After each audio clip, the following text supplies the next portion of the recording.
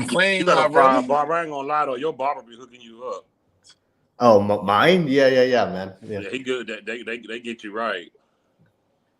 Yeah, no, it's good because my apartment complex, I can bring my barber whenever I want to. So so like they have a room on my floor where like a salon and stuff. So like I can get him whenever I Look want. at this fancy ass dude. Got a fucking salon in his building. Hey, When I grow up, I'm gonna be just like you, man. bro, because I'll tell you why I'm paying so much of money, not just for my apartment, but for the amenities and stuff that come with it. Yeah. Because I mean, the rent that I'm paying, it's like total like $5 to $6 grand a month I'm paying.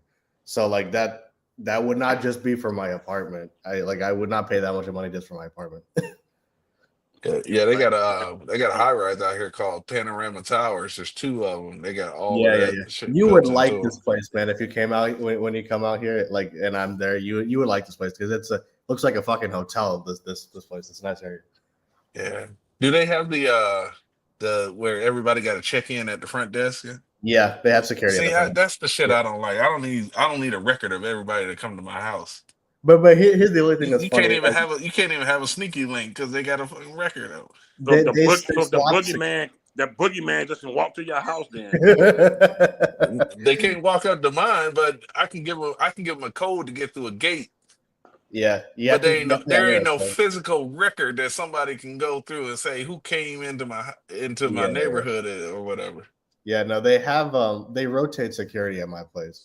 There's times where like I have never met the security. One time they forgot that I lived here, and it was really funny. Like I came back late at night from one time, and then they were like, "Who are you?" I'm like, "Dude, I live here. What are you talking about?" Yeah, so there's times like that, but yeah, it's a nice area, man. It's an expensive area. It's a good area. What's up, Jay? He said, "Thank God, I live in North Carolina. Everything is cheaper."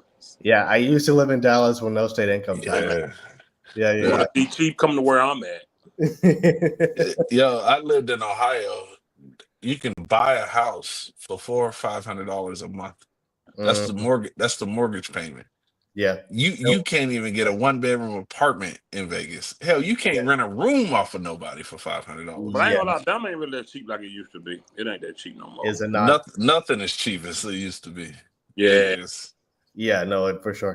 Fresh out of high school, for me, a nice apartment was like $550. I'm talking about a nice one. This was. I've been out of school a long time. Oh man, yeah, same. Yeah, I've been out of school a long time. long time. Yeah, it's been a long time. It was a long time. It was before the 2010s. Oh man. I've been out of school since 2007. So I got both of y'all beat. 03. I know. Yeah, when did I graduate college? Yeah, I turned 40 in what's today? 2 days. 2 days. Oh, you feel like it? Your birthday is in 2 days? Yeah, on the 7th. Man, listen, I felt 60 since I turned 30. I know that's right. I tell people the outside might look good, but it's like a fresh coat of paint on a car out the junkyard. Like the inside is all messed up. Man. I tell people all the time, the running joke is you have no idea the sounds I make getting out of bed in the morning. Woo, Lord, boy. Who you telling? My aspiration when I turn 60s, I want to be looking like Tom Cruise's and Brad Pitt's, man. Those guys Tom Cruise looks great for his age, man. Those dudes don't age at all, man. I want to get him and Vin Diesel in a room and tell them, stop!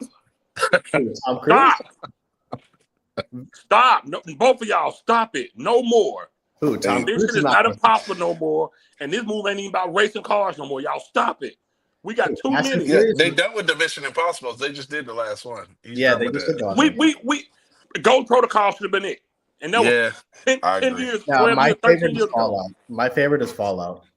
The 2 movies after that. That's my favorite. Just watched Fallout like 2 weeks ago. God Almighty, they killing me. I'm still gonna watch them, but good God Almighty, man. This new one is the last one. Yeah, I was done with the Fast and Furious after like the 5th one, man. And then when I saw they retrofitted a fucking car and took it to outer space, I'm like, what the hell is this? Fancy. Fast 5 is still the best movie to me. Just a car. Yeah. I was done when they jumped that when they just said screw the law of physics. They just jumped that car from one building to the other. I was like, yep. Like I said, that one scene where they took a 30-ton safe and Yeah. drove down the Fast street Five. and made a right-handed turn, Fast Five. and it Yeah. didn't rip the chassis out of those I cars. don't I care was what. done I with don't it. care how much horsepower you got. Man, But here's listen. the thing: in fact, the Fast and Furious movies, you cannot judge it based off of physics because then you're gonna might nitpick the fucking shit out. But that's how it started. Yeah, The I know. very I first started with ones racing. It was started with actual racing. street racing. They talking about actual mods to cars, Yes. stuff Yeah, that yeah, yeah. Yes. you could have went into a performance shop and got those type of performances if it's legal in your state and got Yeah. those things done. You not putting rocket engines on the back of a fucking car. Here's the thing: Now Fast Nine. go in there and show them a thing like, yeah, let me get that car. I need the engine, the No, Fast Nine transmission, was stupid. and the frame that was able to carry this freaking safe that weighs tons. They ripped the shit out the wall. They did. Honestly, I think they should have ended the Fast franchise when Paul Walker passed, man. Because the thing was, I mean, when that Fast, regardless of the stupidity of like jumping from building to building in Abu Dhabi, I feel like they ended that well with the emotional arc with Paul Walker. Yes, passing. I agree with that. That should have been it. Fast 9, it was so funny because one of my friends worked on the visual effects for Fast 9. So before the pandemic, when I visited him, he asked me, he's like, "Hey man, are you a Fast fan?" I was like, I enjoy them enough. This is 2 years before the release of the movie. He's like, they're going to space. And I was like, are you fucking for real? Because it was a meme all over the internet wanting to go to space. And then the movie came out, and I was like, God almighty. I mean, I love absurdity, but F9 was laughable, man. It was a cartoon at a Yeah, point. I was they fought a fucking submarine. Yeah. A fucking submarine.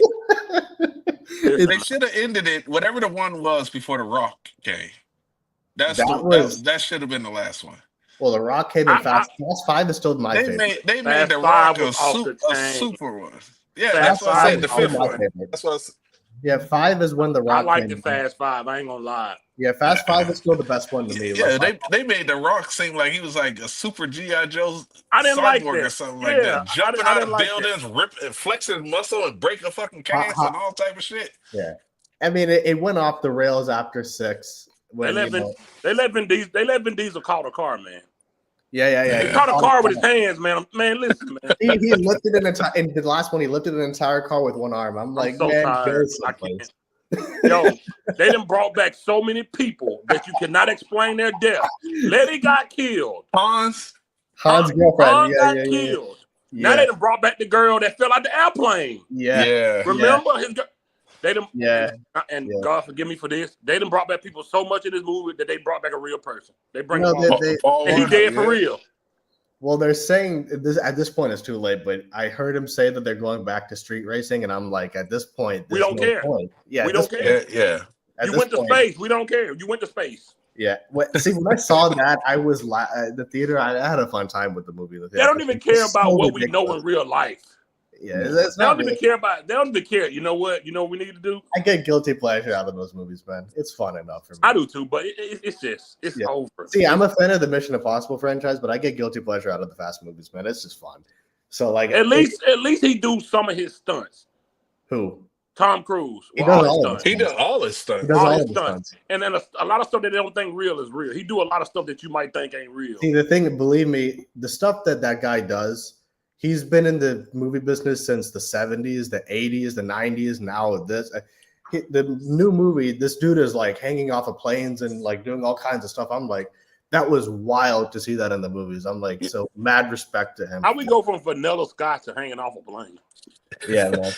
But when Mission Impossible and Ghost Protocol when he scaled the building and Dubai. I'm so tired. I can't. But how many movies? How many movies outside of like Top Gun Maverick, I think was one of the only times that a sequel I think was better than the original, and Top Gun was fucking phenomenal. Yeah, I thought Maverick was off the chains, man. That movie was insane. I saw that in the theater. I was like, that is you don't normally see because people you get your expectations get real high after the first one is good.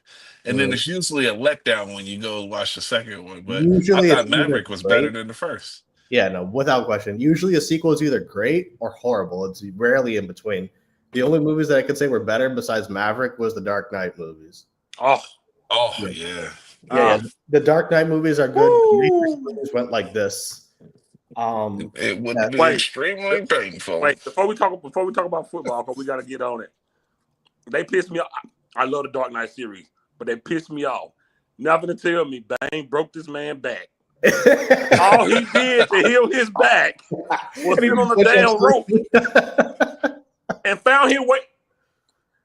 Here's the thing, Dark Knight Rises, man. I think it's a really great movie, but it has a lot of plot conveniences. I mean, climbed out that hole and found his way back to God. Yeah. No, the Dark Knight Rises has a lot of conveniences in the movie. Best Batman series of movies ever made. Oh, without question. Absolutely. I like the new Batman a lot with Robert Pattinson. He's also a really good actor, but yeah, the Dark Knight trilogy is a classic, man. I'm a dude.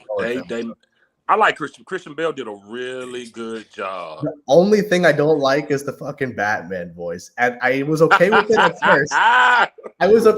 first. But at a point, it kind of. Who's your prime Batman voice? I probably for me Affleck, because it makes the most sense because he has the modulator. I hate Affleck as Batman, man. I'm old school. You're talking about just the voice, though. I'm talking about just old school. Michael Keaton did a great job. Yeah. No, Michael Keaton's classic. That 89 bat. Oh my god. Yeah, man, the story sucks, but he's great in the movie.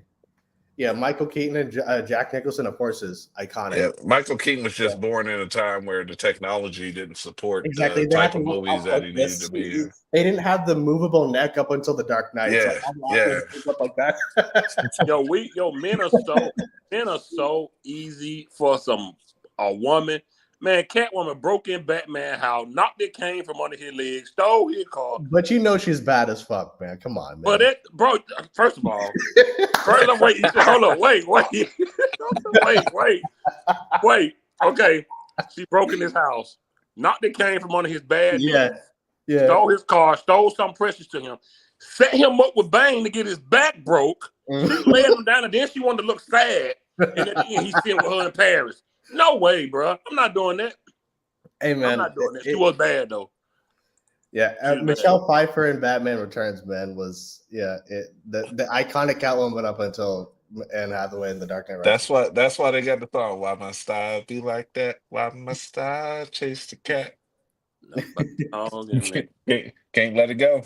Can't let it go. What's up, Nate Dogg? What's up, Nate Dogg? I can talk about that stuff all day. But that Dark Knight series was amazing. No, yeah. Christopher Nolan is an iconic filmmaker, man. You think they ever link back up and do the Robin?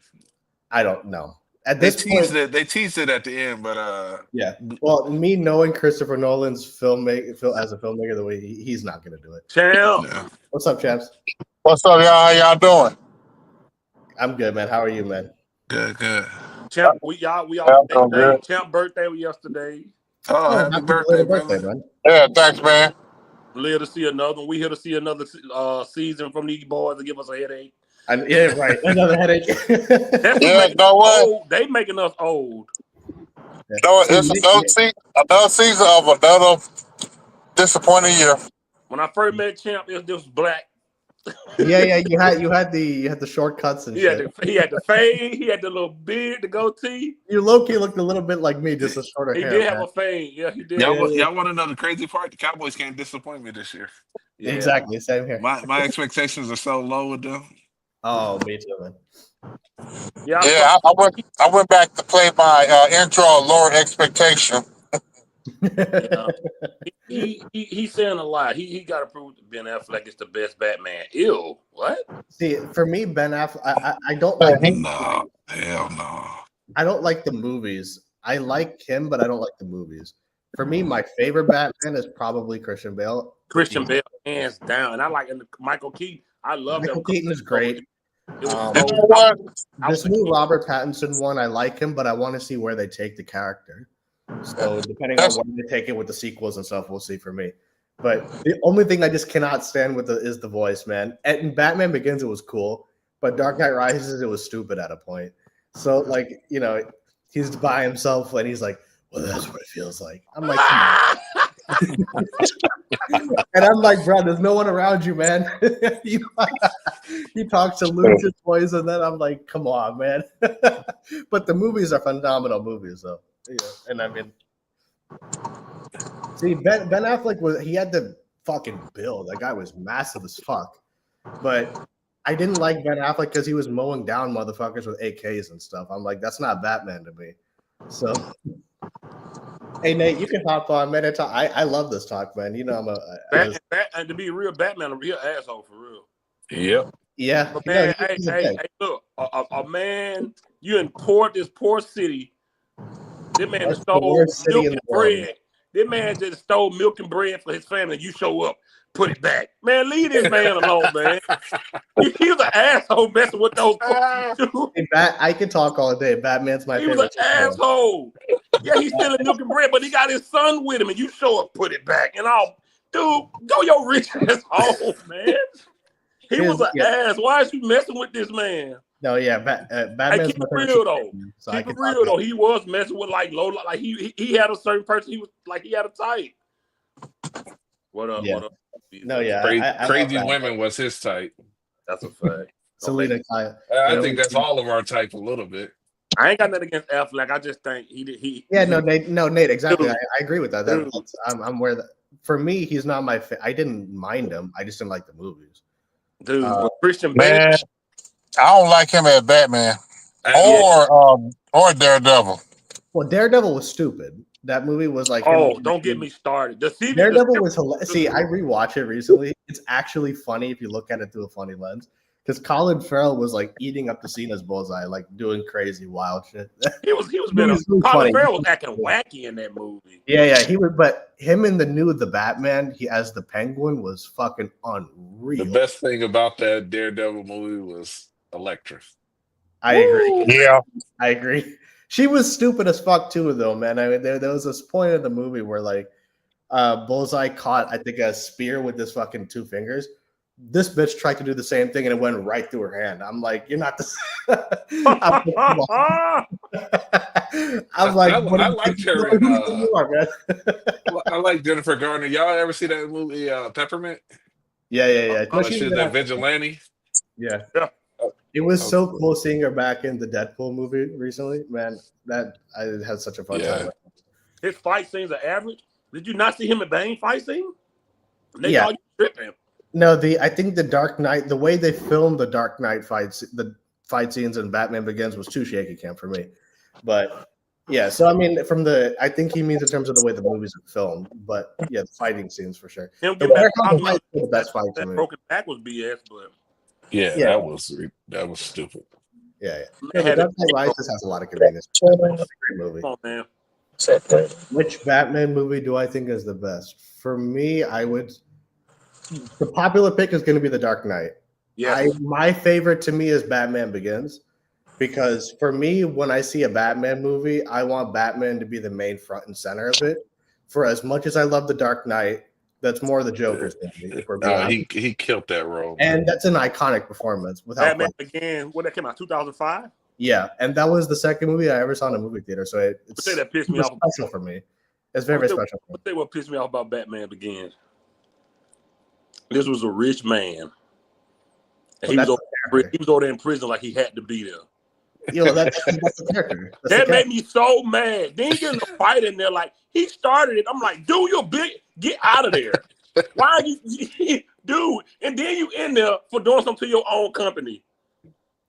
Well, no, the most people think The Dark Knight is better, and I think objectively, I think Batman Begins is more of an achievement cinematically. I think because of where Batman was. The movie before that was Batman and Robin, man.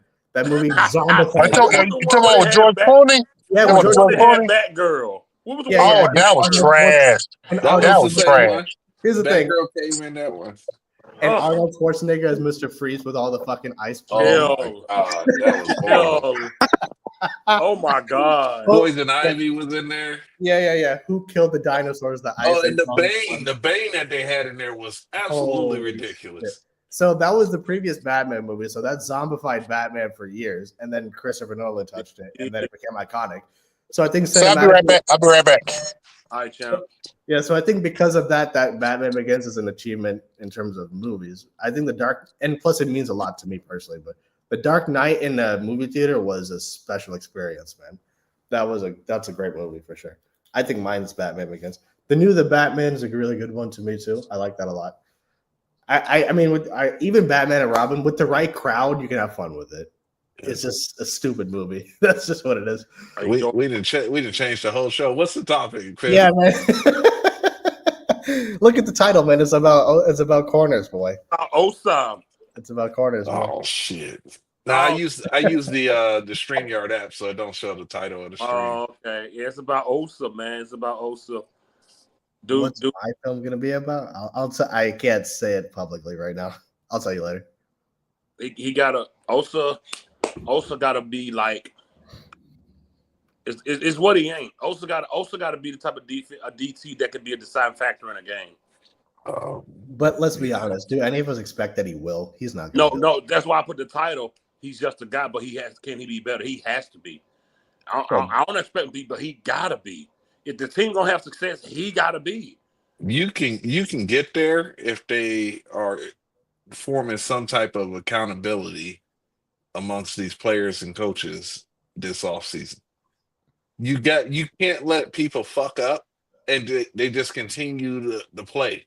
You got to pull them off the fucking field. Yeah. You got to show them that, look, the next man up will take your spot if you play bad. Yeah. Well, but they just gave this motherfucker $20 million, and we know how that goes with Cowboys. Yeah. They do not pull their money off the field. Yeah. That therein lies the problem. I don't see Osa's productivity being any different than last year or the year before, man. I just don't. Maybe he might have a sack more here and there, but I do. So you normally get the best out of a player their contract year. That's normally what you get the best. Micah Parsons went down. This dude got 2 half sacks the entire time Micah Parsons was gone. And he finished the year with 4.5. Now, I'm told that he's supposed to disrupt the quarterback. And he got 4.5 sacks. So if that's your contract year where you perform your best, then we got a long fucking road ahead of us with this dude. Yeah, always when corner always use that. And I'm like, well, you losing right there too. Because if you saying that's his job, then he didn't do good there either. So corner looks at pressures, man. Remember that? I don't know what a fucking pressure is. Right.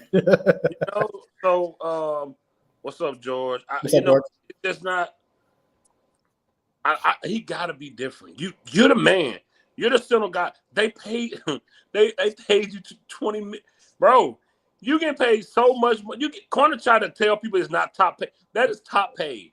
Yeah. He's looking at this top paid. He's trying to compare it to like Myles Garrett paid. You can't do that. Just because they're not even in the same league, bro. If you got $100 million and I got $50 million, we both still millionaires. Yeah. So you can't compare it. Well, corner like to say, "Oh, this guy is making top money. This is still top money." Well, corner is looking at it from a specific. He's trying to get specific with it. So like, he gonna do that to me. Yeah, exactly. He always says his boy, so he'll nitpick it and get specific with it. But I just don't understand why he is 2-5 in the playoffs, and I don't think Dak ever played well when it matters to much. A long time ago. He played well in 2 big games. That's it. Like if you're really looking at it. And I think he played well in the Bucks game. Yeah. He played okay in that game. The Bucks were done. Yeah, but he played good in the game. He played okay. But I'm not. People overrate them. I didn't walk away from that game going, man, Dak Prescott was on fire. I didn't. No, not at all. I was just saying. I was just naming some games where I think he kind of took care of the ball like he should. Yeah, he done fucked up so much that when he played decent, everybody's like, "Oh, that's a good game." That's exactly. True. Well, that was the season he had the 15 pick season, if you remember. So, and that was the first game I think that year where he didn't have a pick, or like in at least a while. So like people made a big deal about it. Hey, dog, so I never heard any other fan base hype pressure. That is so true. That is very true. I agree. It was with D-Law and now Osa. That's what they true. Us because we don't have nothing else. I always tell y'all. You're just the less ugly girl in there. I was watching. I can't remember what podcast it was, but they literally was talking about T.J. Watt last year was a huge disruptor, and the reason they won games at certain times last year. Yeah, because he would take over in the fourth quarter. T.J. Watt led the league in strip sacks. Mm-hmm. See, that's what I'm talking about, bro. T.J. Watt's a difference maker, man. That guy's yes. He's a difference. And they don't even consider him better than Myles Garrett. Don't. They got him on the same level as Nick Bosa. Yeah. And I would take all three of them over Parsons. And I'm telling y'all, I would take Max Crosby too. No way. That boy, man, Max Crosby is a hell of a fucking defensive man. Yeah, but where do you rank Micah? You had him outside the top 5, I think, last time, right? I had him like 6 or 7, right there, just right there. I just said that there's one more player that I would take above him, and that was Max Crosby. Yeah. He said the Bucks were 8 and 9, so you play who you play. Yeah, you can't control that. Oh no, yeah. I mean, the Bucks game and the Seahawks game are the 2 big games that stepped up. Yeah. See, here's the thing. That's why it was such a shock when I took my win record up. I didn't change nothing about this team. Only thing I said, they can win a few more games. Nothing. I didn't say nothing about Dak, the coach, nothing. I just said they can win a few more regular season games. Yeah, I think people can enjoy this season if they don't expect wins. Yeah, if you're watching it to see how this team is being, think of it like 1989 or 1990, where you're coming off of a bad team, but you're getting pieces in the right places, and you're just hoping that they work out, but you're not expecting to win anything. Mm-hmm. Now maybe next year is 1991 for us, and then we can get on the roll after that. But you the chance of a head coach, first time being a head coach, making it to the Super Bowl or deep into the playoffs is very, very, very unlikely. Yeah. It also depends on the talent that you have too, because I mean, and we don't have that kind of talent, I don't think, to make it that far. So he said, Mike said, what did he say? Shit. I like Mike, but yeah, exactly, Mike. He disappears in big games, 100%. But people overrate him and people overrate Dak Prescott. He disappears in all games, and when it comes to the fourth quarter, and they down, it doesn't. It can be just a random throwaway week. When they get down and it's in the fourth quarter, he cannot make the play that the defense needs to get the ball back to the offense. Yo, if you haven't watched Corner on G. Hampton's show a few days ago, go watch it. Corner torched them. I gotta watch it. What was it? What was it about? I didn't see it. Man, it was a dude. He was talking about how good he thought Dak was. Corner, they was. Oh boy. Corner fried him. He fried. It was it the big fella guy who thought that name knew? I wouldn't even watch it. It was. Yeah, I it's hard for me to sit through a whole. I mean, he was the only guy who said that I'm a Dakaroni on Corner show. So like, it's hard for me to sit through a whole G. Hampton show because I feel like when you counter them with the facts, they cut you off and then they change the topic in the middle of it. That's what we're going. Corner was like, yo, let me get the flow for a minute. Yo, Corner went off because the dude said, if you go back and look at it, Dak played well in that Green Bay game. We was like, oh god. He was talking about the one 5 passes to a pick. He said Dak played well. He put it on the defense. He put the game on the defense. Of course, they put it on the defense. We've heard it, Phil. I'm gonna send y'all a link. I won't be able to watch it. I'm gonna get pissed off watching it. You'll watch it because Corner was cooking him. I'll probably watch it. Yeah, just find the corner timestamp. Yeah, I got you. What happened? I don't know what Corner turned up. It was an old Corner. I ain't gonna lie. He went. But here's the thing, man. It's not just. I mean, I like G. Hampton as a person, cool guy. But like, it's all of the Dak fans. They never let us talk. If you notice, any of them, they whenever we bring up any point, they always have to jump in and interrupt and shit. It's all of them. So yeah, I don't think Corner is a Dak fan. I think he has more faith in Brian Schottenheimer than anything. That's what's kind of swayed him around. No, exactly. Is that he believes in Brian more so than Dak Prescott.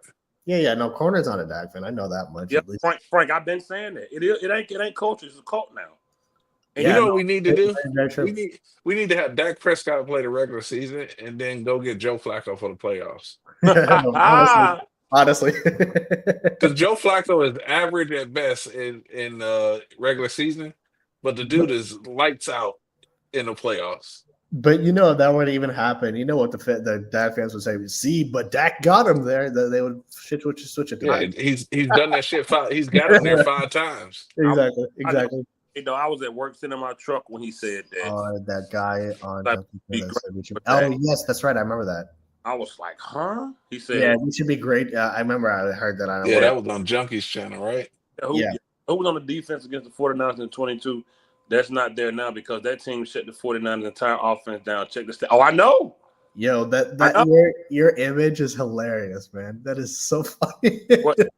No, George is like, what is it, DNP or whatever you want to call it. That shit is funny. That's a good one. That's a good one. It is a cult, bro. And Jerry got you.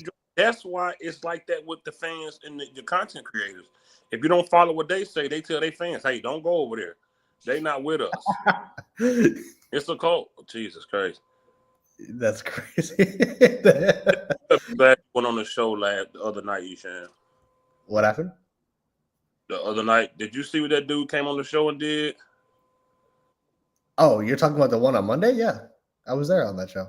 When that dude joined my show and put porn on. Dude, I texted you immediately after the show. You did? I don't. Yeah, it was live. We all were like, "What the fuck?" Yeah, I was there. 80 in the house. What's up, 80? Brown yeah, that was the funniest, most wacky thing. That was wild. Don't forget we got that bet about Shador starting. Oh, hell no, man. I ain't forgetting that.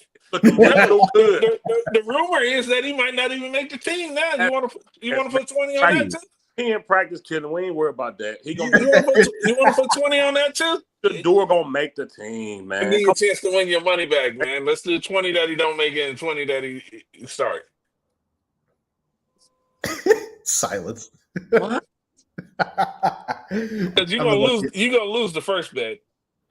Joe Flacco is not gonna start over Shador Sanders. If it ain't Joe Flacco, it's gonna be Kenny Pickett. If it ain't Kenny Pickett, it's gonna be Dylan Gabriel.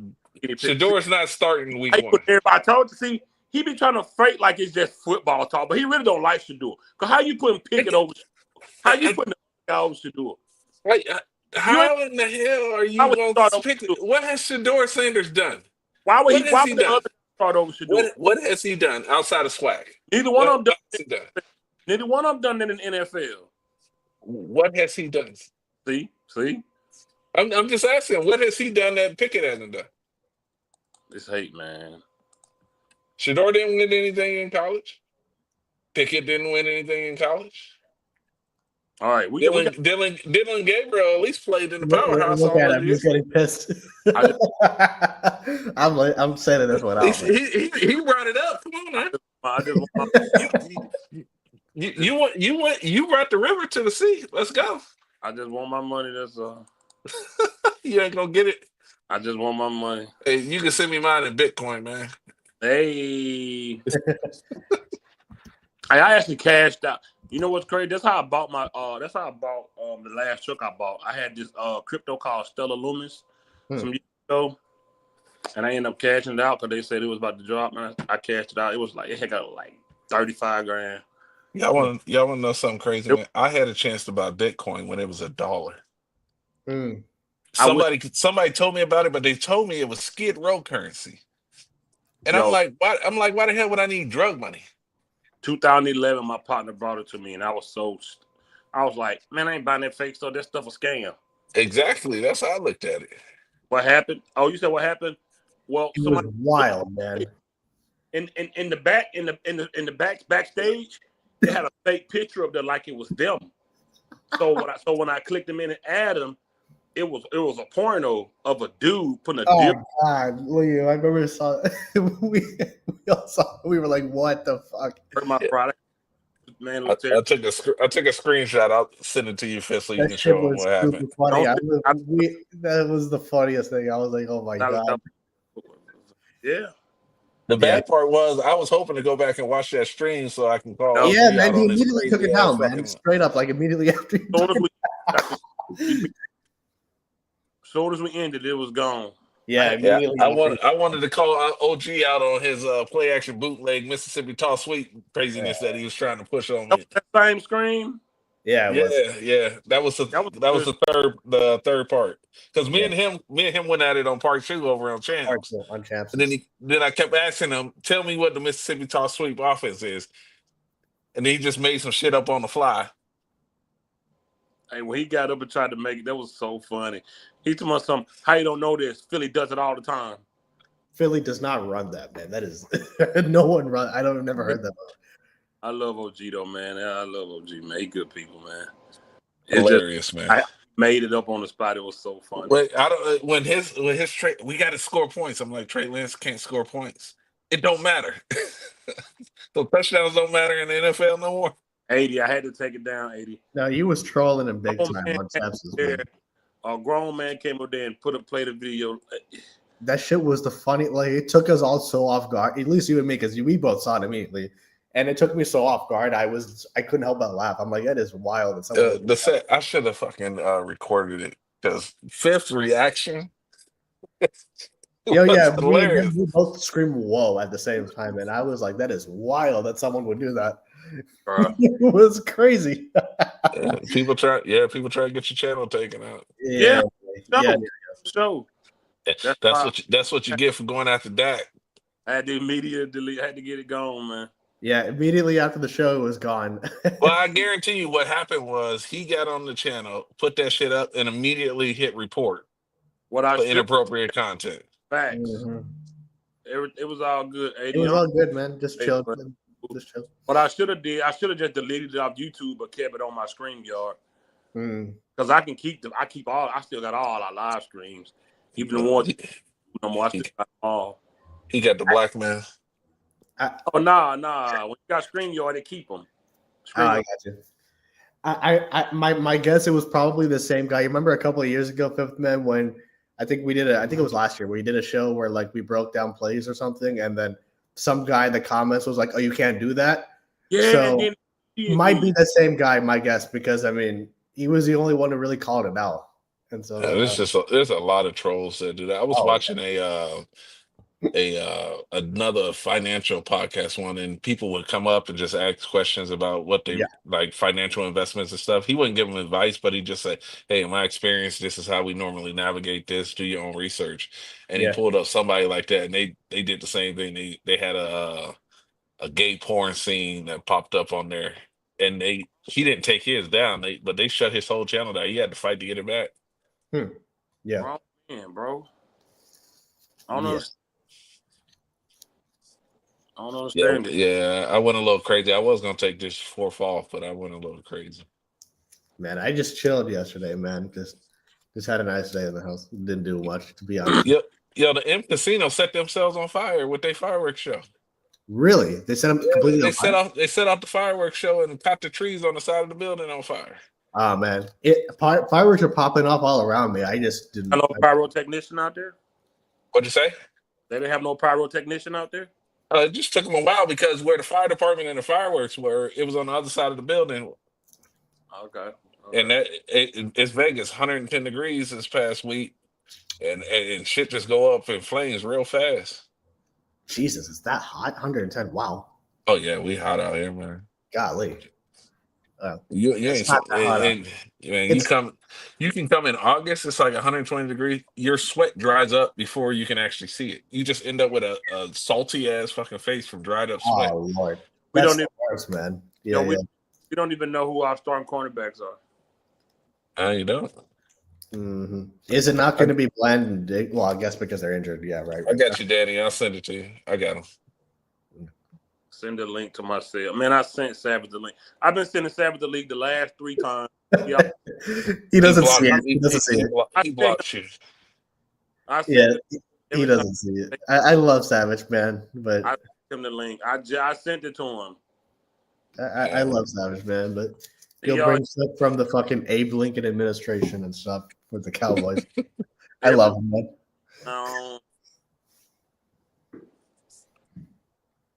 But yeah, we don't. Who can anybody name?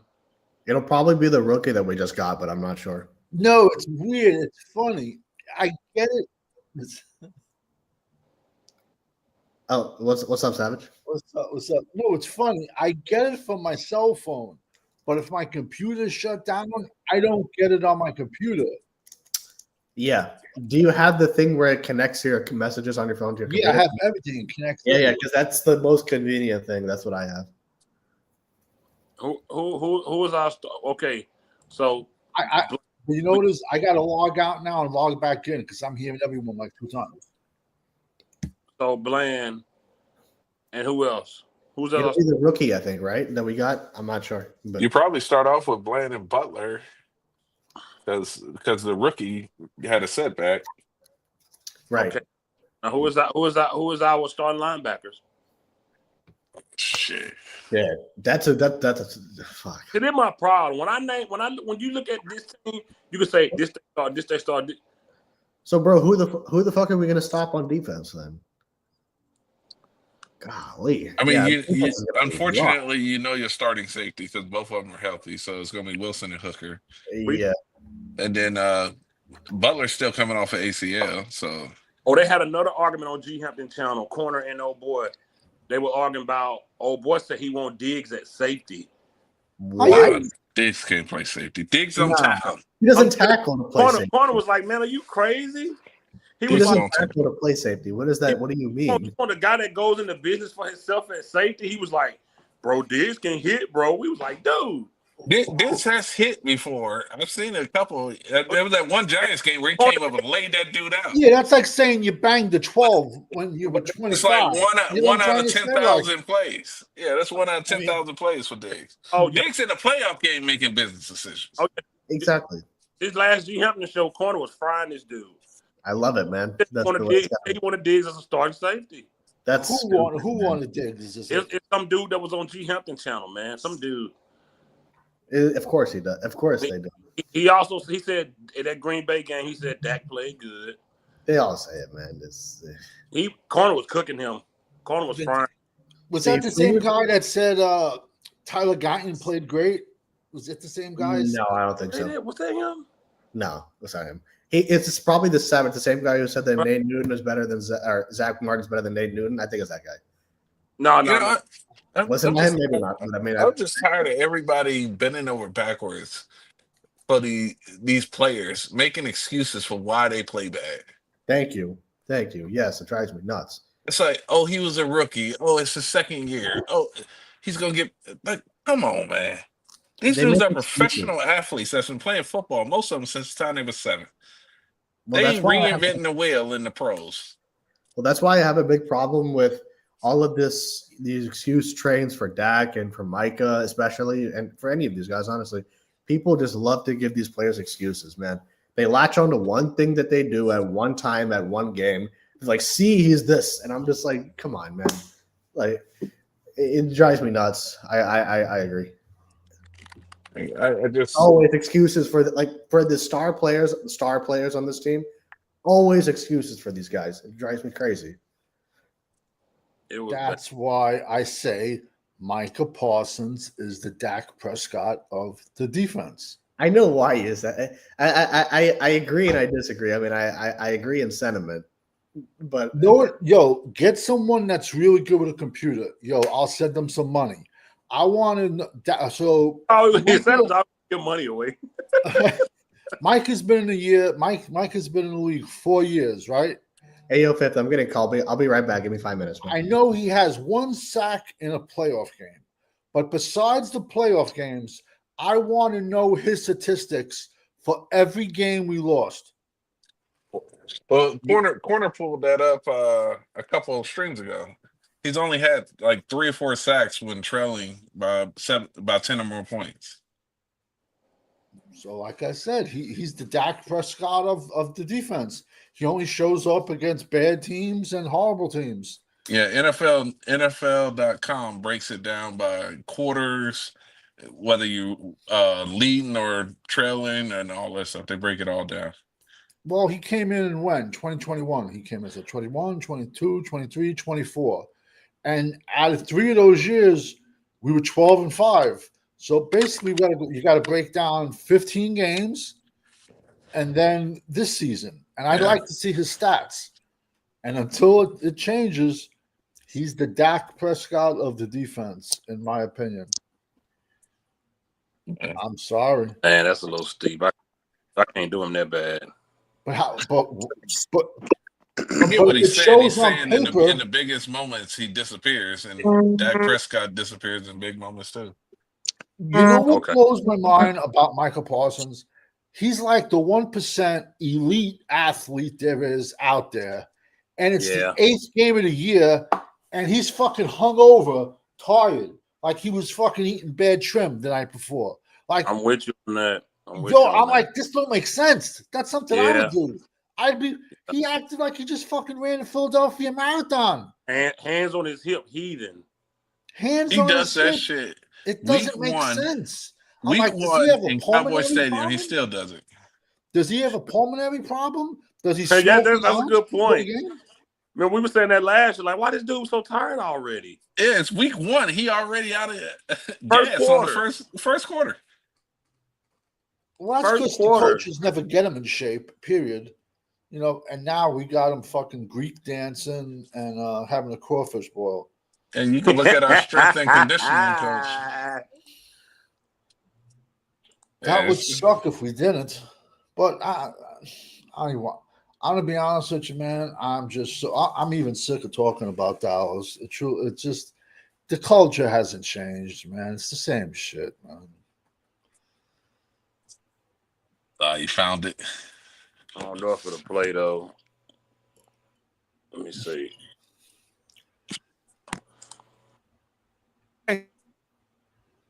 Thanks for having me. Thanks for sharing the link. I'll get right into it, G. Hampton. Let's get right into it, man. These guys agreed and is talking about Trayvon Diggs playing safety.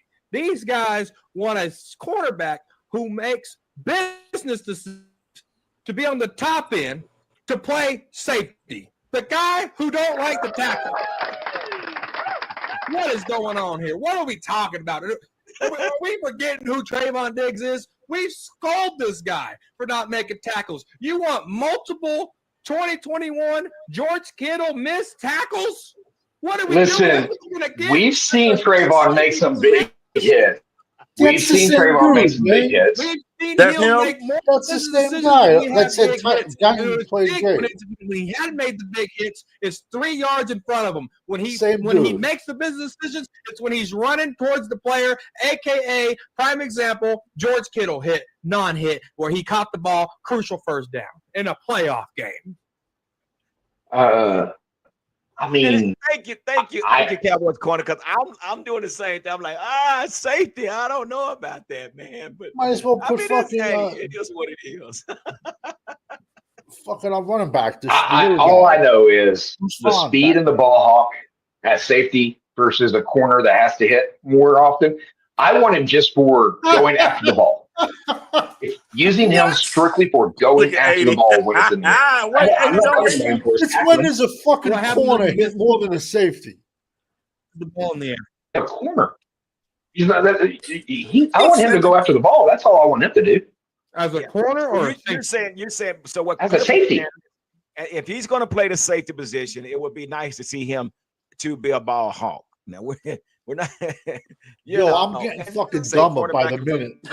From the safety position, fucking listening to this. He can do, but I'm like you, Cowboys corner. I think that's being a little disrespectful, but everybody have their opinions, and I just feel that I would rather keep him at the cornerback position. Okay, so yeah. But so with that being said, we was talking about Joe Milton, man, and let's put him in trying to figure out what okay. that looks like for for us throughout the season. I mean, I know we don't have much tape on him, but what do you think that he could bring to the table if needed? Is it somebody we can depend on, or is it somebody we just probably just made a mistake bringing him here? From what I'm seeing from Joe Milton, the guy cannot throw a short pass. He just can't do it. 90-yard bombs is not going to win your football games. Period. I got to see a lot of Joe Milton in these preseason games because I knew what Cooper Rush could do, and I was confident in what Cooper Rush could do. This is on a whole nother level. This guy only has one start underneath his belt. We are fortunate to have Cooper Rush's services all these years. Now we're dealing with his second year guy coming with a new team. If he was that good, the Patriots would have kept him as a backup. Starter best, right? I'm not hyping Joe Milton up like I did Trey Lance last year. I've learned my lesson. All right. And Trey Lance had more reps than Joe Milton. So Joe Milton has a lot to show me. Just because you can throw the ball 90 yards doesn't mean you can game manage when you need to game manage and win a football game. So we could possibly have another Trey Lance on our hand. It could be worse. Dude, Trey Lance never looked this good. Trey Lance never looked this good. And what are you going off of? Confused. What are you going off of? What's that? What are you going off of? You're saying Trey Lance has never looked Joe Milton good? What are you going off of? The one game that he played, the one game Joe Milton played, Trey Lance never had a game that looked that good. You sure about that? Yeah, let's go pull up some stats. About to right now. So Joe Milton had 241 and a touchdown. 75% 24, 29. 75% accuracy. And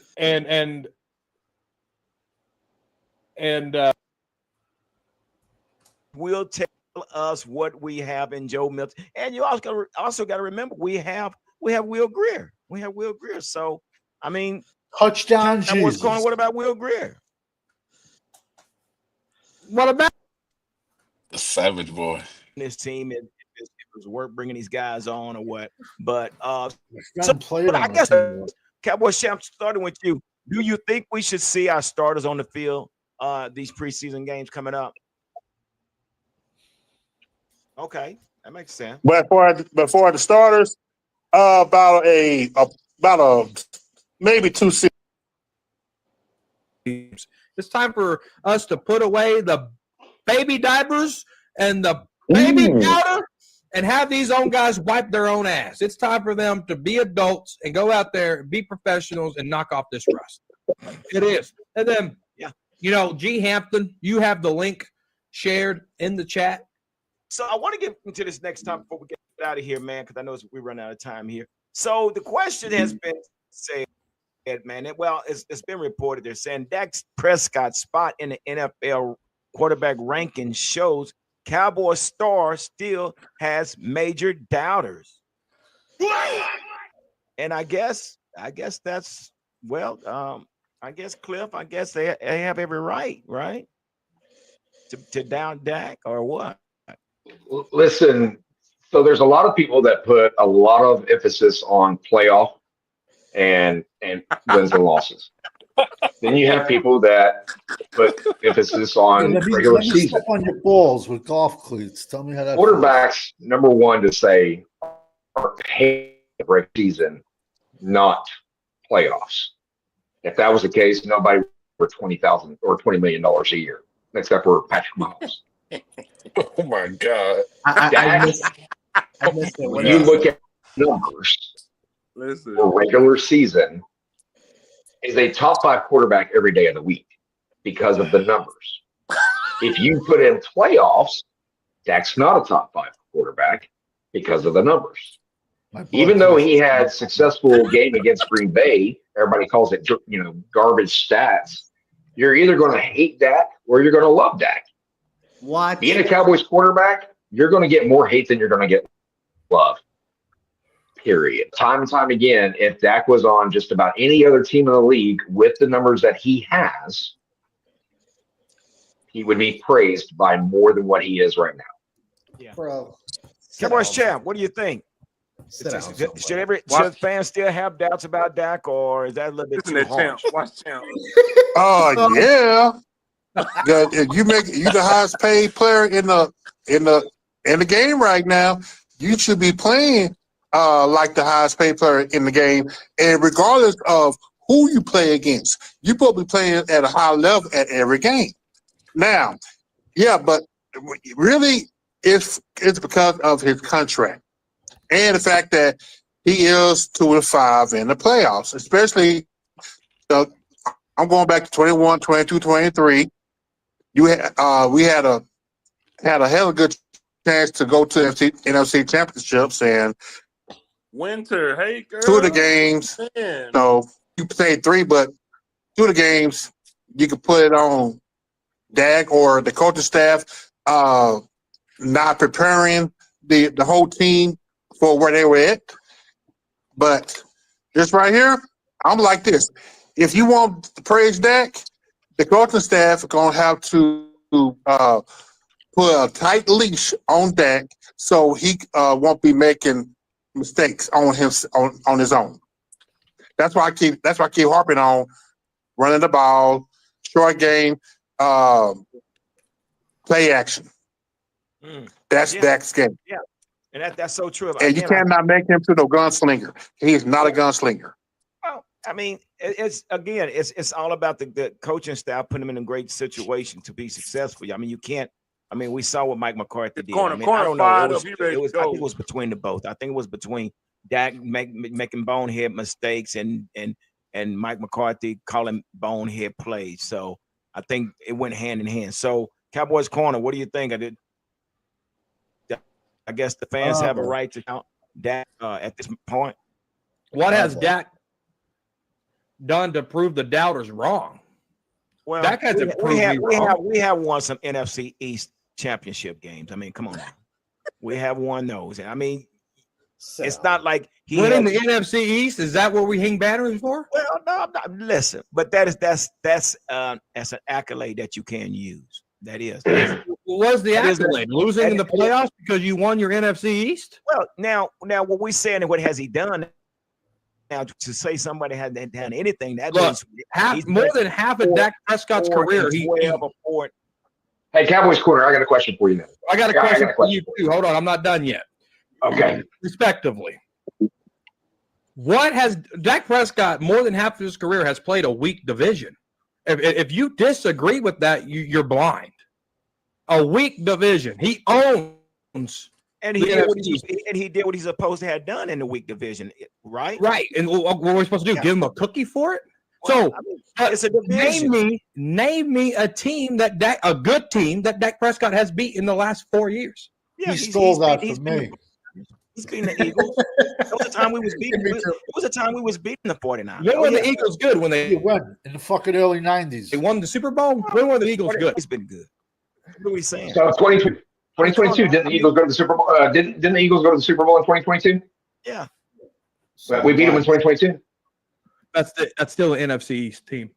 So we play them 2 times a year. Yeah, went to the Super Bowl. When did we beat a good team? We beat the reigning defending champion Tampa Bay Buccaneers in the playoffs with Tom Brady. Don't ask a question and I give you an answer, then you sit back in your seat like, oh, come on. Here's this. Why couldn't he beat the Broncos? Why couldn't he beat the Chiefs at Arrowhead Stadium when the defense held him to 19 points? Why couldn't he do that? Why did he look like doo-doo against the Raiders? Let me answer that question. So the San Francisco game that you just brought up, we lost Tony Pollard in the second quarter. We had no running game. I brought up the Broncos game. I brought up the Raiders game. I brought up those games. I didn't bring up that game. You brought that game.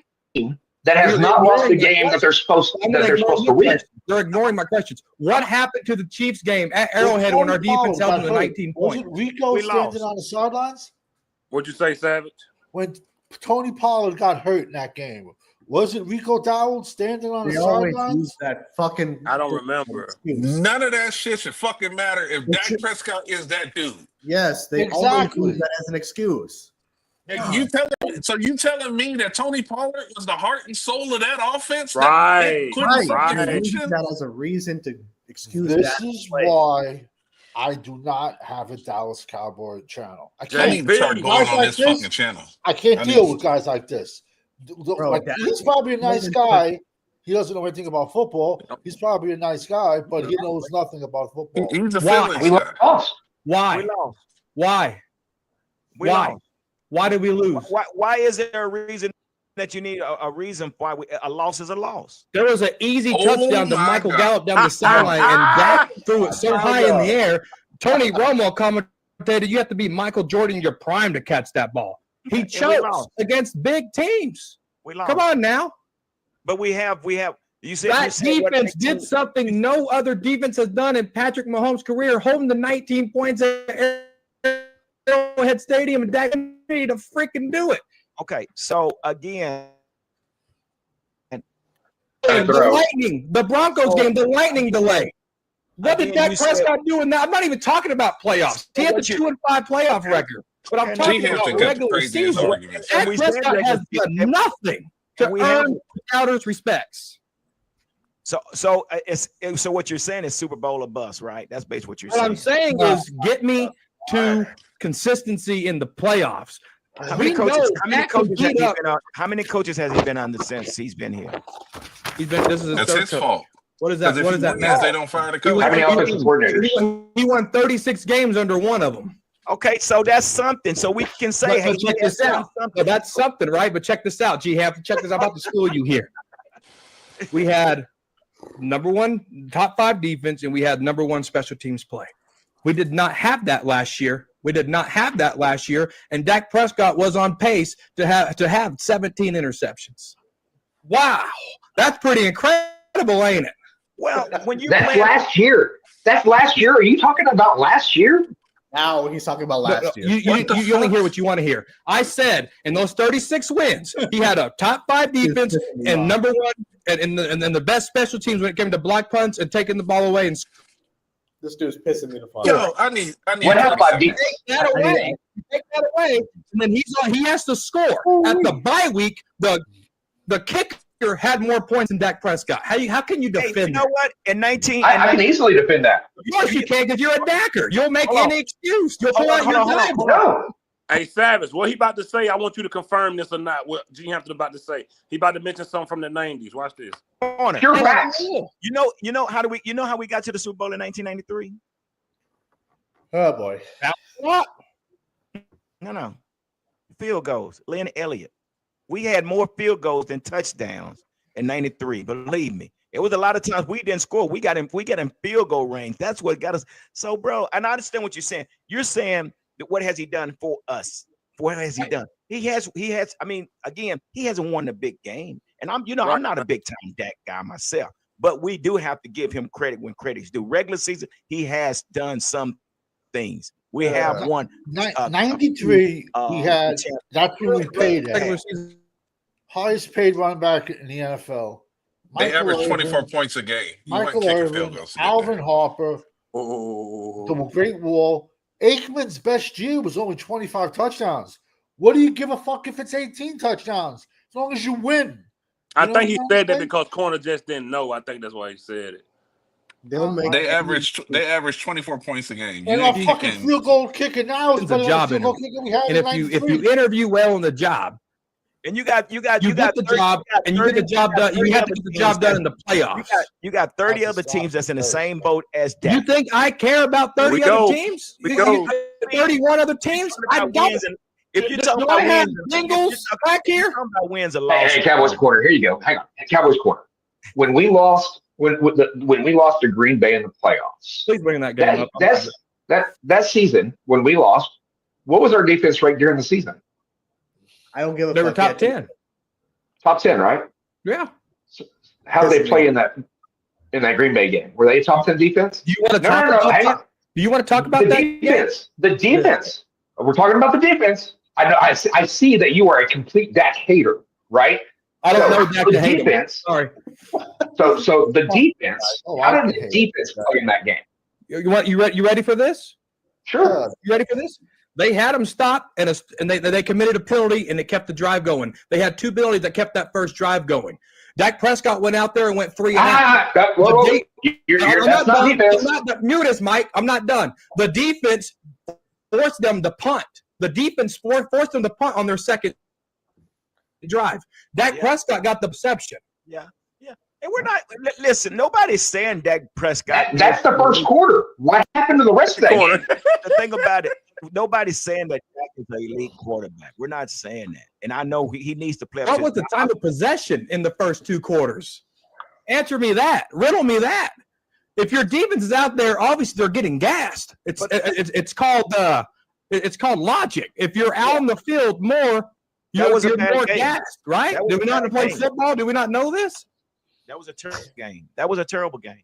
But again, there's 30 other teams that's in the same position as the Cowboys. So I mean, only 2 teams can make it to the Super Bowl, man. So it's not one of these things that this is unheard of because there's 30 other teams. But people overlook in that Packers game, the defense got to stop in that second drive, and Dak it up, and they pinned them on their own 20. They had to defend 20 yards, and they couldn't do it. Next thing you know, it's 21-0. The defense got put in a bad spot multiple times by that quarterback, and then before he even scored a touchdown for the Dallas, a flipping pick six.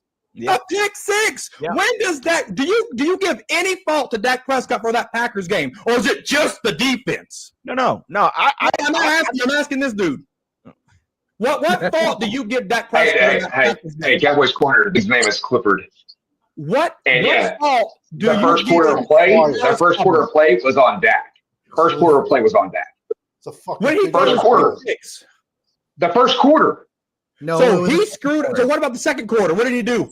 Second quarter, he scored a touchdown with like 20 seconds to go in the 2-minute warning. You're going to give him praise for that? That Your was a little Clifford.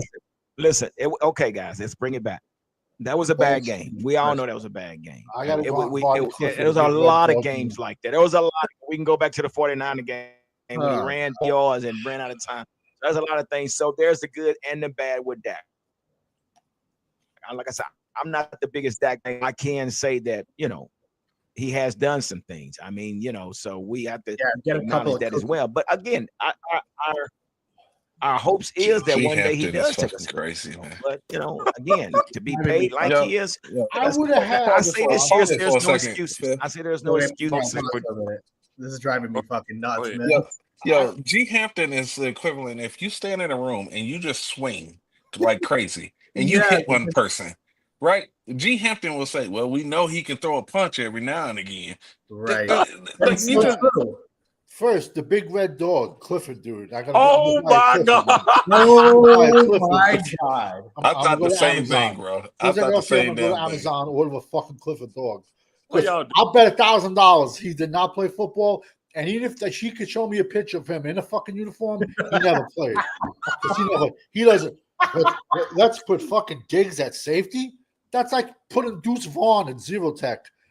And for G Hampton to say 93 we won with field goals, I would have had more respect for him if he said Bernie Kosar got us to the Super Bowl in 93 because that was when Aikman got a concussion. And I would have had more respect if he would have said that. But to say we got to the Super Bowl in 93 off a kicker, bro, this is why I can't have a conversation with 90% of the Dallas Cowboy fans. And I'm just being honest with you.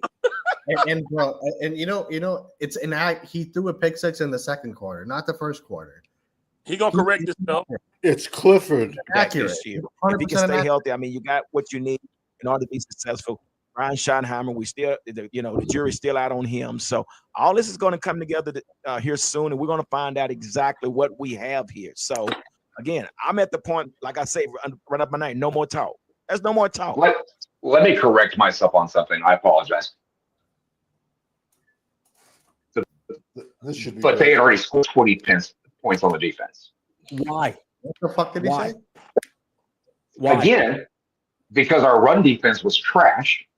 The touchdowns that scored were Adam Jones, and then you know why though? Why though? The second touchdown? Where do they start that drive? Where did they start? I don't know where they started the drive. In the red zone because Dak threw the interception. That's why he was trying to force it to over that wide receiver. Dak threw the interception in our red zone. Nobody. Not in their red zone. Buddy, it was the second pass of the second drive, buddy. It was in their red zone. There was 20 yards away from scoring. The ball starts at the 25-yard line, outside of the red zone. You need to rewatch the game. You're missing it back, if I'm not mistaken. I don't know. But guys, we're going. The run back was 64 yards. Hey, guys, we're still talking about the past. The past is behind us.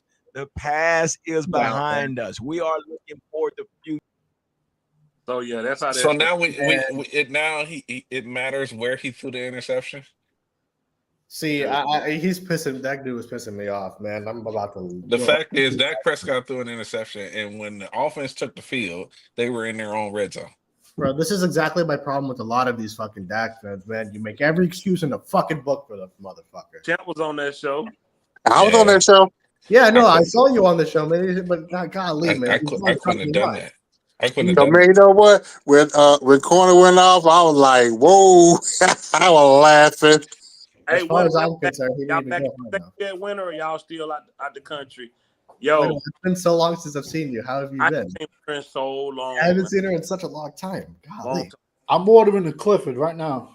Yo, this be y'all fault. I try to do constructive reviews. Whose fault? It's not my fault. Somebody come out of somewhere with a name about somebody. Yo, that's all I kept thinking was the red dog every time he said his name. For the dog. That's why people say my channel negative now. That's why people call my channel negative. Y'all be coming. Nah, I'm gonna just call him a fuckface because he's fucking. I'm idiot. glad you started right there though, because I wanted y'all to really hear him about putting Diggs at safety. I'm gonna have to go back and watch I have to that. go back and Yo, watch. go back and Actually, you know what? Actually, you know what? I'm the one that started that conversation. I say, what you think about moving Diggs to safety if the injury prevent him from cover like he was before the injury. Why don't you line me up? got that in him. He ain't even that type of. He's never been a tackler like that. At safety, nah. There he go right there. Well, not strong but free. There's corner. No safety. Diggs should be at nowhere back there. Nah. Nowhere back. No way. If Diggs can't play corner, he does not have a position in the NFL. Yeah, I was just throwing that out there, see what they say. They got a blanket hoodie of Clifford. Holy shit! Yo, man, I ain't gonna lie, that shit was funny as hell. He was awful. Oh boy, he wasn't. He kept blaming the defense, but hell, he forgot. Dak threw 2 interceptions. No, they don't forget. One was returned, and he went 3 and out. No, they don't forget. They just don't care. I don't know. It's selective, man. They only look at one side of it. They only look at one side of it. Dak actually played well in that Green Bay game. I was like, sit down. How would you say that? Hey, Come on, man, what's happening, last 30 minutes What's of my up? about you, brother. What's happening? I watched it. You got me all fired up. See, corner, that's the side I like you, man. That's the And Simon, you're absolutely right. I did steal that question from you because it's a damn good question. I'm ordering my Clifford stuff right now. I can't think of a better question because it's true. Who have we beaten the last 4 years? That's a damn good question. Outside of the NFC East player. Yeah, I don't know how you survive. Yeah. Yo, that's just a frustration. Hey, bro. Hey, when I get cut off sentences, I'm like, I just can't, man. That's my problem with a lot of these guys, man. They just don't. Any of these Dak fans, not just them, but they always they don't let us talk. It's constantly they're interrupting. It pisses me off, man. The man threw 5 passes and threw a pick. It'll be here Monday. I don't care where it was at. I don't care where it was at. And on top of that, the pick 6 was in the second quarter. Get your facts.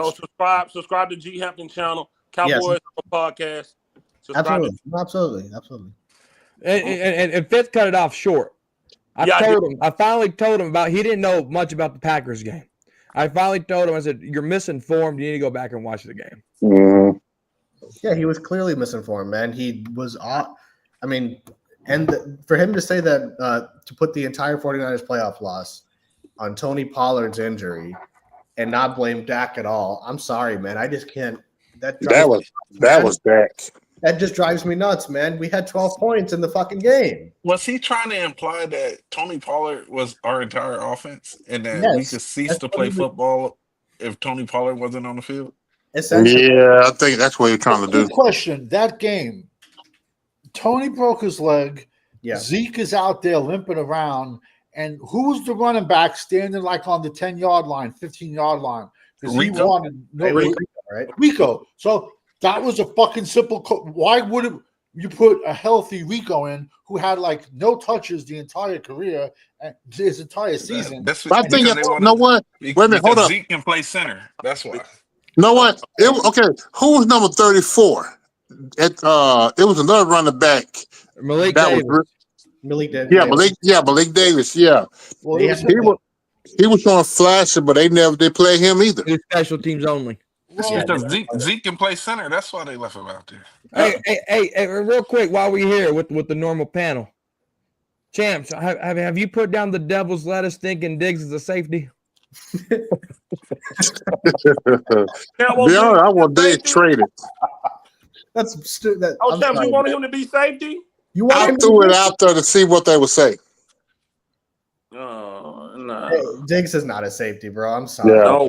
Hey, Man, that dude makes business decisions on the football field, man. if he passed Kittle because Kittle was running full speed as a cornerback, you In think a he could playoff put his game. body on the line Yeah, in a playoff game, that too. for a safety to hit? He's not doing that. They ain't got that. That ain't him. He wouldn't dare. He wouldn't dare. And he injury prone. He definitely couldn't take a lot of impact. Well, it ain't the fact that it's injury prone. Champ said he wants it back there at safety.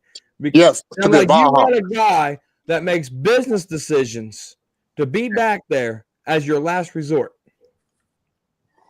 That blows my mind. That blows Absolutely Come not. up in 5 yards. No, what? Just to see. I mean, just to see what. In 10 yards. Just to see how will he do. If not, you can always say hell no. Put that ass back at cornerback. Hey, let me ask you, with that mentality, Champs, would you eat dog shit just to see how it tastes? That's his prologue, bro. Or put like this: will you put their urine in your hair to make it grow faster? This marker is thicker than Diggs. This marker is thicker. No safety. That's not him. He can't. No, he's He not a won safety. last one game, but he doesn't have the heart. My opinion, I think his career is over in Dallas. He got Yeah, I think so too. He got his money. He knocked up his, he has 19 kids, whatever. Jesus Christ. 19, damn. 19 kids. God Now bless. that corner here, we can get to the. I know corner didn't see the title, but we can get to the title. And I got the thumbnail. I got the thumbnail and the title. Oh, I seen Osa in the thumbnail. Okay, so cool. What's up, Chris? How's it going? What's up, Chris? He said, I think Diggs could be a all-pro at free safety. Stop playing. Nah, man. So, Nope. Here's the thing. Like I said earlier, before anybody got on, Osa has to be a guy that can win a game on the defensive side. We've seen defensive tackles win a game. We've seen defensive tackles with a minute on the clock get a crucial stop that ended the game. All the offense had to do was get the ball back and down it. We've seen that from top guys that make that type of money. And that's who he needs to be. That's who he has to be. That's why they paid him. They didn't pay him for 4.5 sacks. They paid him because they potential of what he could be. And he has to go out there and be that. You can't make that type of money and not play like it, because what we've seen, he's been a rotational guy. He actually was rotating.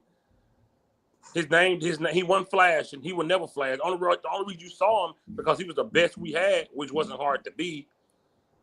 When you're with Mozzie, so he has to go out there and be a game changer. People know Aaron Donald pretty much won that Super Bowl. Aaron Donald pretty much won that Super Bowl, bro. That dude took over the whole game. Mm-hmm. Took over the whole game. Let's not go back to what Warren Sapp would do to people. What he would do to quarterbacks. Osa is like a member of the BWO, the Blue World Order. Blue World Order? It couldn't be the regular NWO, not even a Latino World Order, not even the red, not even the black and red. I still don't. BWO. I don't know. That's just my opinion. I have more concern, Champ, with defensive tackle than I do with our offensive line. I agree. Nah, I would just answering No, I was just saying I got you. Yeah. Oh yeah. The defensive tackle. Oh, that's the worst position on the whole team. Corner. Do you believe that Osa has to be a person that can take over the game when we need him to? The same type of energy we put on Dak in crucial moments, 1 minute, 2 minute, red zone. Do you think Osa has to be that guy on that side of the ball? I think Osa has to play better than what he has been in the past because now he has a contract. That I feel like that's a safe answer. But the person's going to Osa has to play like an elite defensive tackle, not just play better, because better can be 5 sacks. Osa has to play like an elite defensive tackle. He all we got right there. Mozzie. Oh, man. You don't think $20 mean you need to play elite? Absolutely. I just said that. He has to play better. He has to play better because he got paid. That's a safe way out. That's a safe answer. It's my answer. What's an unsafe answer? I need Osa to be Aaron Donald? No, is that the answer you're looking for? Nobody can be Aaron Donald. I just need him to be effective when we need him to. I need Osa to be a tick under Osa. I didn't mention nobody else's name with him. I just said if he making elite money, he has to show that on the field. If it's third down, we need to know we can depend on him if they running the ball. Or 100%. He's getting paid to do that. 100%. Okay, that's all I wanted to hear you say. Uncensored, do you think Osa can be that game changer on the defense? I don't. I don't think that I don't think he's very good at stopping a run, and that's his primary job. That's until this defense can show it can stop the run, and Osa has to be a significant part of that. The game changer is not coming from the defensive tackle position.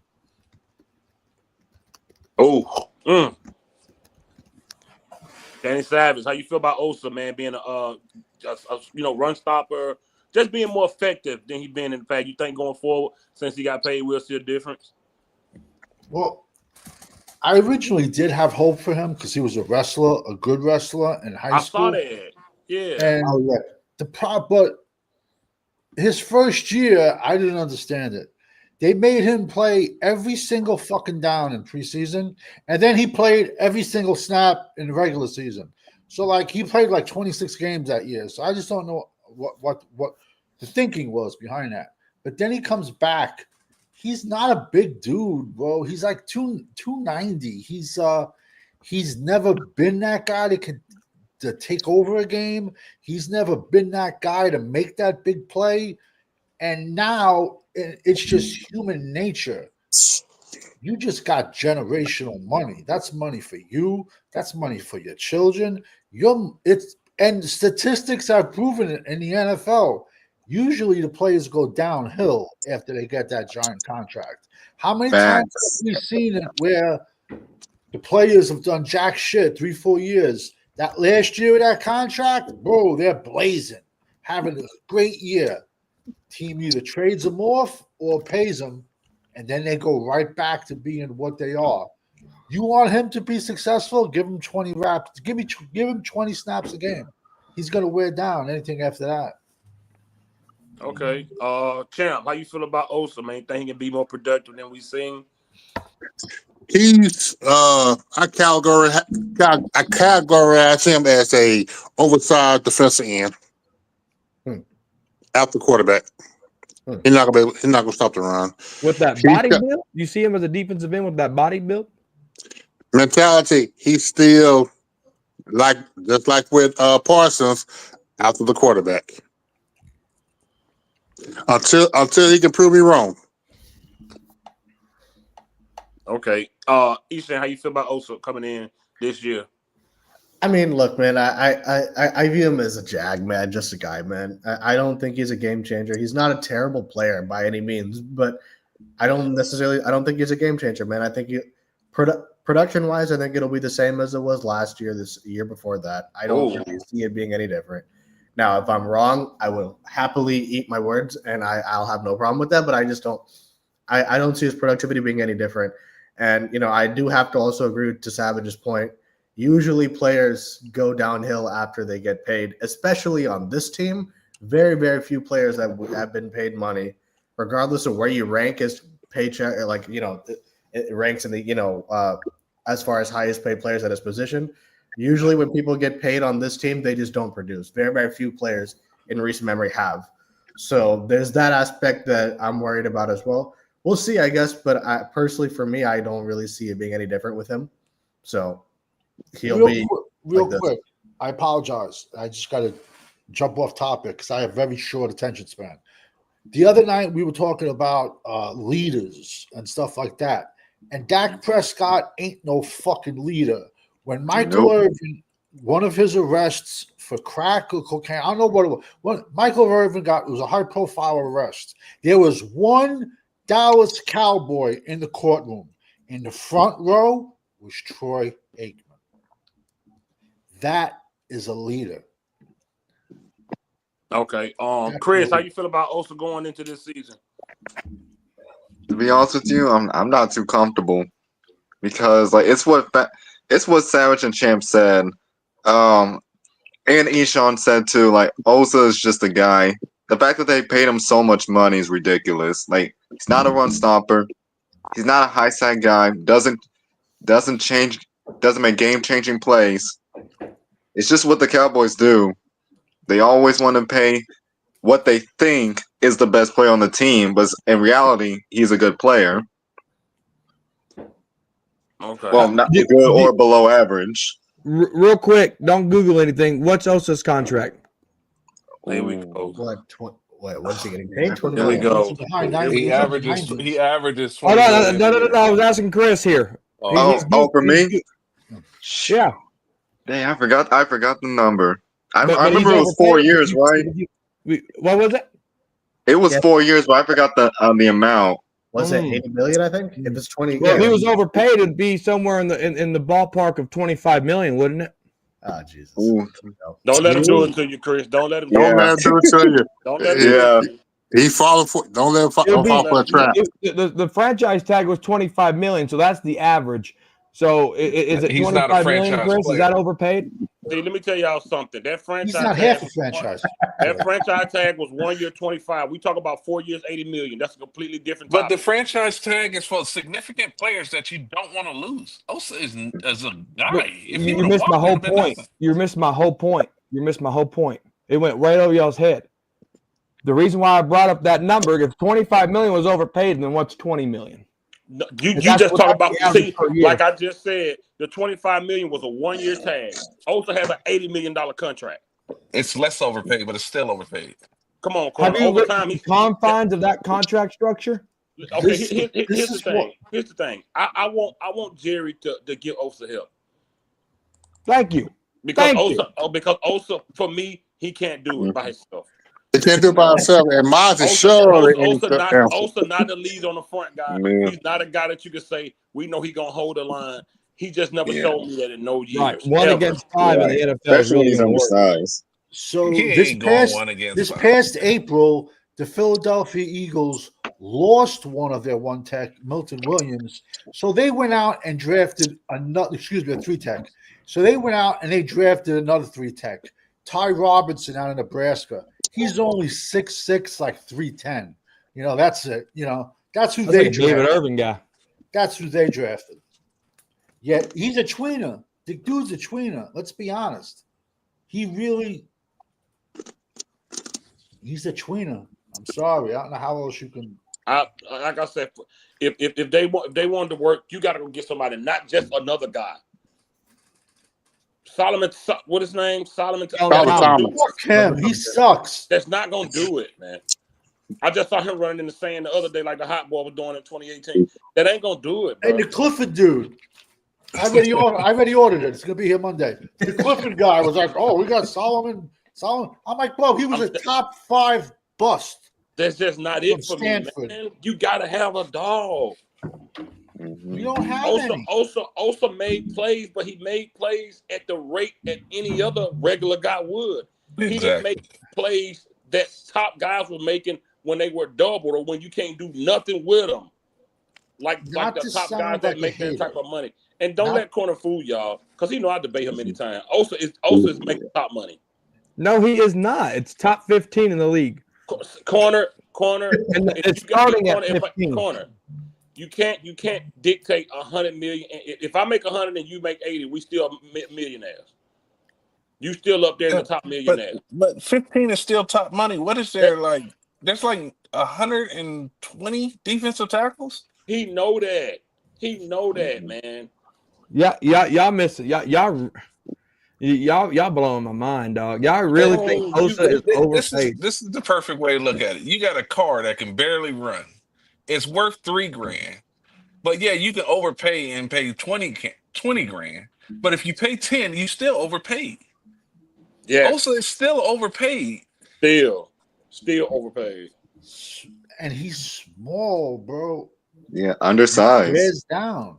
But yeah, he's been in the league for 4 years and just got his second contract. Because look who fucking gave it to him. Right. Idiots. You're telling me 31 other teams in this league would have gave Osa that contract? Yeah. That's why they signed him before he hit the market. Let me say that again.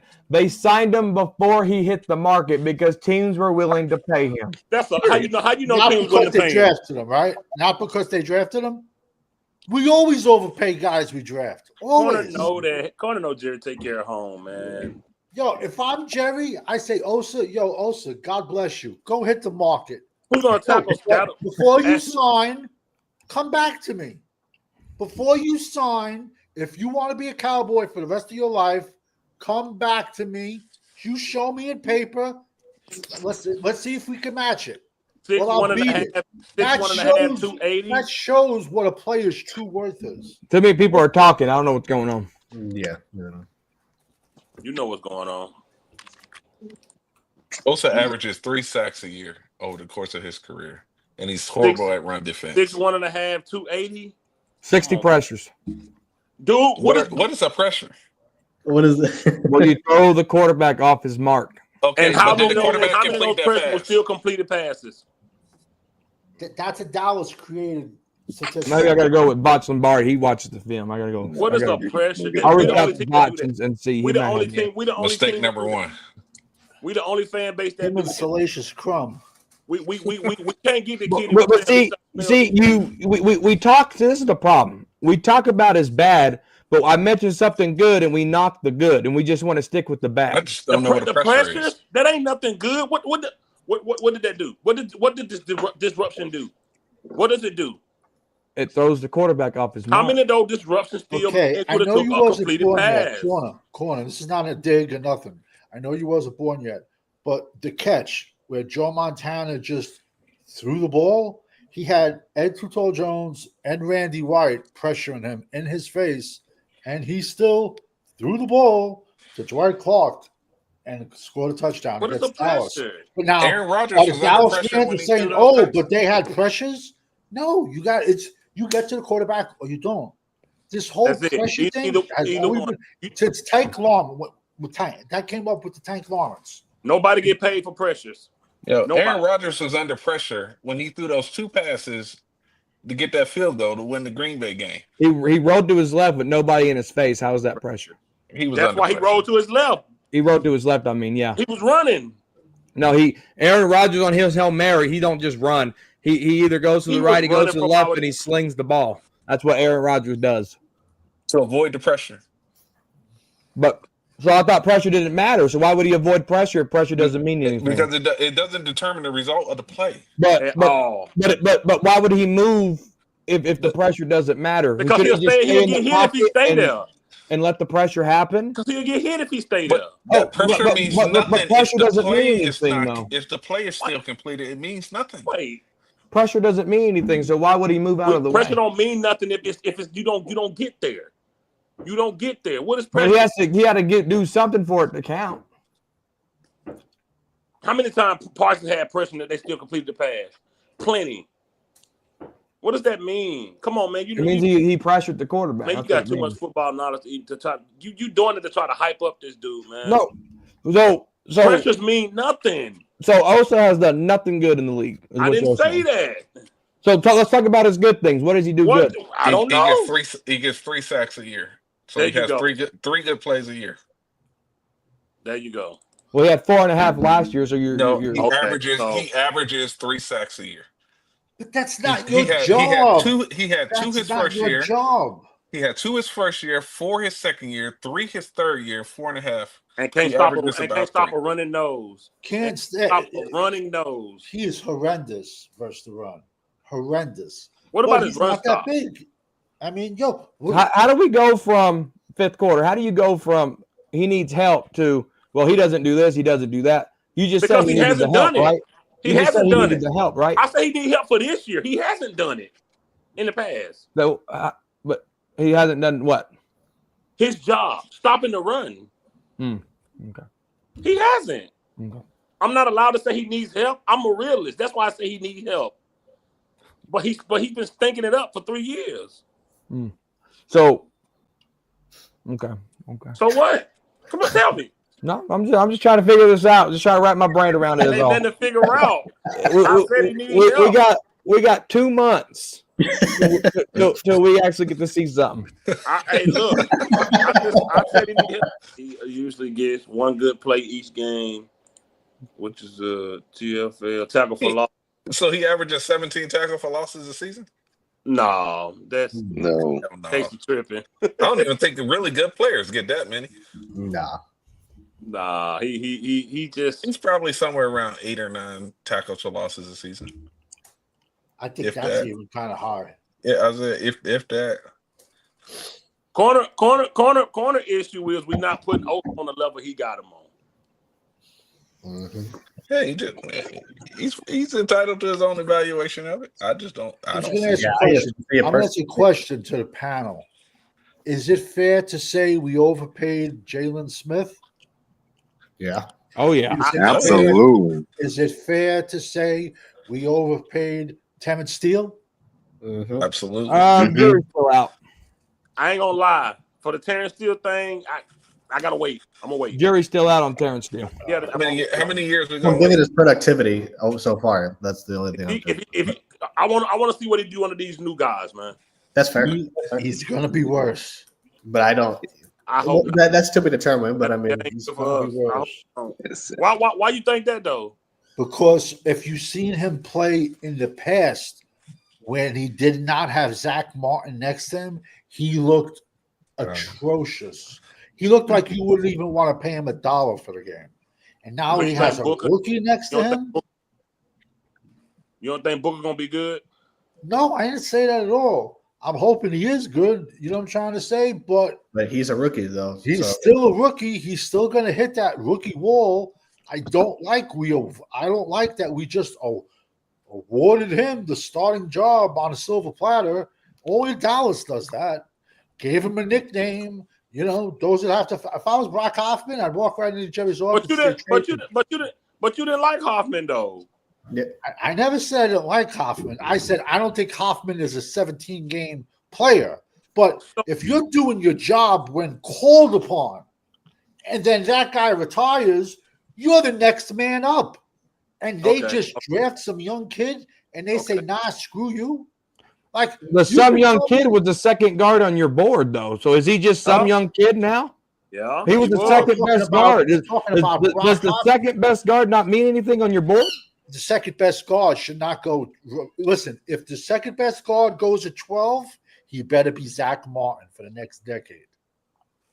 Where did your second best guard go in the draft, Savage? He was a first round pick. Late ones. Listen, I'm how can I phrase this? I liked the picks, not so much the players. It didn't make sense. You could have got that pick. You could have traded back 12 spots and got that pick. And there's no way you can tell me at all he was BPA. Not even close. Not even close, BPA. And I'm a big BPA guy. He said I would get corner point if Osa got 8 to 10 sacks a year, but 4.5 is horrible. Yeah. Here's my thing, right? Here's my thing. And I go ahead, Corner. Go ahead. You see? oh no, never mind. Don't go. Never mind. I think don't go. No, it's more like a roller coaster. It goes 2, 3. Here's my thing. Yeah, I get your point. Because this Savage, you real old school, and you like when does a guy automatically takes up. And I get your point. Next man up. Hoffman stepped in for Zach Martin did good. I get your point. I wouldn't be mad if they made Booker sit behind Hobman as a star. I wouldn't be mad because Hobman has experience. We know he's a dog, so I wouldn't be mad at all. But at the same time, I feel like if Booker was your number 2 guard, then getting him right there shouldn't be that bad. Where did the first guard go? They got a guard. I guess they want to help the running game. I can't be mad. No, like I said, hey, we're Dallas. We could have did a hell of a lot worse than that pick. I wasn't mad. I'm just a big value. Even when I do fantasy drafts, I'm a big value person. There was he better listen. I hope he's an all-pro for the next 10 years, but hey, that's what comes with the territory when because how often do you see guards go that early? That's a good point. Yeah, but Savage, there's nobody gonna draft somebody that high and not put him as a starter. No, I get that because Jerry's never going to admit he made a mistake, and I'm not. But that saying happens across the league, though. The top players drafted are just crowned to their starting position across the league. Okay, so let me. So what happens if camp starts and Osa and Maxi Pad start tossing Tyler Booker around left and right? Then you back his ass down the depth chart. No, you let him learn from his mistakes.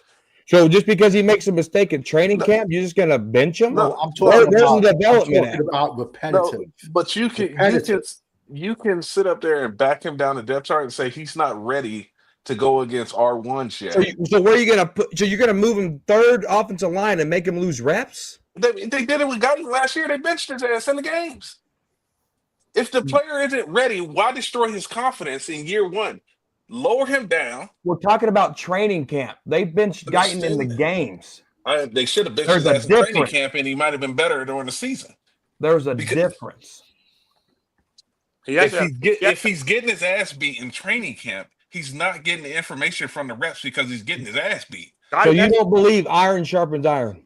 Guyton had a decent camp though, so I see why you have everyone to has a decent camp with helmets and shoulder helmets. You cannot get sharpened if those guys, and I don't believe this is going to happen. If Osa is putting Booker on his ass every play, he cannot learn the offense. Do we forget what DeMarcus Ware did to Tyron Smith his rookie year? Yeah. Are we just going to forget about that? Yeah. We just gonna throw that under the rug? Right. No, they have to learn under the fire of it, of course. I get that. You put handcuffed on a rookie, you're gonna get handcuffed results. He said if he was getting completely dominated, that is different than losing a couple reps every now and again. Okay, now I see what you're saying.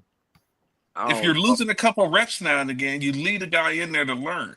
But if he is clearly not ready, then you put your player that you think is going to start. If your result is to knock him down the depth chart, you're a horrible coach. Mozzie might be where he at because he didn't play enough. He didn't play barely his rookie year at all. He barely played his rookie season. I'll leave him there. I'll let him learn through. I'll evaluate him after preseason. I'll let him go through training camp and get handled. If he get handled all the way through preseason, then we got to reevaluate. Then we probably go back to Hoffman. But I don't want to take his confidence away early. We have to have better coaching than that. Learn in training camp against your team. Okay, cool. You got guys that been in the league 3-4 years. They know how to handle a rookie. We get to preseason, and you still look like that. You can toss him. Then we can have a different conversation. All right, but last year, learn how you can't learn sitting down. You learn through experience. Last year, we all blamed the coaches for Mozzie's weight loss. How ironic! Our first-round pick this year starts the Dallas diet and shows up 20 pounds lighter. So we all know in Alabama, you're on the scale every single day. He played at 350 pounds. This is him talking out of his mouth. And he goes, now I'm down to 330. So you're telling me Alabama let him play 20 pounds overweight? Nah, that's bullshit, folks. I'm sorry. Don't let anyone talk that. So what did he magically lose? He lost 20 pounds of muscle, man. And if anyone I don't know about that. If anyone thinks that's a lot of those muscle. players, well, how does he lose 20? I guess the weather's different in Hey, Texas. Savage, let me ask you a question, Savage.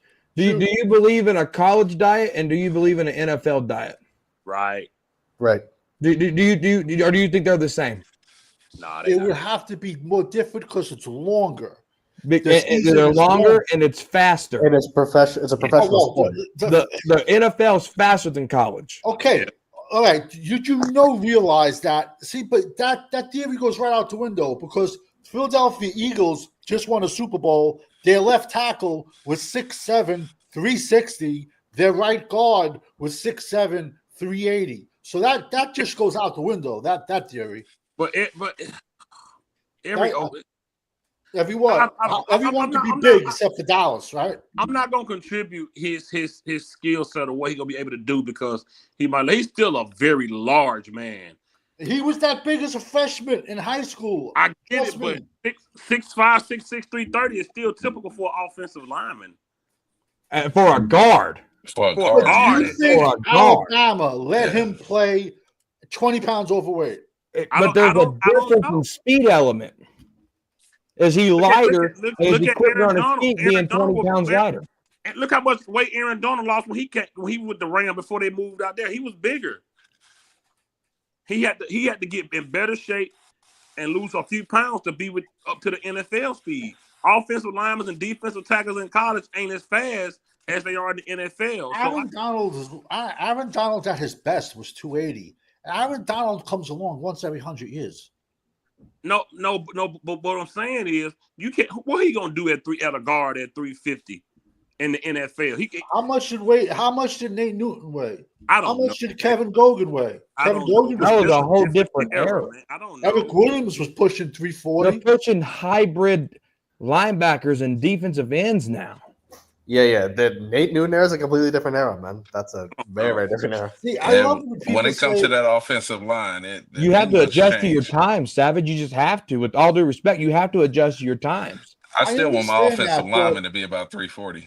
I understand that, but it's still basic X's and O's. And there's still a phrase. If you're bigger and heavier and the guy is slimmer and faster, laws of physics says the smaller, faster guy is going to beat the bigger guy. No, laws of physics say a good big man beats a good little man.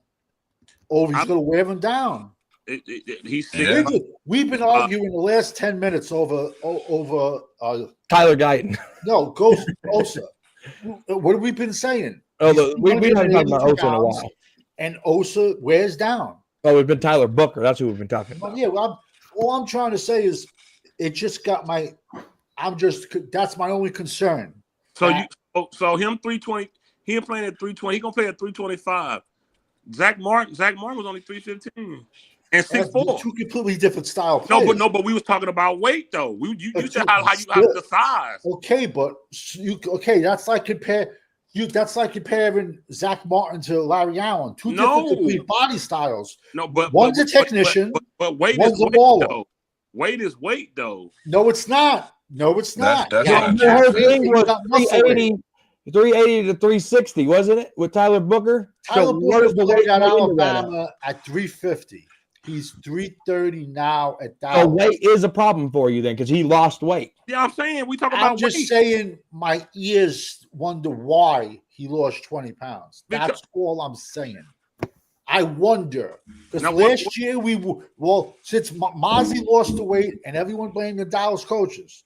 Is it these guys get no trim in college and now they come to Dallas? If he was 6'6" or 6'7", and then I'd be cool with that 350. He's 6'5". He probably need to play. And he's a guard. A few pounds lighter.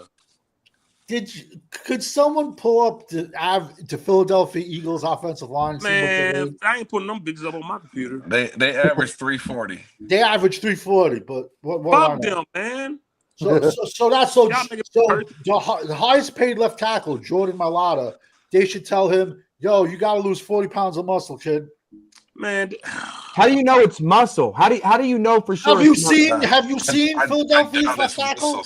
I doubt it's muscle savage. It takes a lot to lose muscle. It takes a lot to lose muscle. You almost have to starve yourself in order so your body starts to eat muscle. You most likely lost fat. All you gotta do is stop working out, stop eating, go on vacation. Savage. Yeah, but that ain't happening in 2 months, bro. Okay, you ready for this, guys?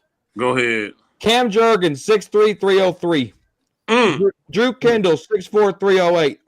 He wasn't the guard last Those are center guards. That's what the Philadelphia has him as listed. Center guards, okay? Then we're going to come down here to guard. 6'6", 332, 6'4", 323, 6'5", 306. All right. Then we're going to go down here. They're all 300 pounds. I think you just spit something out, Savage. I think we would check it. No. All right. So you got tackle guard here. You got tackle guard here. 6'5", 322. You need to mention some names. What were the starters? Yeah. What was Jordan Mailata? The left tackle. Yeah. Hold on. Well, the starting offensive line. Their starting guard was 6'7", 370 pounds. 380. Well, give me the name. Mekhi Becton. He's on the Chargers now. They gave him a 2-year, $30 million contract. 6'7", 380. You're talking about 6'7", so he's gonna carry that weight different versus right. 6'5". That's a lot more weight. He's gonna wear it better too. And people are built different. You know, people wear weight differently. Exactly. Listen, have we? You haven't. Here's your tackles right here. Charlie Houlitt is 6'4", 251. Oh, I'm sorry. Holland Pierce is 6'8", 341. Matt Pryor is 6'7", 332. These are your offensive linemen. Tyler Steen is 6'6", 321. Marcus Tate is 6'5", 321. Kendall Lamb is 6'6", 305. That's an offensive tackle that got listed here. They're all 300, low 300s. Here's your tackles right here. Here's your tackles. Miles Hinton, 6'6", 323. Lane Johnson, 6'6", 325. Mailata, here you go, 6'8", 365. He's the tallest guy, and he's the heaviest. That's what I was saying. Mailata is 6'8", 365. He's the tallest and heaviest. And their right guard who all in the league got a 6 foot? Who else got a 6'8" guard that 365 in the league though? Is it Dan Skipper? How much does Dan Skipper weigh? Dan Skipper was 6'9". Let me ask you a question though. The NFL is a copycat league. When Jim Harbaugh was at Michigan and he won it all in 2023 without even throwing a pass in the second halves of games. What did he do? He just played bully ball. But if it's a copycat league for that type of size, why ain't all the Eagles guys that size? Because they can't afford. Because after Mailata, you still got 6'5", 320. Cameron Williams is 6'5", 317. Do you think if the Eagles could have afforded Mekhi Becton, you think they would have? Howie Roseman will get anybody he wants. He's already proven that. Howie Roseman has built 2 Super Bowl teams in the last 5 years. He'll go do it. That's a fat kid, Cowboy Chuck. I saw. No, that's a fact. I watched them big jokers come in the cap and just eat. That's all they did. Okay, but let me ask you a question. All our lives growing up, you've never seen college football players from the end of the season to the Heisman ceremony, and then after the Heisman ceremony, the banquet ceremony they go on, and they went from 200 pounds to 230, 40 pounds. It happens. Whether working out can make you bigger, it can make you smaller. It depends on. Do they weigh in at the banquet? How do you know their weight? You can tell by looking at them. Last year, by wearing a suit? This show, last year, everyone was saying Mozzie, 330, 340. I looked right at him. I said, he's 310. And he weighed exactly at 310. I think most players come into the league and lose weight. I'm sorry. He's 6'5". I don't want him 350, man. They're gonna run by him. I don't want him. They're gonna run by him that way. I do not want him 350, man. That's too big. So, but Alabama thought he was okay to be 350. So Alabama's the NFL. So, but what you're saying is Alabama let their star guard, their star offensive lineman, play 20 pounds overweight. Man, I just named off every tackle and guard that the Philadelphia's have. There's only one that is that big. There's only one that is that big. Left. It was two. Tyler Booker, at the current weight he's heavier than more than half the guys on the Philadelphia roster, and you're not happy with it. Because Okay, but let me ask you a question. If something isn't broke, why try to fix it? You brought up Philly's O-line. We looked at their weights. Now I'm saying he's heavier than almost half those guys in Philadelphia, but now we're moving the goalpost to make another point. No, so you're saying we're going to use the 12th pick overall on a guard, and you're going to say to him, "Yeah, you got to lose 30 pounds." Savage, we already made the point.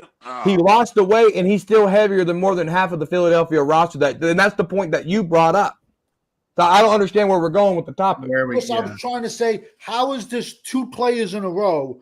Well, not 2 in a row, but first round pick 1 year, and then 2 years later another first round pick.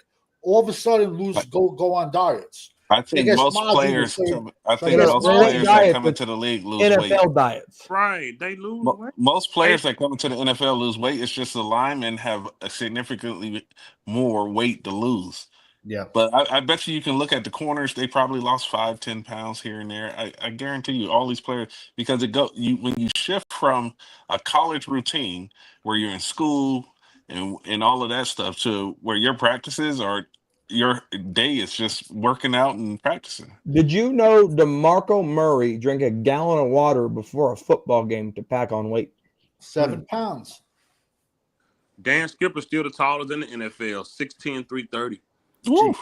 Wait, what's his weight? 330, 6'10". Damn. Wow. Andre, you're gonna laugh, but Andre the Giant tried out for either the Jets or the Redskins. He never made it though. That man he would stand up too slow. Well, logically, he should beat everybody. Well, after the point you just made, he was too slow. I just tell him to lay down and make everybody jump over. It was either him. the Jets or the Redskins. I don't remember. He tried out. Tyler Book is still a very large. You're gonna laugh. Dan Spivey. He got drafted by the Jets. He was like a 5th round draft pick. From Alabama. Tyler Booker's still pretty big, man. He's 325. Okay, but do we think he lost 20 pounds of fat, or do we think he lost 20 pounds? I don't think Tyler Booker came into that on draft day when he did not look 350 on draft day. Savage, do you realize what it would take to lose 20 pounds of muscle on you? You would have to starve yourself. You would literally have to starve yourself. No, you wouldn't. No, you wouldn't. Yes, man, you would.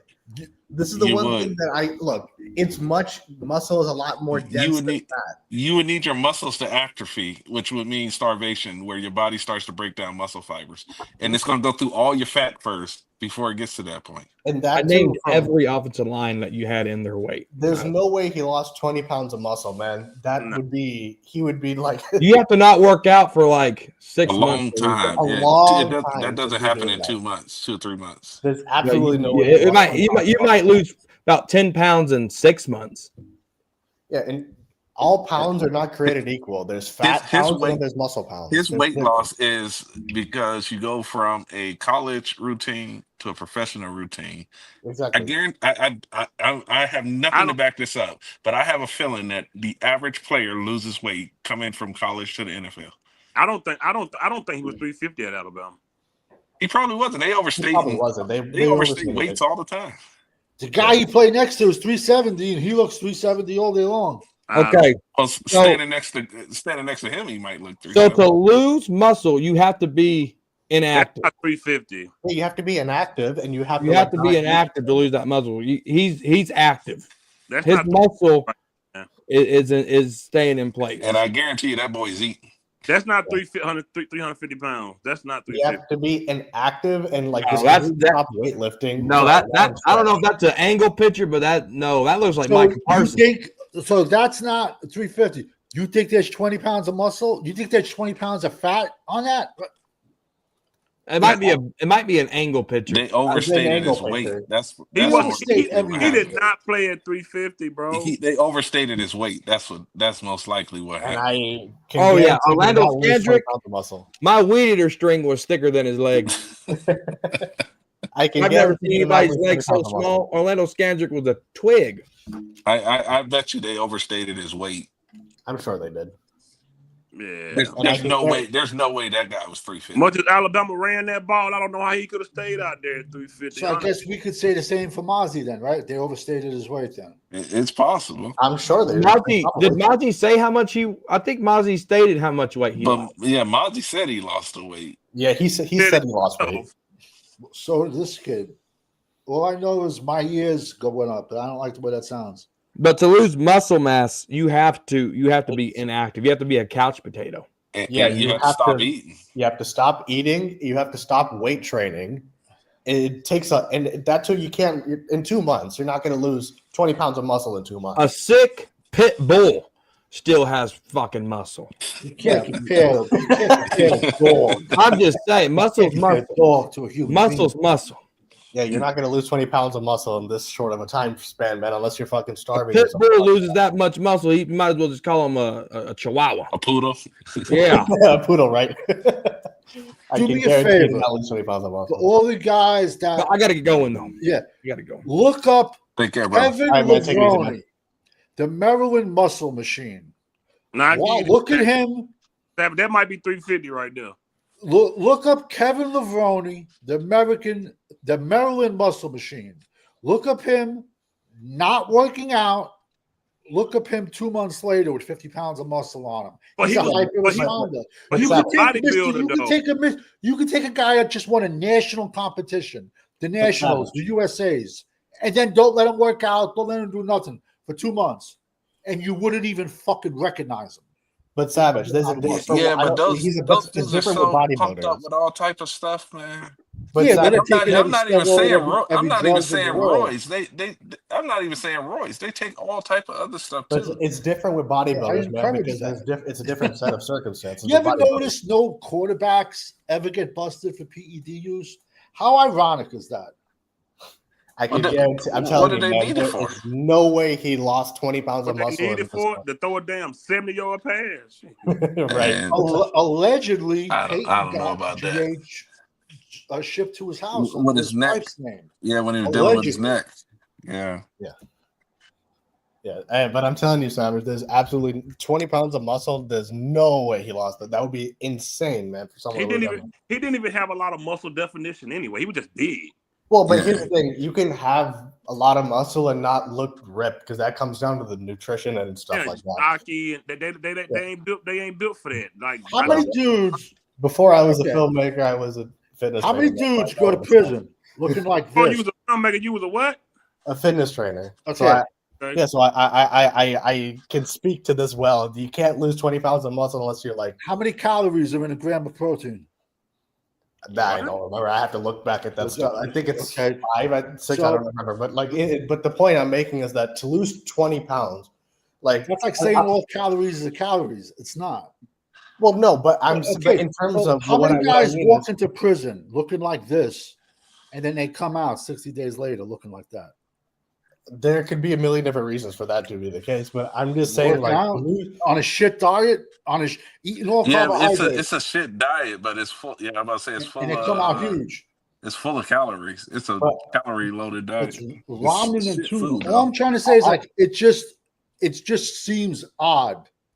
I'm a conspiracy theorist. It just seems odd to me that I didn't see 20 pounds of fat on the kid. Bro, I'm telling you, that kid was that big in high school. And he went to IMG, he's been eating 17 meals a day since high school. That's what IMG is. Who the hell eats 17 meals a day? 17 meals a day? No way. That was just, you know. Now, 17 meals a day. These guys are eating every 3 hours, these guys. And even then, you're supposed to eat every 4. Yeah. It depends on your body type and what your goals are. Yeah, there's ectomorphs and endomorphs. It's everyone is completely different. Everyone's different. Everyone's very. Everyone has the diff. That's why 99% of personal trainers look like they need a personal trainer because they give everyone the same workout and the same diet. If you ain't bodybuilding, then you do not supposed to eat every 4 hours. No, it depends on your body structure and how much they say you can keep your metabolism. It's burned. You keep it burning. If you eat smaller portions every 4 hours instead of gut loading yourself like we do every three times a day. But if you eat small throughout the day, you keep your metabolism high. There's accuracy in it, but it's not fully accurate. The people would argue like, I'm just like I just find it odd. That's all. I mean, I get your point. I don't think the weight loss is that big a deal. I hope it's not.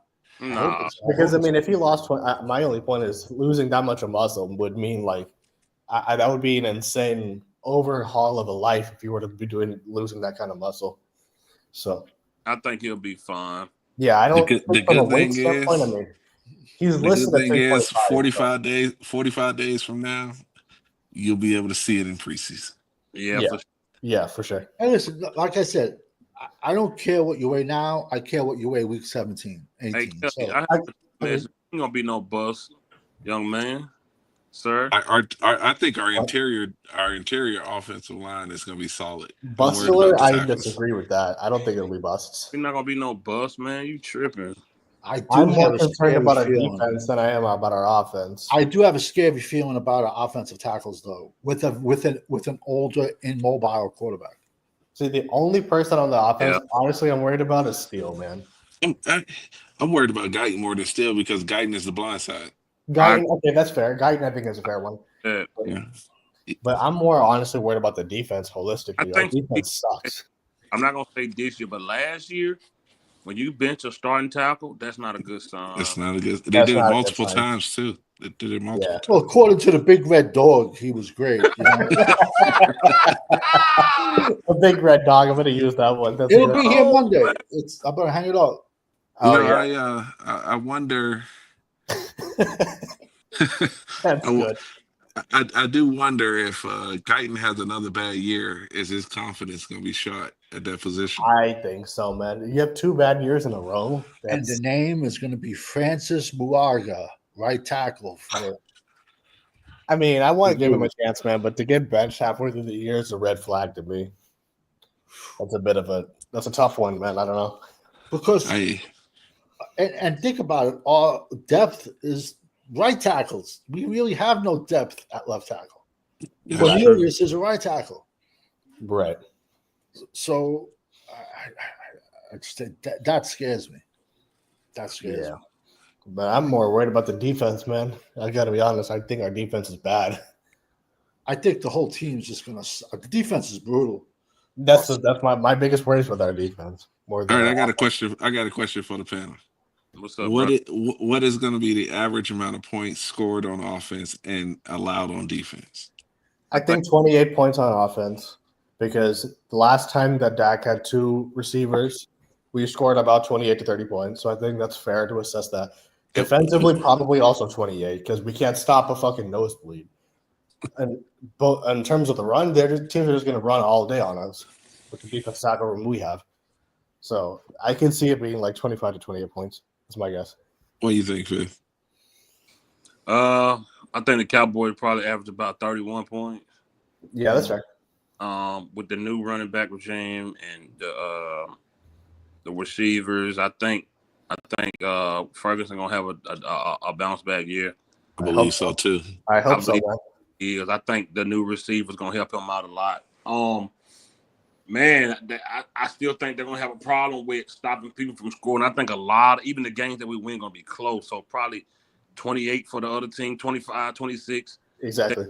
I think team's gonna score on us. I think a lot of our wins gonna be really, really close because we still got a problem on defense, man. And then you got your starters, Overstone, Diggs, other guys coming off ACL. We just draft somebody with a hurt knee. We got a lot of people with bad knees. So I don't know what's that gonna look like, man. So other teams are gonna score big time on us for sure. Agreed. What do you think, Savage? What's your points? I see a lot of shootouts, like a lot of high scoring, and us on the losing end.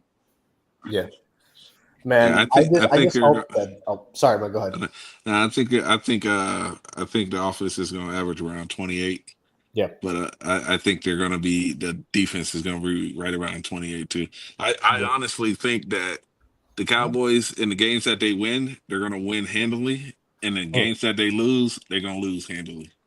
Oh, I think the games. I agree with him. I don't think they're going to be as close. Well, the reason is because the reason I think it'll be nip and tuck our wins is because of how bad I think the defense is. So Now, I think it's yeah, gonna I just think that there's certain teams that aren't good running the ball that aren't right. going to be able to take advantage of your weakness, and That's true. so those are the games that I think that they're going to win. And Right. No, that's I, true. That's true. I don't particularly see it like it being a nail biter in the last 5 minutes of the fourth quarter. See, the one thing I'm worried about, offensive tackles. the one thing I'm worried about, and I'm going to be honest, it's them bringing back these guys from injury too soon, man, because they do it all the fucking time. They did it to Gallup. I mean, we can go down the list, right? So I just don't want them to fucking rush these guys back if we struggle. Yo, Gallup's back in the NFL, y'all. Yeah. The Raiders. Yeah, but let me ask you a question. Almost ruined his career, man, because they were rushing him back. At what points do their agents or another doctor's opinion just say, yo, no, he's not able to go? You're already getting paid. What, are they going to fucking fine you? I'm pretty sure the NFL Players Organization would stick behind you if you're saying, I'm not medically ready to go. And look at our track record of players. But the problem isn't the current team you're on. It's that when your contract is up, if you label a guy that won't play through certain injuries, other teams are going to be reluctant to pick you up. Or if you just happen to be a union guy, Joe Batonio from Cleveland, he was known as a union guy. Nobody wanted him. But what I'm trying to say is, me personally, I don't even want to see Overshawn this year. Bring it back in 2026. I do not want to see. No, I agree. I agree, but let's be honest. If they're winning, he's going to try to get out there. He's going to try and get out there. Either it's going to be by him or it's going to be by the Cowboys because they have a history of doing this shit, man. Yeah, but like, let's say we're 3-7, hypothetically. They rushed Dez back when we were 3-7. Yeah, if you 3-7, I wouldn't bring them back. Knowing the games that are coming in the second half of the season, I would put them on the shelf. But if you 7-3, that's a conversation to have. I think they'll rush 7-3 is never going to happen. I don't think so either. But we doing hypotheticals right now. Yeah, listen, that could be. Listen, Jaden Daniels could get hurt. Every quarterback in the NFC East can get hurt. You know what I'm trying to say? So, players are going to get hurt throughout the season. There's going to be players. There's going to be players lost in the preseason. So that's the nature of football, man. We all know that. Yeah. I don't know. I would prefer not to see Overshawn, but are we going to literally go into year 3 of a 4-year contract and never see this kid play a full year? You don't play. But I think this year Sam Williams is going into his 4th year, and we really haven't seen him play. Yeah, let's be honest. My fear with Overshawn is his first year blown out knee, second year blown out knee. He's going to miss his 3rd year, and then he's coming back contract year, and you're going to have to make a decision whether or not to pay him. Right.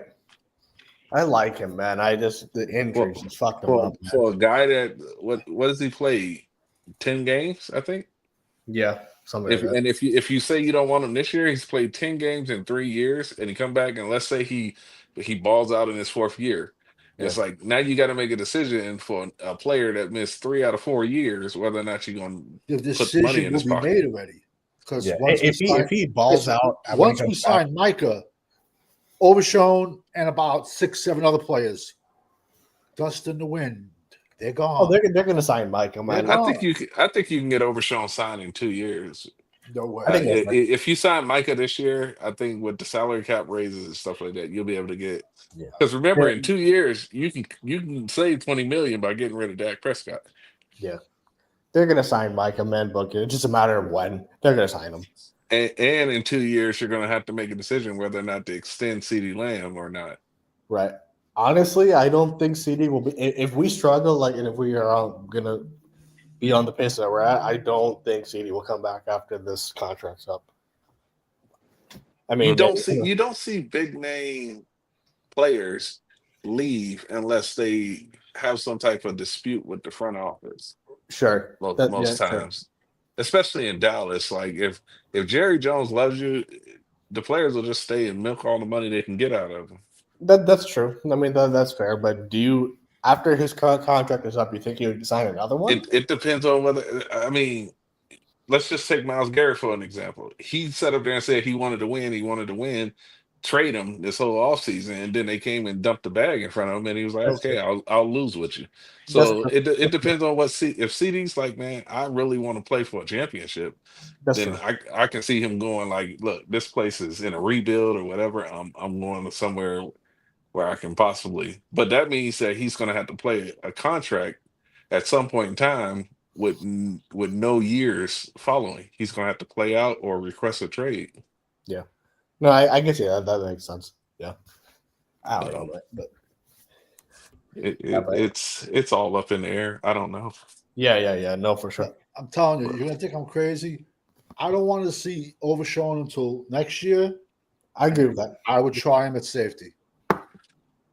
I mean, I would too, but I don't think they're gonna play him at safety, man. When he comes back, they're going to put him back at linebacker because of how good he 100%. was, how good he looked there. Exactly. They're gonna 100% Well, put him at linebacker. and another thing that popped in my head, this is a little side note, when people are talking about putting Diggs at safety, Man. if you put Diggs at safety, you got the Dallas Cowboys will have the most touchdowns allowed by a tight end in the history of the NFL. I agree. Because they are going to target him with a tight end that he does not want to tackle. Yeah. You know what's scary? We're going into next year's draft. Offensive tackle is an issue. Defensive line is an issue. Corner is an issue. Mm-hmm. Both safeties are an issue. We got more issues than draft picks. Yeah, they're not going to address the safety issue in the draft. We already know that. I don't think so either. Yeah, man. I mean, on defense, we have a lot of issues, man. I think we're going to struggle on If defense. Caleb Downs is there, they probably go after him, but I think that would even be rich, to be honest. I mean, but listening to the fan base, Eberflus is going to turn this whole defense around. But I think we're going to struggle on defense. I don't know. Yeah, they'll struggle. They're gonna have those struggles. It's just But our fan base is so hyped up on Eberflus, man. I don't know why. Yeah.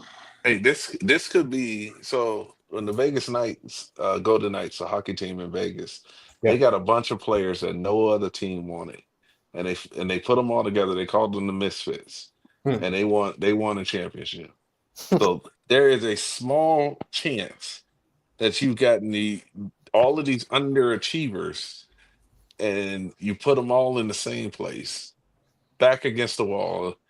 And you got a coach that says nobody wanted me, nobody believes in me. You got a quarterback that says people don't believe in me, people undervalue me.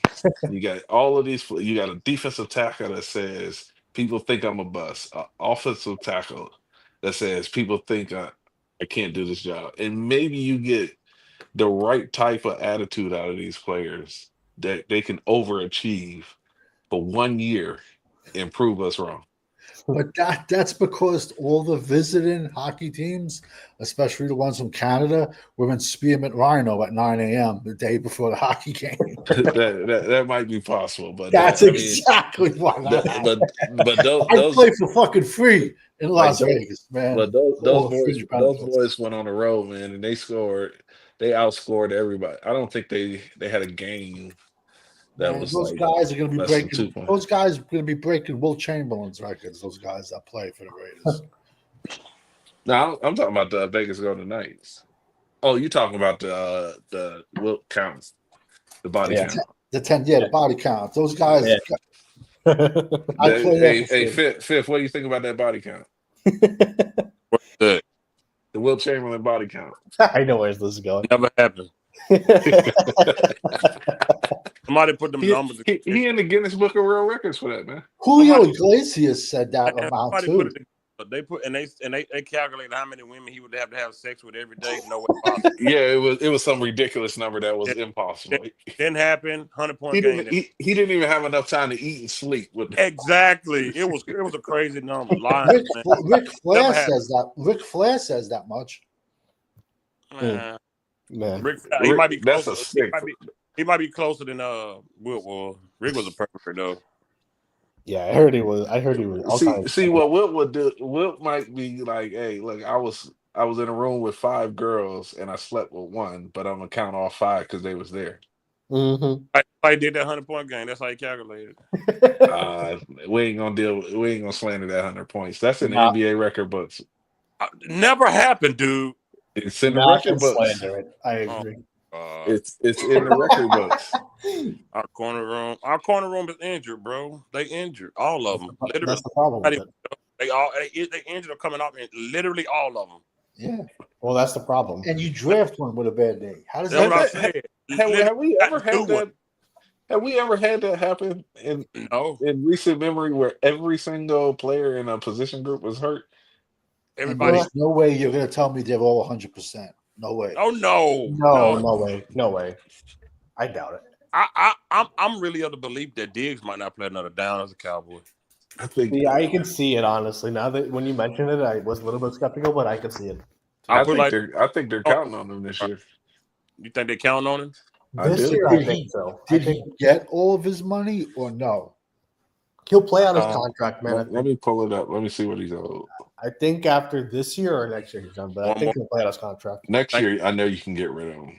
Yeah. Diggs it would is be surprising our to me if he misses out money. Diggs is our 5th highest paid player. If you cut him, it costs you $5 million more. Dang. Yeah, you can't cut him this year. Yeah. Next year you save $12 million by getting rid of him, so he's gone next year. Yeah, I could see him be gone next year. They're gonna put him in when he's done with his ACL, and they're gonna get the last few games they can out of him. Yeah. Well, he didn't get an ACL yet, a meniscus tear in his knee, but I don't think he'll miss it. He'll play out his contract, man. If you cut Dak Prescott next year, he's $130 million on the cap. Yep, we're fucked with him. If you cut him. If you don't cut him, he's 75. Yeah, I just can't wait. Sorry, go ahead. Oh no, go ahead. No, I just can't wait till they cut him, so all these Dallas like YouTube channels can shut down because all they do is talk about him for 2 hours straight every single day. They're gonna convert over to Micah Parsons channels. Yes. Yeah, you're probably right. No, man, because it's him and it's Micah. That people have a laundry list of excuses for both of them motherfuckers. Yo, this one dude was ready to chop Fifth's head off when he was talking bad about Micah. Yeah, exactly. What stream was that on, Fifth? What year was this? It was on Champs' show a couple weeks ago. I know. Yeah, that's right. Yeah, he was like, "Oh, I know you're not talking about Micah." Well, no, it wasn't at Fifth. It was at Savage. It was a couple of shows. It was on Champs' show like 3 weeks ago. Obviously, I ain't never got into it with nobody about Micah. Yeah. It was Hampton getting at Savage. I know because I joined a little bit. That was G Hampton channel. That was G Hampton. Yeah. It was also streaming on Champs, is what I'm saying. Yeah. No, but I know it was because Savage really when it gets into it with those cats, man. I don't even bother with the motherfuckers. Yeah, it's it doesn't bother me. I don't really care. I'll stay firm. Micah Parsons is the Dak Prescott of the defense. How you draft an injured CB? Listen, that stupid doctor. And then he humped the air when he did. Yeah, he did. I saw that video, I started laughing. I'm like, that looks so stupid. I lost it. I was laughing so hard. It's so ridiculous. That's typical Jerry, man. But when you have no pressure of losing your job, you make those picks. He got his grandkids with the iPad looking at players live while the draft going on. Yeah. Bro, it was his grandson who recommended CD to him. His grandson literally was like, "Oh, CD is such a cold player. Go get him." That's why he got him. Yeah, that big fella got mad at that was big fella get mad at Savage when he was talking about Parsons. Yeah, big fella got mad at Savage and me. He said, "Are you crazy?" When Parsons came back from that injury, he was playing like his head was. Oh yeah. I remember that. That's right. Well, I've never seen him again after that. I've never seen him. It's amazing. I bet him $1,000, but he didn't accept it, and he still hasn't come up with Savage. He accepted it. The thing with Savage, what happened was you said the thing. I'll bet you $1,000 to show it. He accepted it on the show. I was on that show because it was on Talking Crazy. Then the next show on this panel, he came up, and then he's been missing in action since. But that was the same show with the Parsons comment when he said he watched every George Pickens game. That was the same show, and he came at me over Dak Prescott too. So I know exactly who that is. Yeah, I even because on that show I remembered him because I think a couple months back the first words out of his mouth on Corner Show was that he's a Dacaroni. So I knew him from that.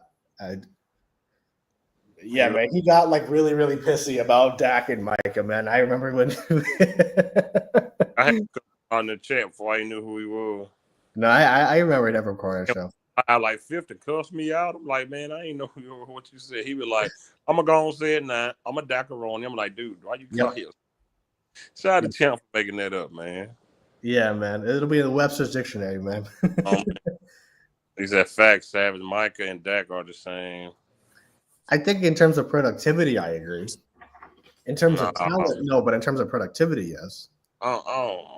If you want to say they because they both disappear in big moments, all right, cool. But no, that's where I'm going. In terms of talent, it's not a question. But I think in terms of them showing up in big games, that side of it, I agree. So there's nuance to it. You know what I mean? That's product of the Dallas Cowboys, Jerry Jones hype machine, and that 100% I agree with. You always wish yourself on the body. Savage. Yeah. Nate, man, if it's nothing on the show, you should see our group chat sometimes. No, it's nothing on live. Trust me. Man, I ain't gonna lie, man. He do disappear. Like I said, for me, that walking off the field, he ain't no leader, bro. I could never see him as a leader. Yeah. Charles Haley said it the best. There's no leaders and there's no dogs on his team. Yeah. And that's Charles Haley. Yeah. When I completely lost, I started seeing, the fact that his podcast matters to him more than the games like 2 seasons ago, I think. And I started noticing it more and more. But where I completely just like lost it with him was after the Packer game when he had one tackle. He said he played well and was beefing with Skip Bayless over the fact that Skip was. Now, I don't like Skip Bayless either, but, he was beefing with Skip Bayless over what he said. And he was like, you invited me on your show. And he was going all back and forth with it. And so that's when I completely lost it with him, man. But I knew he was full of shit the moment the podcast came up, man. But they care about the wrong shit, man. Yeah, exactly. Charles Haley said it the best on that interview they were having. He goes, the players want your jobs to the other guys. Now, he goes, they want your jobs now. Yeah. And he said 100%. He goes, I don't see any leaders. I don't see any dogs. Yo, Charles Haley would come up to you and say, your wife is ugly and 400 pounds. See if you'd fight him. Because if that don't get you mad, are you going to be mad next to me when it's fucking 4th and inches? He wanted to know what would push your buttons. Yeah. And when people got on Aikman's ass, Charles Haley said, nah, fuck that. I'll take care of that shit. Because if they're fucking around with my money. And I'm telling you, every team needs a Vontaze Burfict, a Charles Haley. Everyone needs that. Even in a group of friends, one could be the normal one. One could be the good fighter. One could be the designated driver. One's the money guy. Then you need that one crazy motherfucker that you can call at 4 o'clock in the morning and say, pick me up. And you know what you got to do. I'm sorry. Every team needs one of those guys. No, I agree, but it's a different style of players, man. Micah is not anywhere close to Charles. And right when you're having a good drive, that Vontaze Burfict type of player, he's going to kill somebody, man. Vontaze Burfict was out. But they might not be. But they might be out the rest of the game. Man. But I guess Antonio Brown is gonna. He's going to say he's bankrupt now because of Vontaze Burfict. Well, no, Antonio Brown was fucked even before the hit, but it worsened after it. I'm shutting up. No, but Antonio Brown quit in the middle of a game on Tom Brady. If you're quitting on Tom Brady, I don't know who the fuck. Michael 72 solo tackles in 4 years. Who? Micah. Yeah, people look at the stats, man. People look at with Micah. It's very simple. Better yet. How many tackles did Jalen Smith have? He led the league in tackles. The problem was they were 20 yards downfield. I said this before. To piss me off, man. All tackles are not created equal. Jalen Smith used to piss me off, man, with the hot boy shit. I think y'all if you run away from Micah, Micah has a much better chance of chasing your ass down. Y'all Tough on Parsons, man. But if you run right at him, What do if you you say? run right at Micah, you own him, bro. Come on, man. Don't be trolling up in here, man. What I miss? Nah. Fifth is trolling up in here, man. Nah, He we said do need he to said go you're on. being too hard on Parsons, man. Man, please. Tough on Parsons. Man, I'm just please. saying the truth, man. Because let's be honest, where is he in all these big games? Nowhere. Nah, it's what those guys say. The fan base says, man. You cannot criticize Micah. You cannot criticize Dak. If Micah played for the New Orleans Saints, would he be on ESPN every single day? You want to know what you can argue perfectly that. describes Micah Parsons? Week 1 through 10, they say he's on track to be Defensive Player of the Year. Yep.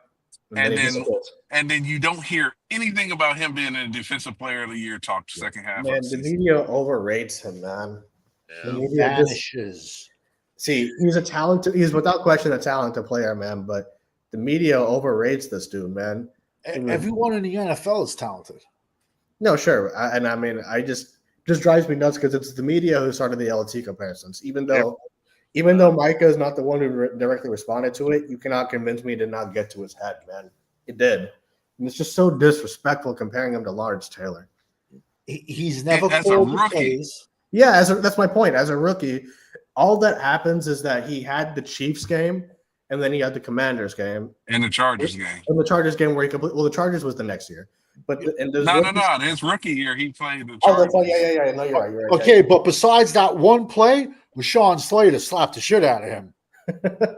But you know the way that back, Rashawn Slater, and he got that sack off the right tackle. Rashawn Slater's the left tackle. Watch every rep in 2021, I guess that was. But that proves the point that we say with Parsons. You should be moving him around. Yeah. Because when he went up against Rashawn Slater, who they said's arms were too short to play tackle, which I laugh at, shut Micah down in his tracks, man.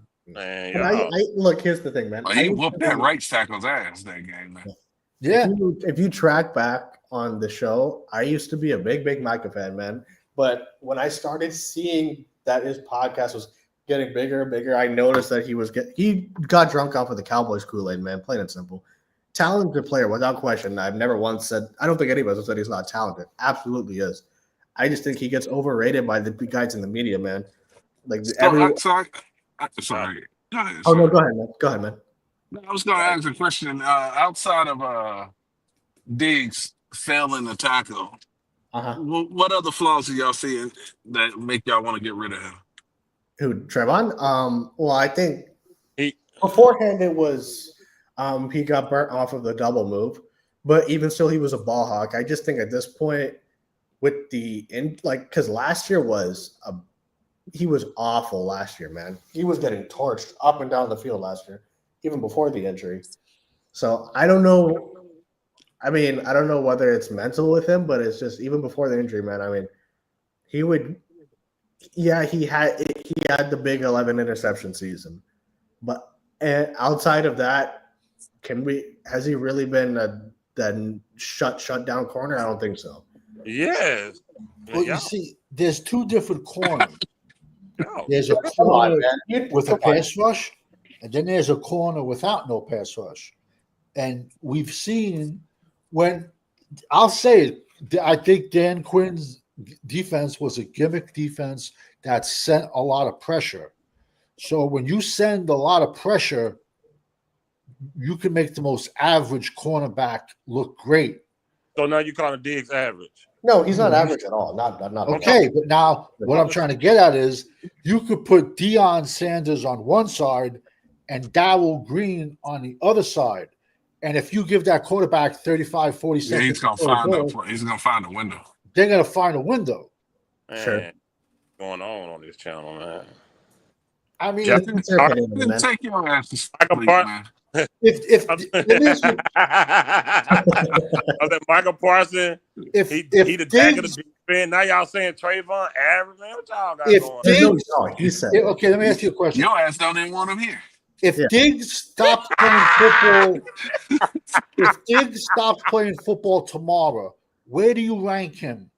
in Dallas cornerbacks. He's not even top 5. You out of your mind. Orlando Scandrick, Brandon Carr. Are you crazy? Wait. Dallas Cowboys. Okay, let's. Orlando Scandrick, Brandon Carr, Morris Claiborne. Should I keep going? Yeah. Before him, our Anthony quarterback. Brown. Anthony Brown. Anthony Brown. Are you serious? Boss man fat. You just let me go.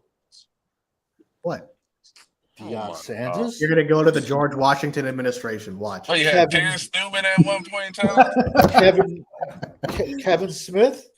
Yep. George Trayvon already better than Kevin Smith. Say that again. Trayvon is already better than Kevin Smith. Everson That's a Walls. Super Bowl MVP. Everson I don't give a damn what he is. Everson Walls. Everson Walls. Y'all is. Man. He's not even top 5 on Dallas. See, this is the Jerry Jones. Man, he is top 5. He got the most babies by a Cowboy player ever. Oh, Christ. Nah, there had to be dudes back in the day. Before the internet, there had to be dudes. Trayvon is not a part of the Jerry Jones hype machine. The man was just breaking records. Is y'all tripping? So you would put Diggs over Everson Walls. You would put Diggs over Kevin Smith. You would put him. I'm not even going to mention Deion because you can't. You're not. Well, you're not going to take 5 cornerbacks from the Cowboys that's better than him. Yeah. So why you want to get rid of him? No, I didn't say I want to get rid of him. If he's no, the way I don't see him playing another snap. The way I said it, I said if he doesn't play last year, we talked about trading him for picks. Yeah. I said if he doesn't play another down, I don't even think he's top 5 Dallas Cowboys ever. I don't. I'm showing my age. I'm sorry. No, I think he's top 5, man. I don't think you can say that. I mean, I think he definitely had one of the top 5 seasons. Yeah, he had a great year. Great year. Okay, that's cool. No, I mean, I think Hey, I have a lot of issues with him, but let's ask like a football question. Would you have rather had that great year, or would you have rather had maybe 3 interceptions and he blasts Kittle, and Kittle doesn't run that touchdown? No, I agree. But even with that play, it wasn't like this is the Jerry Jones hype machine. Yeah, if he Savage, I think the hype machine. I would agree with you on Parsons. I would agree with you on Dak. When it comes to Trayvon, I just think he's been the same personality all throughout. The man was hype machine. I heard. To me, when you're talking about Dallas Cowboy hype machine, that means that you flip because of the team, which I would say for Dak and I would say for Micah. I wouldn't say that for Trayvon. And I think Trayvon, he's been the same personality, man. He's an idiot, yes, but he's been that way. But I'll put Larry Brown over Trevon Diggs. In terms of Cowboy, he only had 2 interceptions in the Super Bowl. I don't know. If we want to talk about 1-year wonders, Larry Brown goes ahead of Trevon Diggs. And I apologize if I'm talking to people that weren't born then. Because Larry Brown pretty much won us the 1995 Super Bowl with 2 interceptions. No, I mean, I get it. Wonders. Now, mind y'all, Larry Brown was in the league for like 8-9 years, and he still don't got more interceptions than Trayvon already. Did he have the 2 in the Super Bowl? We ain't been to no damn Super Bowl.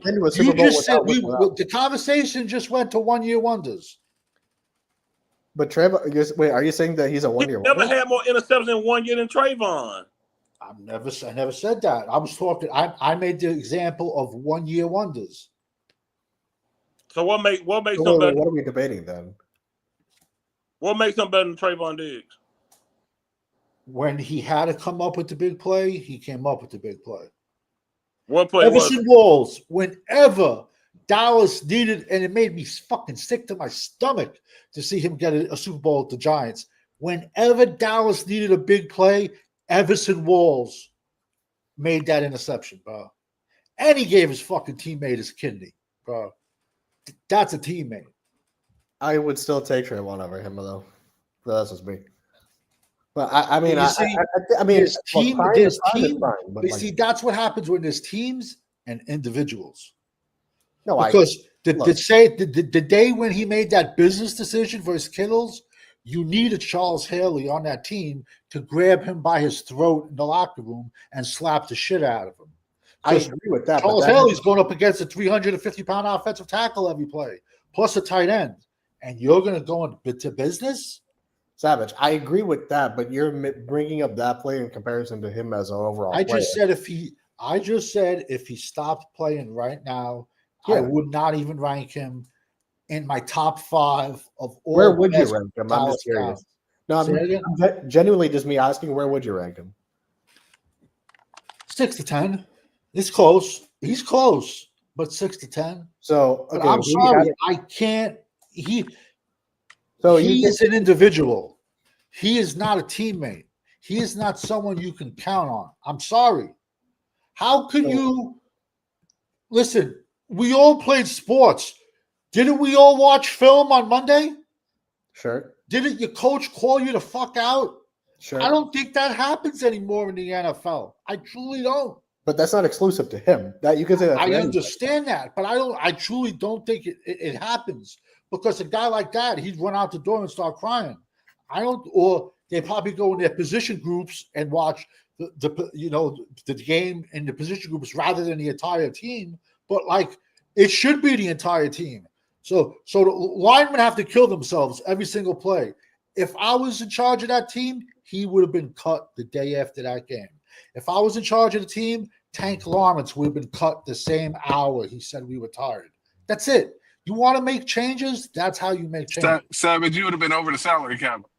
Yeah, exactly. You can't cut these players. That's why they want the secure money. Yeah, no, you're right. I agree with you. But it's also, isn't it also like it's natural in us. It's like, you work hard, and then once you get that, are you going to take a step back and relax a little bit? It's human nature.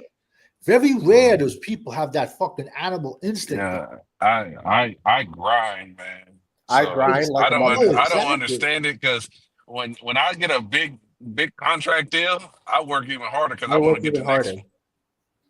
Yeah. Oh, sorry. Like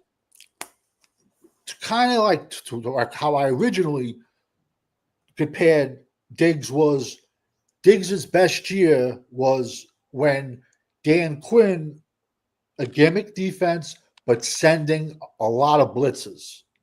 Now, no Dan Quinn. But no pass rush. The year that Trevon had 11 picks, he was fucking on fire that season, man. So we can't. I called him Diggs Island, bro. I did. Yeah, we can't take that away from him. I took it away from him when he made the business decision. I agree with that individual play, and I have my problem. Deion never made business decisions? Please say yeah. Say that again? So Deion didn't make a lot of business decisions? Yes, he did. Deion didn't like tackling? Yes, he would. He would go low. Come on, bro. Come on, see. You're going to compare Deion to Diggs? I'm comparing. He's not comparing. You can't even compare them in the same book if the book was that thick. Savage, you're missing this point. No, he would go low. He would go low. Deion didn't like tackling. But everything else he was good at, I'll take that over Diggs. Look, Prime is still Prime, and he is still. Deion even admitted that he made business decisions. He did. He said he made it. He said that. Okay, but Deion played offense. Deion played special teams. We can't make this a black and white discussion, man. It's not one or the other. Prime is still Prime without question, but he publicly said that he made business decisions in terms of tackling. 100%. So, I mean, he's still the GOAT corner. I thought the playoff game is what pissed me off with Diggs. I agree. But 100%. During the season, if he made it a business decision so that he can keep getting me interceptions throughout the year instead of tearing his shoulder apart or something like that, that's a different argument to make. But in the playoffs, you got to make the damn tackle. Yeah, that's what blows. I have no disagreement with you on that play in that situation in that game. No disagreement. I fully agree with you on that. But I don't think we can just use that because you're using that individual play to categorize his whole career. I don't think that's fair. Because, okay, I'm going to tell you a little story. There's a Hall of Fame tight end. You can look him up. His name is Jackie Smith. He played for the Phoenix Cardinals at that time. He's considered one of the best tight ends that ever played the game. You know what he's known for? Dropping a touchdown that Roger Staubach threw right in his hands in the end zone against the Steelers. Right in his hands. He was fucking suicidal after that. So here's this guy who's a Hall of Famer, great tight ends ever, and he's known as the guy that dropped it and Dallas would have took the lead. I'm sorry, the NFL is what have you done for me lately? And I'm sorry, man. I agree with that. But that's what it's supposed to be. That's what it's supposed to be. But we can't use, even with him, I can't speak for that play, but to categorize an entire play off of one play, while I do have a problem with the play, hold on a minute. While I have a problem with the play, I've been as critical of Trayvon Diggs as anybody on here. I don't disagree with you about that tackle. I have a lot of problems with him, so let's not dissuade that. I have a lot of issues with him. But you can't use one play to categorize him entirely as a player when you're talking about rankings, is my point. I don't know this, I don't know the answer. Besides the 11 interception season, what were his others? He never got to that, but he was always, he was honestly like his first bad year was last year. COVID year, he played 12 games. He had 3 picks. 2020 year was his breakout. Thank you. With 11 picks and that's 3 touchdowns. Right? That's 14. The next played 17 games. He had 3 picks. 2023 played. Last year was the only year I could. Last year and his rookie year are the 2 how years. How many did he get last year? I don't know. Last year he only played 2 games. No, last year he played 11 games with 2 picks. Well, last year he was not good last year. And so he's coming off an ACL. Exactly. That's all. Well, okay. Last year and his rookie year, he did not play well, to me. But But now you're making the argument of the guy with the fucking fire alarm going off, not counting Dak's 2 years he was injured against them. That's making the same argument. Trayvon. Wait, time out. What? I didn't. The guy, remember the guy whose fire alarm kept on fucking beeping? He was trying to say you can't count Dak's 2 years he was injured against his numbers. That's not what I'm arguing. That would be if I said that guy said that Dak played technically 8 years versus 10. That is not what I just said. That is the most bullshit retarded argument I've heard. That's not what I just said. I did not say that. But basically though, he has 17 interceptions for his career. Okay. And all I said about Trayvon, I did not say you can discount. What year did Diggs come? He came in with Lamb. He came in COVID year. No, he came in the 2020 year. So in basically 4 years, he's got 17 interceptions. Yeah, I bet you that's top 10 in the league. Somewhere around there. And Trayvon did first 5 years. Larry Brown first 5 years. Kevin Smith first 5 years. Trayvon Diggs was better than both of them. Yeah, right. Yes. So now we're back to stats and not playing. You brought up the stats. Well, we just comparing players. No, I'm just saying I don't think he's. I just said I don't think he's top 5. Dallas. You got 5 quarterbacks better than Trayvon Diggs on the Cowboys. I said him already. I said the names. No, you did. You said Kevin Smith. You said Kevin Smith and Larry Brown. I said Kevin Smith. I said Deion Sanders. Sure. I said Larry Brown. There's another old guy from the 70s, man, but a really bad hairline. The 70s better than Diggs. I know a lot of names, bro, but I can't. Come on, man. Man, Savage, you automatically crown people because they got a ring with Dallas. Yeah, you automatically crown them because they have a ring. The quarterback position. What's the purpose of this? What is the purpose of this game? That's a team. That's a team thing, though. Individually, you're not gonna tell me nobody from the 70s is better than Trayvon. I don't even care who it is. You're going back to the fucking Abe Lincoln administration for this shit, man. Come on, man. I love you, but come on. I know, but so perfect example, because the NFL didn't start counting sacks until the 80s. So Harvey Martin, MVP of the Super Bowl, even though he had 27 in 1977, 27 sacks. Screw him. Fuck him. He's not even in the Hall of Fame. 27 sacks, and co-MVP the Super Bowl, Randy White. But fuck him, right? We That's talking not about what he was cornerback. saying, man. Who said fuck him? First of all, that's what the NFL does. The whole and people talking about before Pro Bowls. Mike has made 4 Pro Bowls. It's a popularity contest. You vote for me, I vote for you. Now it is. Back in the day, it wasn't. Yeah, now it is. But I forgot who said it before. No, Lincoln people was said that, but look, Lincoln was a great wrestler. Somebody. Cornell Well, Green. Lincoln was big, bro. He was like 6'2". Abe Lincoln, man. You're gonna laugh. I tried watching that movie because I like Daniel Day-Lewis. Oh yeah. I tried like 5 times. I just couldn't get into No, it. it's a slow movie. It's a slow movie. I couldn't get into it. But I can't agree with you that he's not top 5, man. I gotta disagree with you on that one.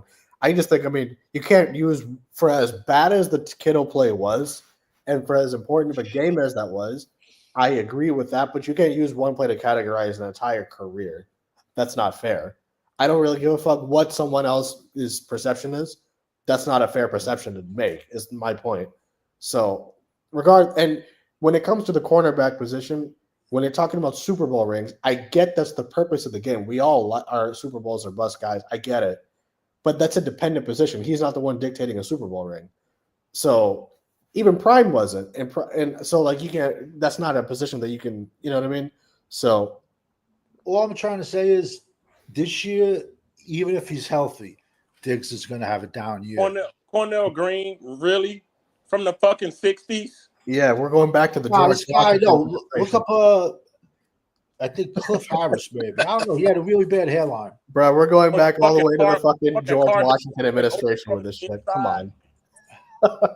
Are you serious? Jesus, man. If you think Diggs is better than Everson Walls, no way. No way. And Cornell still didn't have more picks within his first 5 years. He played like 62. This is hilarious. Did they even throw the ball back then? Yeah, back then. Cornell Green. Why is it we can only talk stats when it's like no one else can talk stats, but we can talk stats? If anyone says they would take Diggs over Everson Walls, knows nothing about football. Absolutely nothing. I don't think I'd take Diggs over Everson. What the fuck? Not even back to Carson now. But I do think Diggs is top 5 in I think he's top 5. Come on, man. 62. Yeah, I'm taking him over Larry Brown. I'm taking it. Yeah, we're going all the way back. He made his claim to fame is one game. The fucking robot won't even out there. I don't even know what dance it was. I knew he was going to be a bust in the Raiders because the Raiders played man.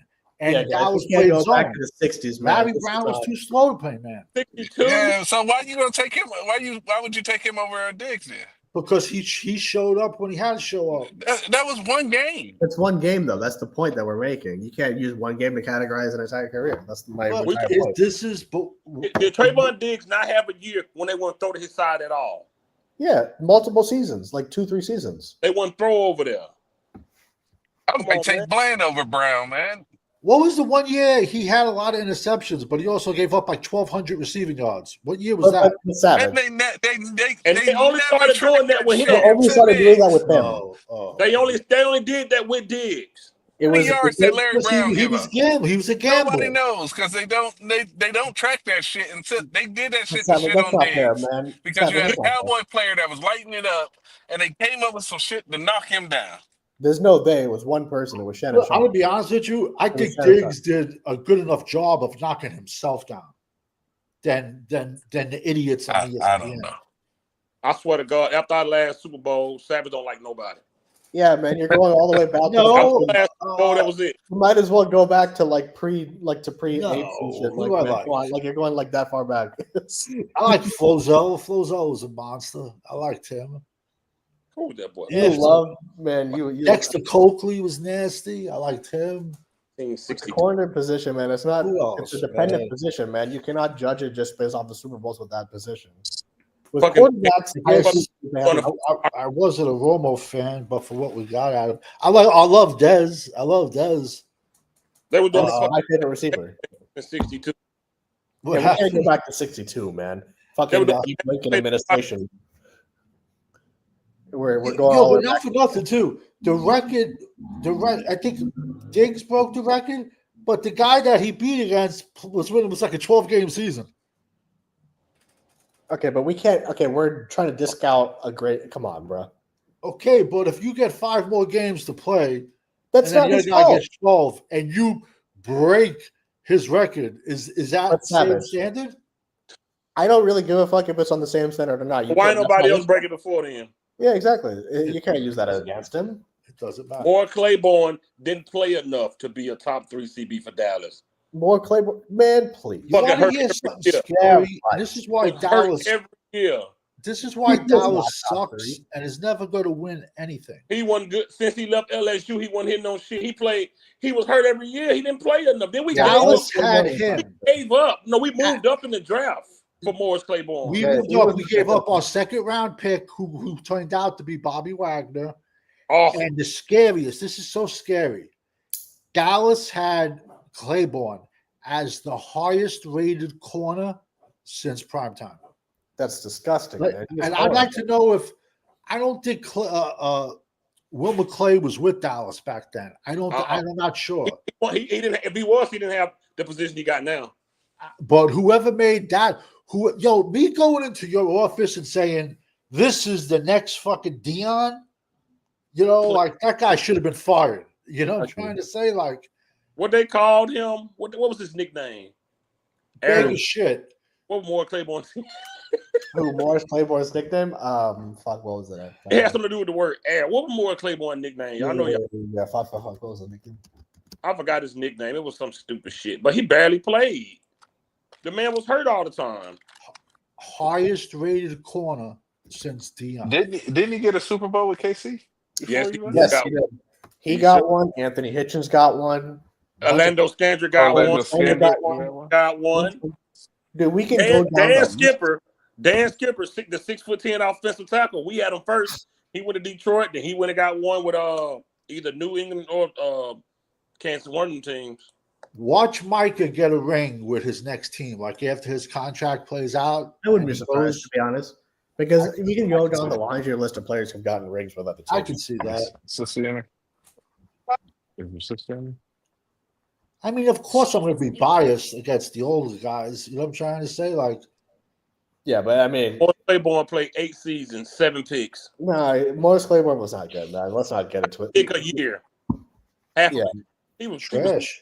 Nah, man, we can't go to him, man.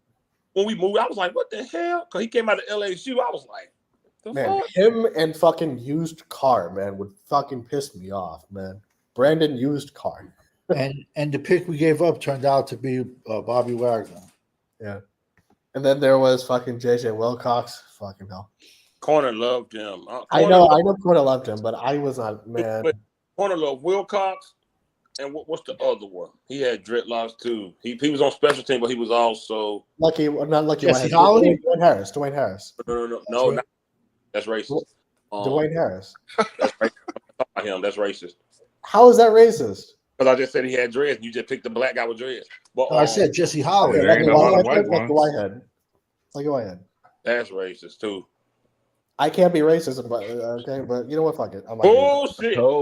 No, he Oh. was just here like 4 years ago. His nickname was Simba. What's his name? Simba. I have no clue. Oh, I said it, and then you would call me racist. I just had his name. Fuck. Kayvon Frazier. Did he have dreadlocks? I didn't even. I completely forgot. But Corner liked them because they would hit hard. That's it. I think Herb was a corner. I don't know why he liked it. JJ Wilcox. Frazier came. I'll take Charlie Ward. I'll take Charlie Waters even over Terrell Davis. Frazier came to Vegas and hung out with my wife at the fucking bar. Savage. I'll take Charlie Waters. Why don't you go back to Thomas Jefferson and pick him too? What else do I have? Okay, go back to Ben Franklin too. That was good. What else do I have to talk about? Let's go back to Ben Franklin. Maybe the lightning that struck 30 years of nothing. Let's go back to Ben Franklin too. That's why, like I just find it comical when these guys. Charlie Waters was a safety. Doesn't matter. He switched. It's a flex defense. He did a little bit of both. He freelanced. Come on, man. He freelanced over the corner. He started started over the cornerback. He started off as a corner, and then he went to safety. That's like so. Rod Woodson, same thing. Rod Woodson played cornerback and safety. Ronnie Lott, same thing, played corner and safety. I never seen Ronnie Lott. No, I never seen Ronnie Lott play corner. I never seen him play corner. He played corner. Really? Played all three positions. He's the best safety I ever saw. Oh no, Ronnie Lott was nasty on the field, man. I don't know Ed Reed, man. Ed Reed was a different beast, man. You can literally name the water boy and Savage say he was better than Diggs. Yeah, exactly. If the water boy was on the Super Bowl team, then he's better than Trevor. If he would have made it into 2 interceptions, yeah. The game, absolutely. Going back, well, we might as well bring back Benjamin Franklin when he got struck by lightning. See, but the problem, Savage, is that your team had to put Diggs in an opportunity to make that type of play in a big game because they haven't gotten there. He plays a dependent position. But I think they did. Didn't we all agree he made a business decision? But Savage, that was not the reason we But lost. if he makes that tackle, your argument don't change as far as the interceptions. Yeah, because regardless of that, whether he makes that tackle or not, we're not winning that football game. You know what it is? Listen. This is just me. I have a mindset where if you screw up that one time, the most important time,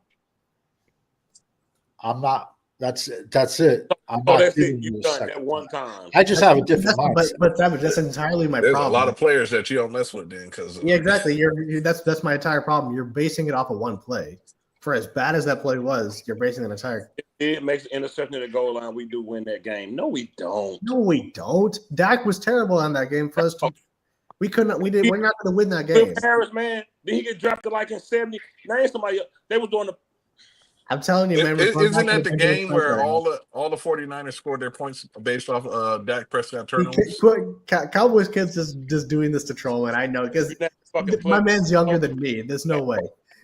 I never even heard of Benny. No, Cowboys kid is like just troll. I love him though, man. But my man's way younger than even me. Yeah, I got some. He's going back to the '60s and shit. I got some football cards with some old players. I sent a couple pictures of them to. Going back to when Ben Franklin was struck by lightning. Charles Waters he actually started off as corner. He was really good, bro. Where y'all rank John Lynch all time? Who? John Lynch. Yeah. I can name 10 I can name 10 safeties better than him. John Lynch. Okay. I like who? I like Lynch. What you want to know? What 10 safeties? He did his thing with Tampa Bay back in the day. All right, let's just get Dallas guys out of the way. I'm gonna go Darren Woodson, 50. Ronnie Lott, Steve Atwater. Ronnie Lott. Who was the guy who played for Minnesota? He wore his crazy fucking elbow pads. Glover, I think. He played for the Minnesota. That's 4. What year? Back in when Atwater and all those dudes played. Savage, you gonna make me join them, man. We got to come more modern than that. We don't know who these players are. That's what I'm saying. That's what we're saying, man. Okay, I'll put Ed Reed. over John Lynch. Hey, can we go 19? Let's go 1990 and yeah. Let's stop going to the 1700s, man. You're going way back when it was fucking white only water fountains. What is it matter? Franklin in Minnesota. When? As long as I can name 10 dudes better than that. No, but you're going back to 60s and 70s, man. When the fucking freedom rider were marching through the Benjamin Franklin lightning time. I'll give you one that no one's even ever heard of. He was better than Lynch. Adrian Wilson. He played corner for the Arizona Cardinals. Bro, the guy was a safety. He broke. He used to have 8-9 sacks a season. No one talks about him.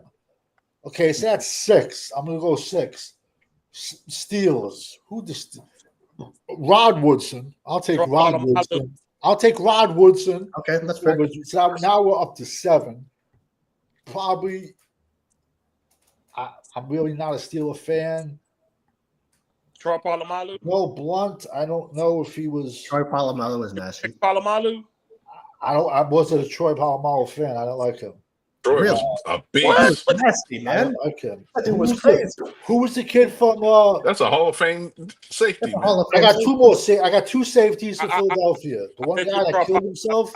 I bet you Troy Polamalu played in '68. You'll like him. No. It's Andre Dirty Waters. Golly. Andre, That's a Andre- two-time Super Bowl champ. Andre Yeah. Dirty Waters. He committed suicide, shot himself in the chest because of Self-deleted. CTE. And who was the other? Just recently, he retired from Philadelphia. Their safety. He retired like 3 years. He retired, I think, right before they won the Super Bowl. He's like president of player in the NFL. I know who you're talking about. I can't remember his name. I just can't remember his name. Fuck, what's his name? Let's see. He played for Philly forever. Yeah, he only played one more year for another team. Malcolm Jenkins. I was about to say Malcolm Jenkins. No. Yes, it is. He's he's on the board you're talking about. Yeah. Now this is another guy. He was shorter. Stocky. Dawkins. Brian Dawkins. Dawkins. There you go. Okay. Don't get me wrong. So I don't think Eric Berry get enough credit from Kansas City. I agree. I don't Yeah. Who? Yeah. Eric Berry. Yeah, he was good. He was good. He was good. He was He was good. Yeah. I can't front. You not Troy Polamalu was nasty, man. He was a dog, boy. That's a Hall of Fame safety right there, man. Him and Ryan Clark. Oh my goodness. Yeah, my man. goodness. Holy shit. They would lay fucking people out, man. And I can't stand Pittsburgh, but I gotta give Yeah, no, respect. exactly. Same Respect here. is due. Yo, Clark would knock himself out. Yeah. All the time. Dude would knock himself out, bro. All right. Yeah. I want modern guy. Where you rank Earl Thomas, Savage? Oh, he's up there. He's up there. Yeah. Earl Thomas and He Cam was nasty, Chancellor. bro. Earl Thomas, we had our chance to get him. It was how many years we hear? Oh, Earl's coming to us. Earl's coming to Yeah, us. yeah. And he breaks his leg and he gives the team that. Yeah. And then his wife catches him double team and two And his bros. wife shot at him. Yeah, because he caught him with two girls in the bed. He was nasty. I mean, bro, Cam Chancellor was Chancellor, yeah. nasty. That was a big safety, man. Man, he would lay. Yes, it was. You know what it is? I was in a big money league and in fantasy, and we didn't do defenses. We didn't do team defenses. The way we had it was you had to draft, you had to start 6 defensive players. So you had to start 2 DBs, could be anything, could be a corner, could be a safety. Look at corner. 2, yeah. Well, this that's how you know people that know the game versus people that don't know the game. I'm finna Then get you off. had to draft 2 linebackers. Then you had to draft 2 of anything. They could be defensive ends. They could be defensive tackles. They could be linebackers. They could be cornerbacks. They could be safety. An interception, 4 points. A touchdown is a touchdown, 6 points. A tackle was 1 point. A forced fumble was 2 points. A recovered fumble was 2 points. So that's when, trying to say you got to, instead of just saying, oh, I'll take Denver's defense, that's how you got to know. I'll never forget Sean Merriman's first year. He was going to be 20 points a game. 20 points a game. He was a monster. He just burnt himself out. Yeah, no, Sean Merriman was a good player, man. He was They say Parcells wanted Spears first, Marcus Spears, who I'm sorry, he sucked with us, and wanted DeMarco Murray. And listen, I get it. I go back to the older teams, but what else do I have? You have all the new players. They all suck, bro. They suck. No, they don't. Man, You realize There we're are like one good of the only players that play teams right now. You There are gotta good players that play realize right we're like one of the only teams that has not made it to the NFC Championship game. Yeah, but there's still But good they- players along the way. Yeah, exactly. You can update from Abe Lincoln administration to the Nixon administration. Just like you can say Jason Witten is a Hall of Fame tight end on a team that didn't accomplish anything. Exactly. You can say Tyron Smith is a Hall of Fame left tackle on a team that didn't accomplish anything. Exactly, but you know what I mean. There are good players still. The games are still played with good players. Yeah, it's not like they're bums on the NFL. Hey, BTP, you talking about Richard Sherman? Yeah, he's good. But no, man. I mean, you need a touchdown. Who you taking, Warren Moon or Steve McNair? Warren Moon. I've said this already. Warren Moon. The two best quarterbacks not to have a Super Bowl is Dan Marino and Warren Moon, and I've said that numerous times. You need a touchdown. Who you picking, Dan Marino or Joe Montana? Montana. Joe Marino, because I fucking hate Joe Marino. I mean Dan Marino. I fucking hate Joe. I was about to say you put them I was about to say you can both of them just combine them. I hate Montana. This isn't okay. How many Super Bowls did Montana win? What, 4? Yeah, man. Joe 4 for 4. I'm pretty sure he won the fucking Heisman. Yeah, you can't discount the 4. No, well, I'm saying all his accolades that he did. So he did all of these things, all these great things in life that no one's ever accomplishes. And then Rudy Rudiger had a sack in a game that they put him in the last 15 seconds of the game. And Joe Montana goofed on him, made fun of him. That shows you your fucking personality inside. He's a bag of shit. That shows you your true character, bro. 4 for 4, man. But we ain't out here to make friends. I guarantee you, Joe Montana sleeps on the fucking couch because his wife throws him a beating if he comes home late. Joe Montana ain't out there to make friends. He out there to win championships. He's a 4-time Super Bowl champion, man. Okay, but that's like, what do you mean? How can I phrase this? That's like, Chief, you literally are arguing about Super Bowls earlier about other players and that. Come on, man. No, but it's okay. But what I'm trying to compare is one guy that's done everything imaginable. That's what you play the game that had 9 seconds of his fucking life, and you defame him. That shows a lot about he's not making friends, man. He's winning Super Bowls. So you taking him for personal reasons, then? Exactly. Oh no, he played for my fucking enemy. He played for the enemy. I fucking hate it. I hate San Fran. I've always hated San Fran. But bro, and to be honest with you, the catch, he was throwing that ball away, bro. And a lot of Dallas fans don't know this. They all think that was the last play of the game. No, it wasn't. We got the ball back and was driving, and we fumbled. But that wasn't the last play of the game. But I know I go back to history, but there's no history. It's all the way back. It's to like old. I'm sorry, but I find it comical when they say the Great Wall 2.0. And I'm like, how could you say 2.0? They were good, brother. They were good, but they still went through 2 quarterbacks, right? They went through Tony Romo. That has nothing to do with them. Dak Prescott. They went through 2 good running backs, right? DeMarco Murray. Okay, dude. Ezekiel Elliott. So we had all this fucking time. We had Witten. We had Ron Leary, left guard, who was a monster, but yet we couldn't win. We couldn't even advance in the playoffs. And that has two running backs broke records under that offensive line. And so that's where I get lost with you, man. Okay. On one hand, you're talking about Super Bowls with Montana. Okay, so now you're back to talking stats instead of wins. Savage. We talk about what the offense. It's that job to help the quarterback and the running back get stats. Savage, it's about the position you play. They weren't the ones that were reason that we were losing. So you trying to tell me that 2014 through 2017 offensive line one of the best in the league for 4 years straight? Oh, during that time, yeah, absolutely. Yeah, that's what we're talking about. No, but comparing them to the great. What is up, everybody? Hey, man, what's happening, man? How was y'all's 4th of July? It was good, man. A lot of fireworks. Yeah, pretty good, man. And Nate Dogg, he did that on a 4-12 season. He cracked 1,000 yards. 12 seasons because that offensive line. I love it though, with the worst quarterbacks in the league. Yeah, with fucking ice cream sandcastle. as I quarterback. love it how people and think Brandon 1,000 Wheaton. yards is the like.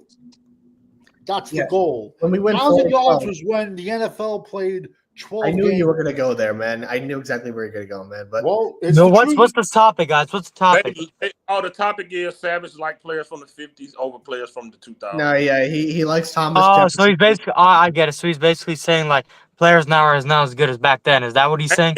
Ain't nobody on the Dallas Super Bowl team, and there's nobody better than them players than Savage. Savage said Trayvon ain't top 5 out of all Cowboy cornerback ever.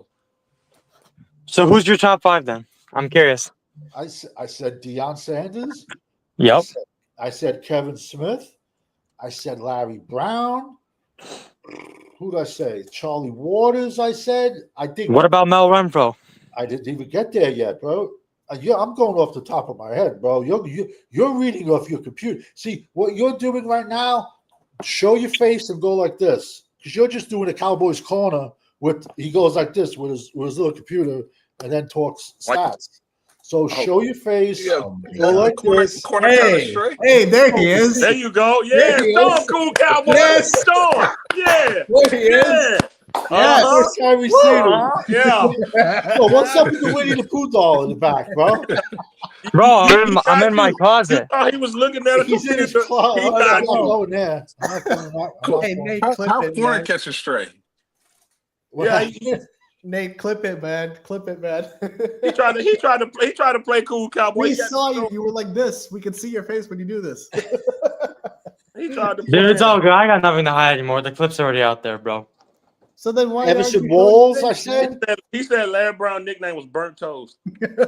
It was. Dude, Larry Brown, bro, is the most overrated corner ever, bro. He made his money based off that one play in the Super Bowl. Well, actually, 2. Thank you, cool Cowboy. Actually, 2. So you're going to tell me Diggs is better than Everson Walls?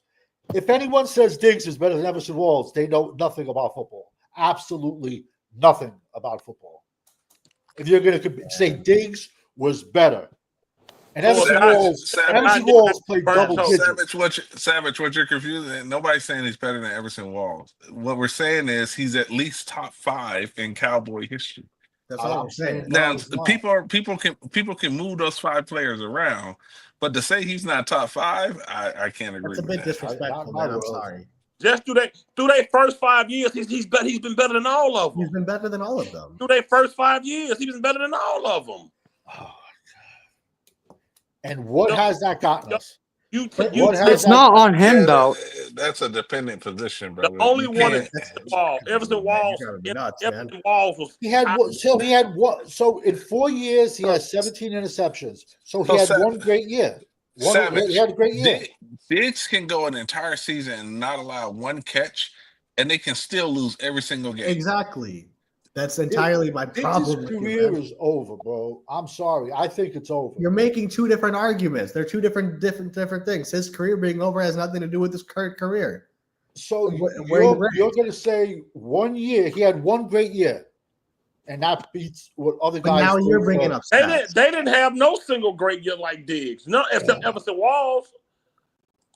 But look, if you would watch the game back then, you would understand. Man, back then, now they're still the same. It ain't changed No, just it's because not. it ain't live no more. No, it's not. Yo, I can't wait till 2028. We're gonna win the gold, no matter what. In 2020, you're still gonna bring up. This is flag football, man. Now, this is all. Now, let me ask you this: do you have CeeDee Lamb as a top 5 wide receiver in Cowboys history? Nope. No, it's cool. He Say literally said that most modern players suck. He said that, so I love him, man. I love said that he got CeeDee Lamb as top wide receiver Cowboy history. Top. I'm gonna go Drew Pearson because Dez. I'm up there with Dez. I apologize. Michael Irvin. I'm gonna apologize. You don't like Michael I'm Irvin. gonna apologize. Let me finish. I'm gonna go Michael Irvin one by far. Michael Irvin, 88 by far. Drew Pearson, Dez Bryant. Okay.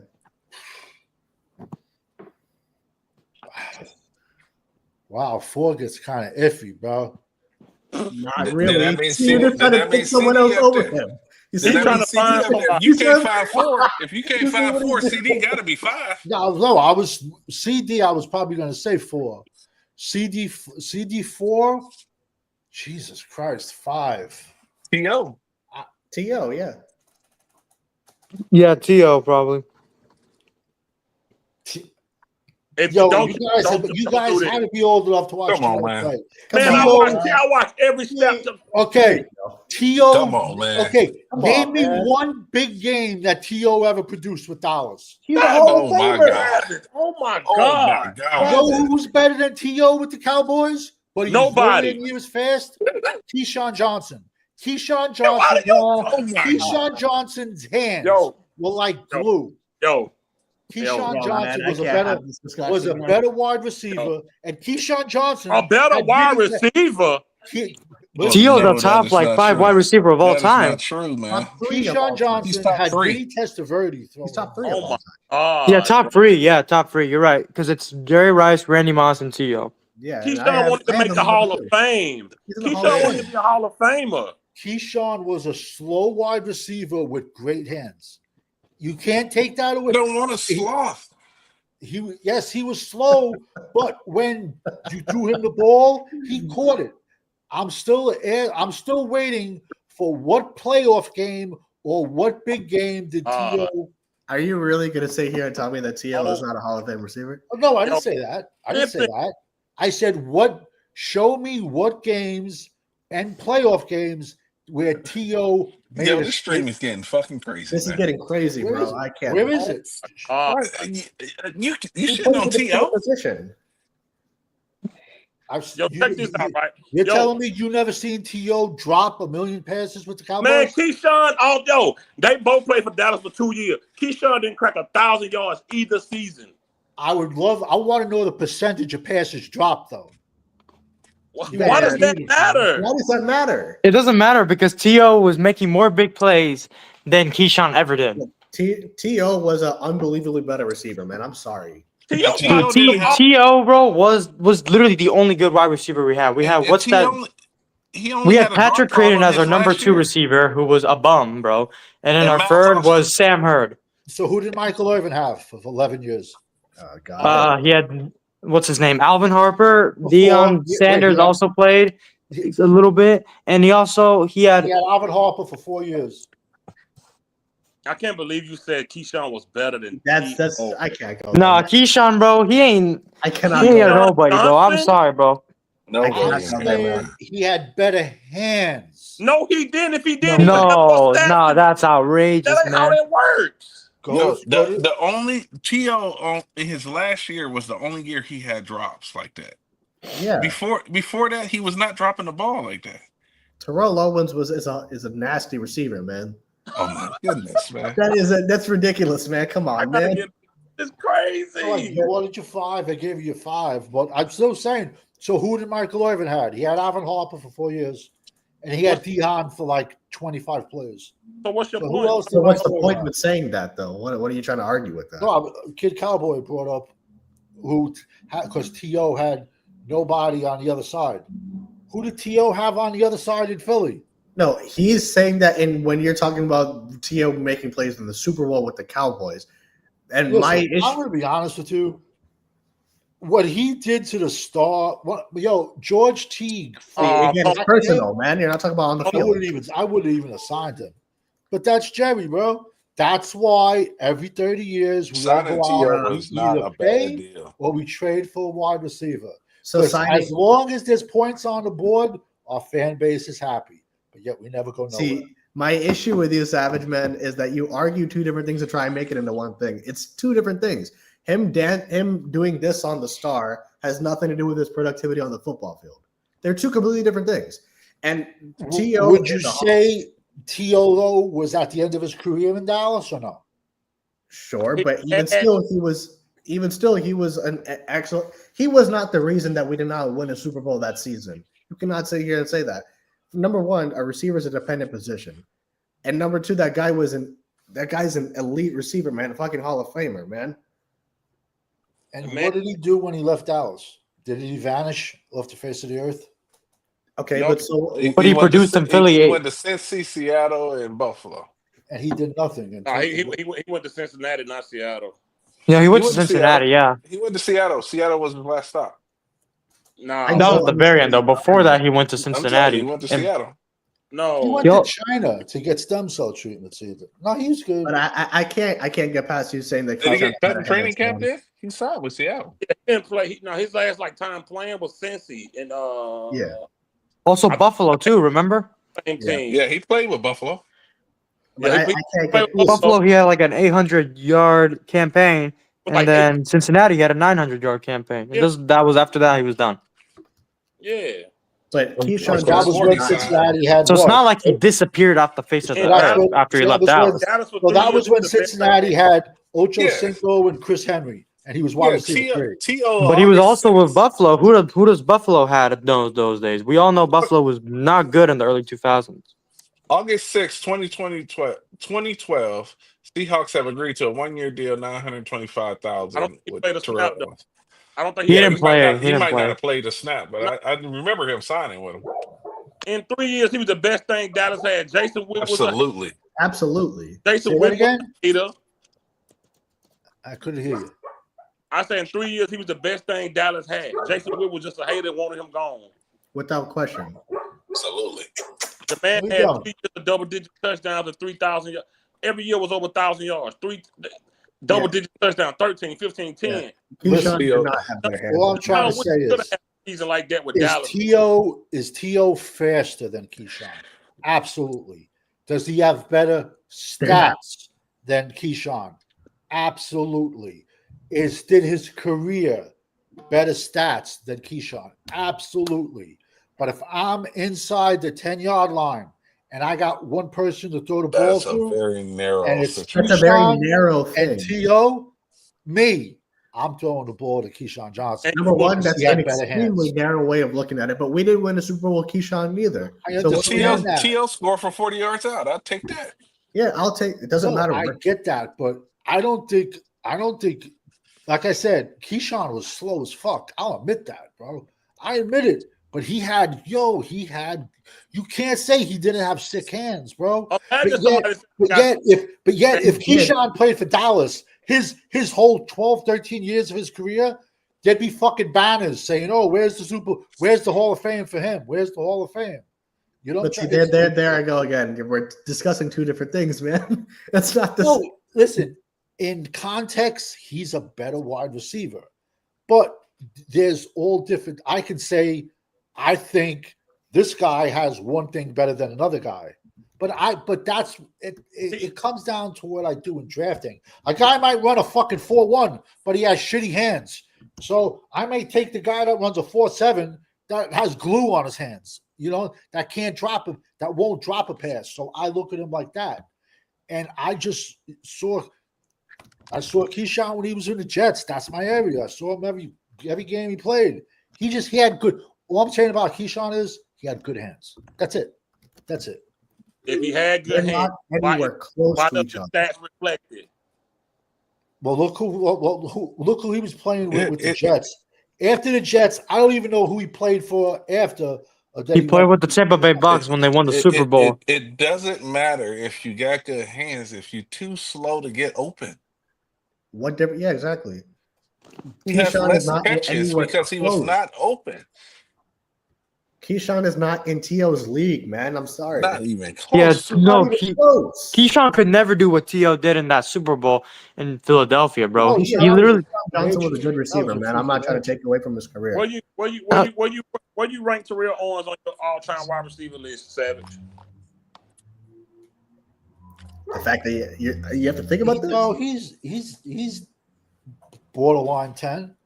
What? 10? Okay, who's 9 through 1 then? Let's hear that. Look. I'm finna go. Yo, this is shit. Okay, Yeah, I guess right. you're gonna take Randy Moss. You're gonna take T.O. over Randy Moss. Yo, He's my number 10. No, that's why I say he's top 3. Randy Moss is better. Randy Moss. You're gonna take T.O. over Chris Carter. yes. Yes.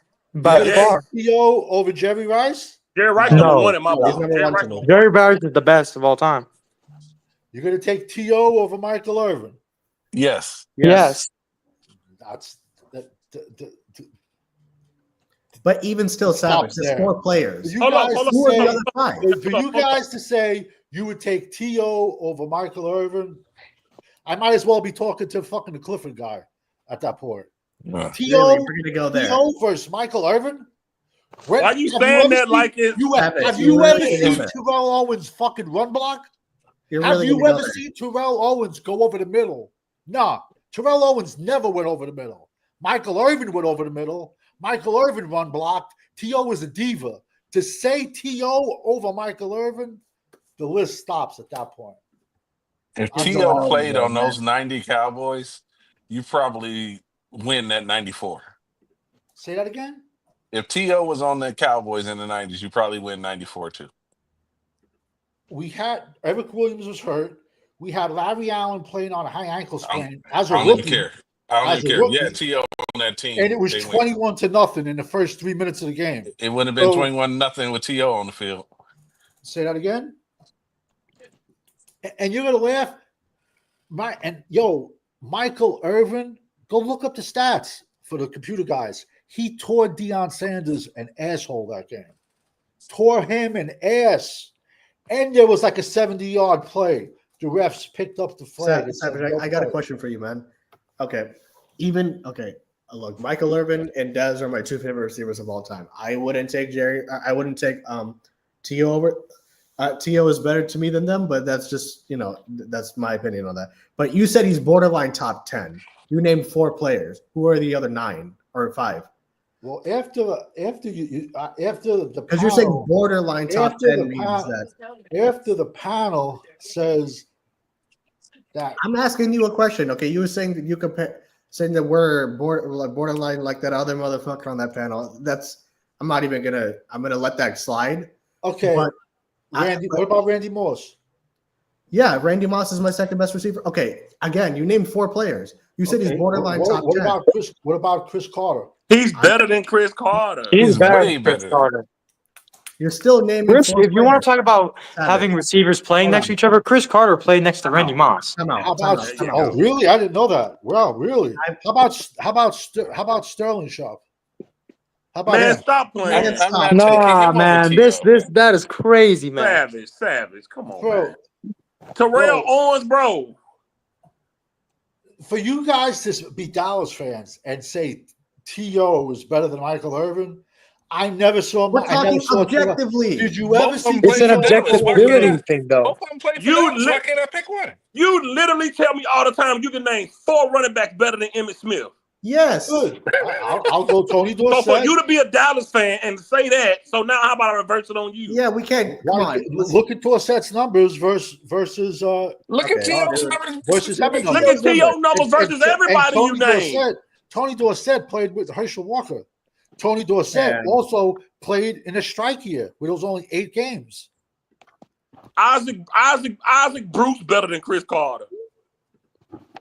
Okay, Savage. Even with Chris Carter. Okay, Savage. Me? Listen. You talking to that man like he a child, man. Because you ain't listening, brother. I love you, but listen first because I'm trying to ask you a question. You named Jerry Rice, Michael Irvin, Chris Carter, Sterling Sharp, right? That's 4. That's 4 receivers. Who you said borderline top 10? I said Randy Moss. Okay, 5. Keep going. Who are the other 4 receivers that are better than Terrell Owens? Let me think. Okay, 5. I'm sorry, because I named 5. Name me the other 5. T.O. is in pretty much everybody's top 5. Because you're saying borderline top 10 means he's either 9th or 11th. That's what that means. So no. When I said to me, he was like 9-10. I said borderline. That's ridiculous. But so 9 exactly. So who are the other 4 receivers that are better? Don Hudson. He played for the Green Bay Packers. Don Hudson. Yeah. Oh yeah, that's the Packers dude. I know. He's the Packers dude. I know. He played in like the 60s, I think. Yeah. Why don't you tell us stats though? Wasn't that the movie Cars? Why don't you say his stats though?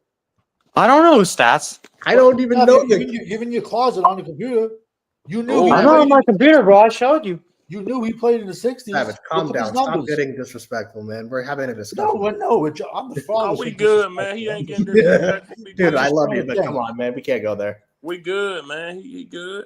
We all grown. We good. I'm trying to think, man. Let me think. Megatron, Calvin Johnson. You're gonna say T.O. was better than Calvin Johnson? Yeah. Wow. That is actually the closest one, I will say though. Megatron that's was a beast, man. That's 6 right there. Steve Largent. No. Not in my opinion. No. Because you never saw him play. You're a young kid. No. And I bro, get I've it. seen him on YouTube, bro. I didn't even see T.O. either. And yeah, I can still say that T.O. is better. So I haven't seen either. How could you do that? So Don Hudson you watching someone on YouTube and saying they are good is the same thing as Cowboys Corner, who does not watch any football. Why do you keep coming?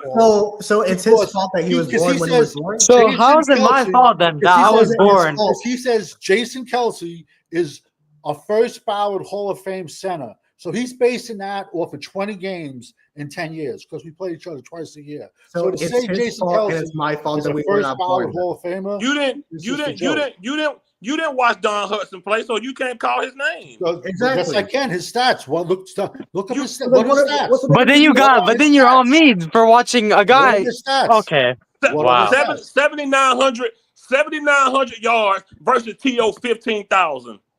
How long did each play? How long did they play? And okay, 12 game seasons. 12 games. You asked. Bro, Don Hudson played when there was like segregation, bro. No, it was like it was black and white. It was like TV was black and white. Bro, there's not 6 receivers better than Terrell. Nah, man. Nah. The only one I can make an argument even for is Calvin Johnson. The rest, no. I'll give you Megatron as an argument. I'll give you Megatron, but after that, no.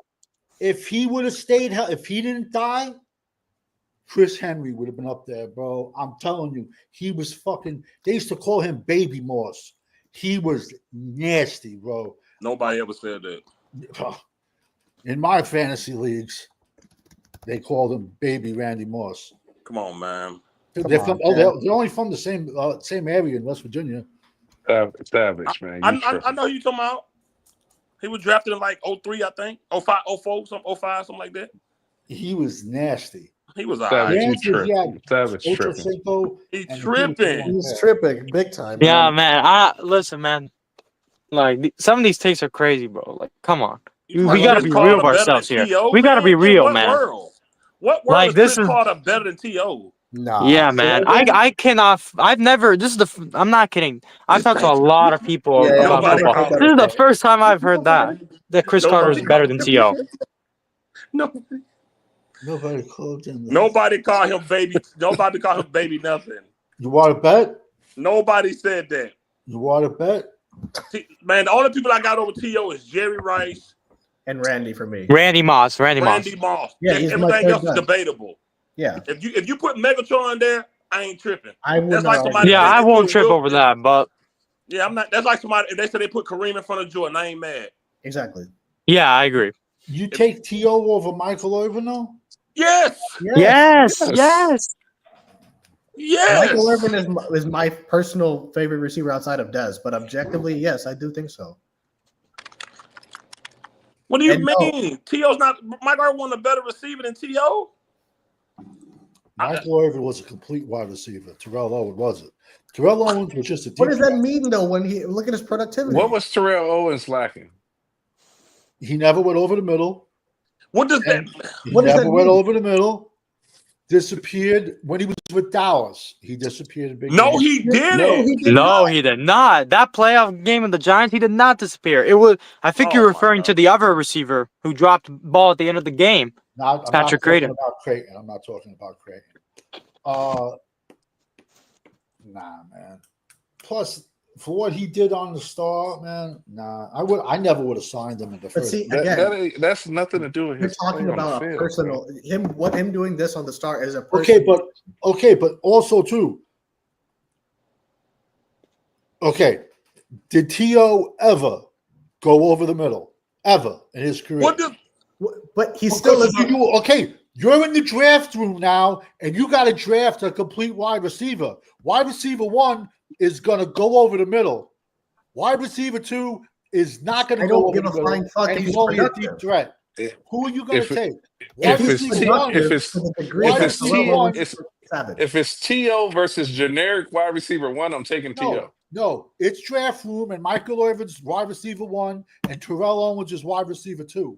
Who you drafting? I'm taking Terrell Owens. All right. Well, listen, that's what makes America great. We all can disagree, but as a complete receiver, Michael Irvin's was a better receiver. I said I was give America free speech, but great. Jesus Christ, this is crazy conversation. Irvin went over the middle.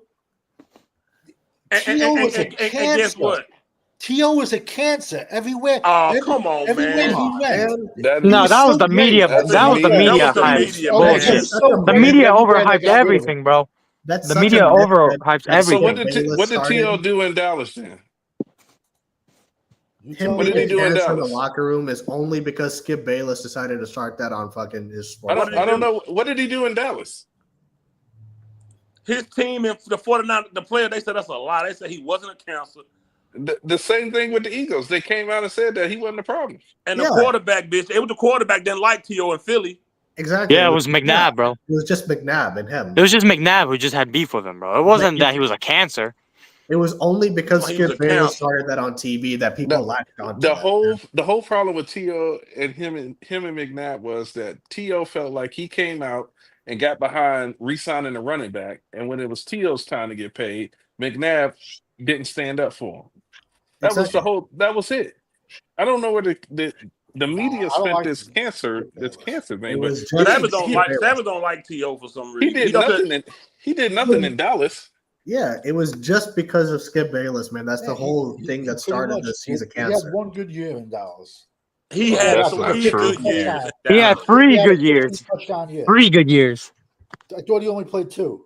3. No, he played 3. And what was his stats? What was his stats for the 3 years? All over 1,000. I know that. That doesn't. I don't know exactly, but yeah, I know they were all over 1,000. His first year, 1,180, 13 touchdowns. His second year, 1,355, 15 touchdowns. His third year, 1,052 yards, 10 touchdowns. Yeah, all double digits. So all double digits. I'm gonna say he had. I'm gonna say he had one good year. His second year. No way. Let me ask you this question: how do you guys average 57 yards a game for 16 games, and that makes you great? Everyone think, the 1,000 yard, like the benchmark of 1,000. He had over 1,300 yards. That's 85 yards. Realize the one now when we go to 18 games, I guess we're still going to use the 1,000-yard benchmark. No, 1,000-yard benchmark, rushing or receiving, meant something when it was 12 games. Then Why it's did you go back when there were 2 games? Now it's 17. Now it's 18. So of course you're going to have better statistics, these guys. Yeah. But when Tiona was doing, it was still 16. It was still 16 games. Okay, but it was still more than a lot of other guys play. He still got 4 more games than other So guys what it was? So what it was the Michael Irvin era? Yeah. So did Michael Irvin not play? How many games? So can we bring his stats down because he didn't play 12? He never played 12. Man, come on, man.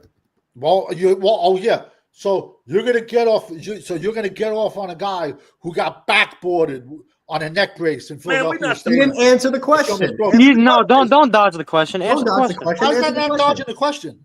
You're comparing with one guy who hurt his neck because he couldn't. That's not what he asked. Because he didn't play as long as one guy. Because that's what Fifth just did. No, I didn't. No, he didn't. He did not. So for the people Irvin listening, didn't play as much. So listen. This what happened. He said, what was his yards in Dallas? I gave him the yards. He moved the goalpost and said, well, they played more games. That would have mattered when they were playing 12 games. I said, okay, so let's take away some of Michael Irvin's stats. Wait. I said, so let's take away some of Michael Irvin's stats because he played more than 12 games. That was Michael Irvin got 3 rings for us. That whole team contributed to those rings. It's the whole team. That's the thing. It's not a one-player game. It's a team game. So T.O. was the best thing on that Dallas team. The best. Let me tell you something. They have it all the time. They do redrafts. If there was a redraft, and I know they came out in different years, but if there was a redraft and all 32 teams are there, and Michael Irvin's one and T.O.'s two, those are the two options, I'm going to say 30 out of the 32 teams. Hell no. No way. No, Hell no, no. no, no. No way. Look, I love Michael Irvin. I love Michael T.O.P. Irvin, man. He is the best receiver in Cowboy history to me. But come on, man. We can't. Let's be fair. Yeah, it's Terrell undisputed. Owens He is the numbers. best receiver in Cowboys history. Him and Dez, like I said, are my two favorite receivers. He's easily the best with the Cowboys. But come on, man. Let's be fair here. Hey, Savage, would you take Irvin over Moss? Because he has 3 Super Bowl rings according to that log. Yeah. Moss has 0. Wait, so wait, I guess wait. I want to hear this answer. Let's see. It made me sick my entire life. Every touchdown I ever saw the kid fucking throw. I got it. But would you take Irvin over Moss? Just answer the question, brother. I got to stick with my heart and go Irvin. Man. You lost it, bro. But they hear what he said, his heart. So he knows that he doesn't believe what he's actually saying. Let me finish. Go ahead. I love Randy Moss. To me, he's in like my top 3. He's probably my top 2, to be honest with you. I'm going to be honest with you. I'm a super big Randy Moss fan. He got fucked around in college. He went to 3 different colleges, thrown in jail. Yeah, well, first it was Notre Dame, got kicked out of there, then Florida State, then they put him in fucking jail for smoking a joint. Then he wound up at Marshall. And every time I ever saw that kid catch a pass, I wanted to vomit because his size and he should not have been able to run that fucking fast. And he would just go up and get the ball. I have him. He's probably like my number 2 or 3. I'm going to be honest with you. And Dallas told him we were going to fucking draft him. So who's your 1 and 2? Did you close your eyes? My 1 and 2, I'm going to go Irvin and Randy Moss. Because Moss. You put Michael Irvin over Jerry Rice. I've said that before. Yes. Because Jerry Rice had a better supporting cast. Besides Alvin Harper, who did Michael Irvin have his entire career? Crickets. Michael Irvin only had Harper for 4 years. Then Harper came back towards the end, missing a finger. He had to get half his finger cut off in Tampa Bay. So we took a guy with 9.5 fingers. Who did Michael Irvin have? I'll be waiting. Anthony Smith. It's not crickets because we don't have no crickets because I have nothing to say. I'm just completely baffled at this. I'm just saying, who did Michael Irvin? That's why I look at who did he have on the other side. If they redraft, knowing what they know, they would take Irvin. 30 teams will take Irvin over Jerry Rice. No way, man. No way, man. No shot. No shot. I didn't say that. I said Terrell Owens. No, but I'm switching in Jerry Rice to see that you have the same answer. Yeah, because Irvin got more championships than Jerry, right? No, I think they both have the same actually. Who would they take? Jerry Rice or Michael Irvin first? They would probably take Jerry because Michael Irvin was a little bit crazy off the field. But you just said T.O. was a distraction. Exactly. Answer. Okay, but his distractions were a little bit different. Oh, okay. Wow. So you rather have a guy vocal in the locker room versus a guy that does cocaine. And Troy Aikman said, "Listen, I don't give a fuck if you can snort a fucking 8-ball before the game. I don't care. Man, now I don't care. So you more worried about somebody that stood on the star than somebody that's a crackhead, right? Oh, so basically, then we should throw Lawrence Taylor out of the Hall of Fame. I don't give a damn. He ain't play for the Cowboys. I don't care about him. It ain't about him. I guess Lyle Alzado doesn't deserve. I don't know who that is. I don't even know who the fuck that is. I'm going to be. Who is that? Lyle, you never heard of Lyle Alzado? We played for the Raiders. Absolutely. For the Broncos, the Cleveland Browns, and the Raiders. Did they have modern uniforms or not? He played 2 Super Bowls. They probably had them leather helmets. He was the guy that admitted to taking steroids when steroids wasn't even illegal. Was this before or after the forward pass was invented? This was in the 80s. This was the 80s. So he admitted to taking a substance that was legal, that everyone, majority of the offensive linemen, and you can have an eye for it, you can tell. And he's banished. He's banished from the Hall of Fame, like Bogeyland, for taking a substance wasn't even illegal. You would choose Jerry Rice over Michael Irvin over Jerry Rice, man. Come on, man. Man. Well, because I said, look at the big picture. Look at the supporting character. Look at who had a better supporting cast, Michael Irvin or Jerry Rice. Jerry Rice was Jerry Rice. Jerry Rice was putting 1,000-yard seasons at the age of 40. When he left the 49ers, he would have had another almost Hall of Fame career. He didn't have no good supporting cast over there. You didn't answer my question. Who was Jerry Rice's supporting cast? What is considered a supporting cast? Are we taking in the entire offense or just the other wide receiver? Wide receiver. Let's just stick to wide receiver. I was about to say, because Irvin had the greatest one in Emmett. Exactly. And so you're going to compare Emmett to T.O.? No, you don't think having Emmett in the backfield helps a wide receiver? Oh, so having Roger Craig, who rushed for 1,000 and caught 1,000 yards, I guess that doesn't equal Emmett. So you saying Roger Craig and Emmitt Smith are on the same level? No, you were talking about running backs being wide receivers, and I just told you. I said having Emmitt Smith in the backfield helps. And Roger Craig was in the backfield for the 49ers, rushed for 1,000 yards, and caught 1,000 yards. Yeah, but you said that's only 50-something yards a game. 50-something yards a game, that's not a big deal. That's what everyone's talking about. The 1,000-yard benchmark. Who I said it's a joke my entire life. When they went from 12 to 16, the 1,000 yards went out the window. But like I said, by the time we're then what's your benchmark then? If you think the 1,000 yards is irrelevant, I'm curious. It meant something when the season was 12 games. But what's your benchmark? What's your number then? It goes up every year.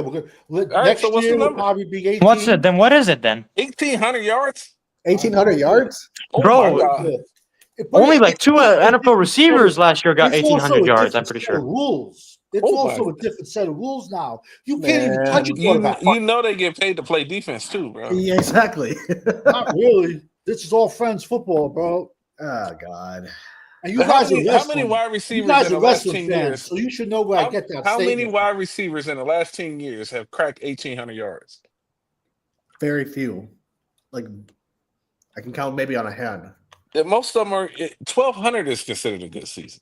Okay. So last year, not a single receiver got 1,800 yards. The closest, Jamar Chase, 1,708 yards.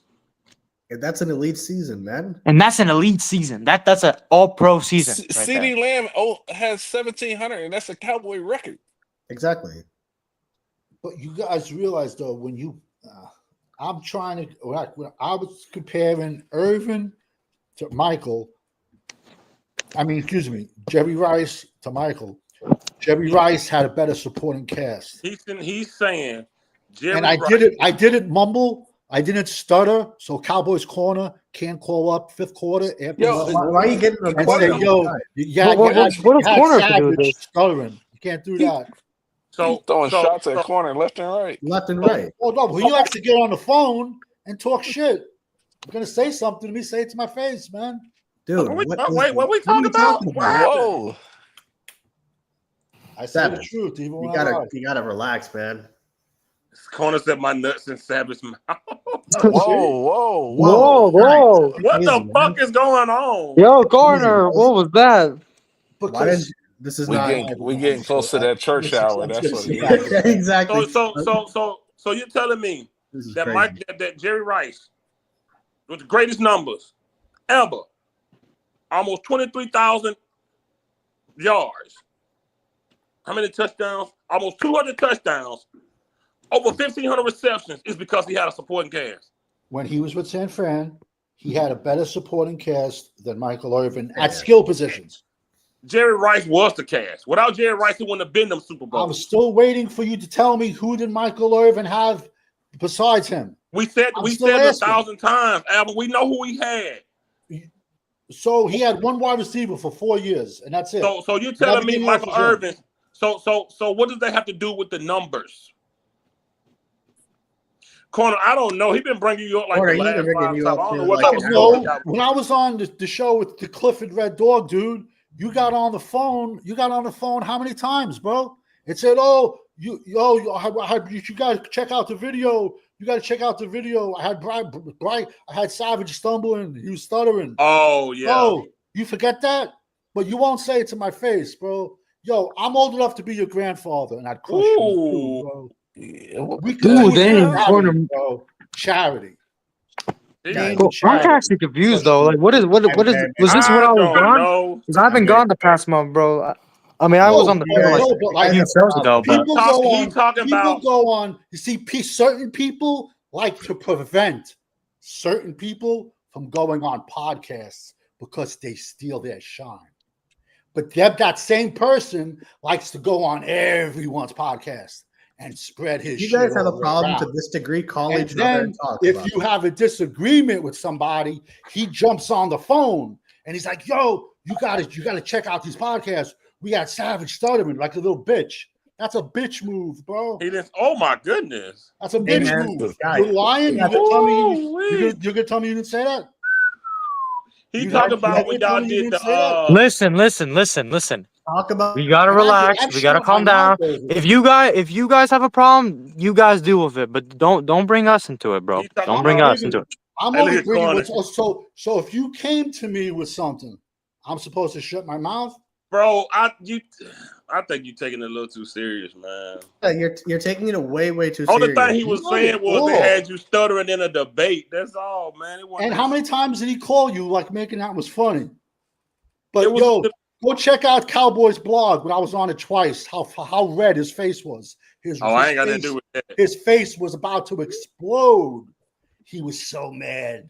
So mad. Was mad because you was on blog channel? 100%. What is going on? What the fuck His is going face on? was Right red as What a guys? tomato. What is going on? Ever since I've gotten in here, on it, y'all bro. been heated, bro. Like, calm down, man. Calm down. His face was red. I thought we were talking about receivers. I don't know. No, If you guys have a problem, talk offline. You guys gotta talk one-on-one, bro. This has nothing to do with us. I don't talk. And don't bring it up on live. Then don't bring it up to us because we don't want to know about it. That's between you two. That's not between us. Well, if someone says something to me Bennett. and then calls an emergency podcast briefing to settle it, I'm just supposed to shut up and make believe it never happened. Okay, I'll say this. We've had so many shows since that happened. I feel like you should have addressed this a long time. Yeah, you could have addressed this a long time ago if you had a really problem with We've it. had so many shows since that happened. I don't know. None of us even knew I about that. ain't got no smoke with nobody. I'm chilling. Neither do I. Yeah, me too. I'm just saying, what does this have to do with it? That's all I'm asking. I got smoke with you, Fifth. Hey, I got the Texas. What'd you say, Uncensored? I got smoke with you. Man, sit out, man. I got smoke with you because you ain't put me on game a year ago, like I said. What happened a year ago? You should have put me on game about the DSP. Oh, man, hey, bro, listen. I don't know. You know now, though. See, look at him. There you go. He was losing his debate. Hey, we good, man. Corner chilling, man. Yeah, we're crossing the preacher. Was Corner even on the show before? Like I came. Yeah, he was, and there was no discussion of this. That's why I'm very confused. Was it about Osaroni stuff? Yeah. Corner came on the ball. Lynn's, Kid Cowboys got Swan was good. A lot of good guys. I mean, I don't know, man. Morse is up there for me.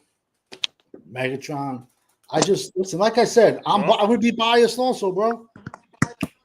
If I don't like, they don't play for my team. I don't like them, bro. I'm one way, bro. I'm one way, and I stay that way. Well, Uncensored's in there twice. It's not getting brought up. Because Fifth kicked me out because I told him I had smoke with him. No, I didn't. No, I got a phone call. Yeah, it's a connection thing. Oh, okay. Well, it's amazing. It was perfect timing though for that. It's amazing, though. There's 6 billion people in this world, and people get butthurt about someone getting a like or someone getting a shot on a podcast.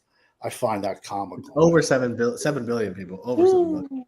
Yeah, we breeding too much. Y'all got to slow down and put Diggs in the cage. Put Diggs in the cage, man. Damn. Listen. I mean, this literally started with just. Yeah, we are up to 8 billion. Actually, we're up to 8 billion people. Oh my god. Well, no, this conversation only started because is Diggs a top 5 cornerback, and then it went all the way here. So I don't know. So I joined at the beginning of it then. No, you joined in the middle of it. I said he was in a Dallas top 5 corner. I don't consider one great season. I don't consider that. Yeah, but you crowned what's his name off of one game. Who? Yeah, exactly. Brown. Well, it was a Super Bowl. That's different. Man, okay. Still one game though. Still one game. Larry Brown played that whole season. Kevin Smith tore his Achilles first game. What was his stat? What was his stats for that season? Nate, what's happening, man? Yeah. Did he get carried to the Super Bowl and then showed out on the Super Bowl? So, oh boy, he's here. Oh, Corner, you're here. What's up, Corner? What's up? Boy. What's up? Look at Fifth looking away. What's up? Fifth looking away. What's up? Talk into your microphone. Nobody can hear you. Use your man voice. First of all, use your man voice. Shut the fuck up. Use your man voice. I was not mad when you were fucking there. Number you one. See the Texas? Fucking two. You want to see the Texas? Two. Shut the fuck up. Number two. You kibosh number 3. Let him talk, Savage. Got your rocks on. Let him talk. Number 2. You kibosh number 3. Shut the fuck up. Yo, Savage, let him talk, man. Yo, let's do it for charity. Savage, let him talk, bro. Let him talk. I don't want to talk. Bitch, well, let him talk. You're a bitch made bitch. That's why I want to see you get beat up by your grandfather. You fucking called me. I'm fucking here, and you won't let me fucking talk. I want to see you get beat up by your grandfather. Yo, Savage. I want to see you get beat up by your grandfather. Beat up. Oh, you talk out your ass, bro. You talk out your ass. Look at you. You call me up. I was a correction officer. You lasted 8 months. I'm not wasting my time on you. You're a bitch made bitch. That's what you are. That's what the fuck you are, Savage. Everything you talk about is the fuck you are, Savage. Like you are. You're losing your debate, sensitive Danny. And guess what? Newsflash for you, little pussy. No one called you Day 3 Danny, you fucking bitch. No one has ever called you Day 3 Danny.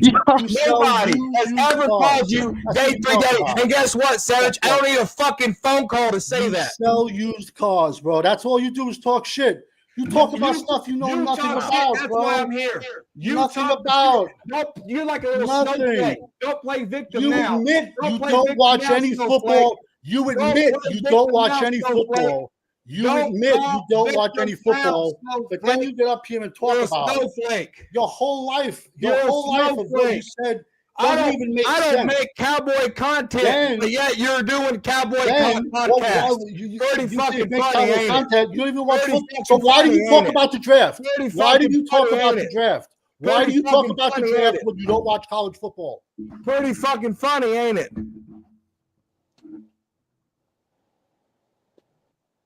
What happened? Everybody done now? Guys, are we done, guys? Are we done? Are we done? Because this has gotten way too over the phone. This is way too far, guys. He called me here, and then the little bitch won't let me talk. How the fuck?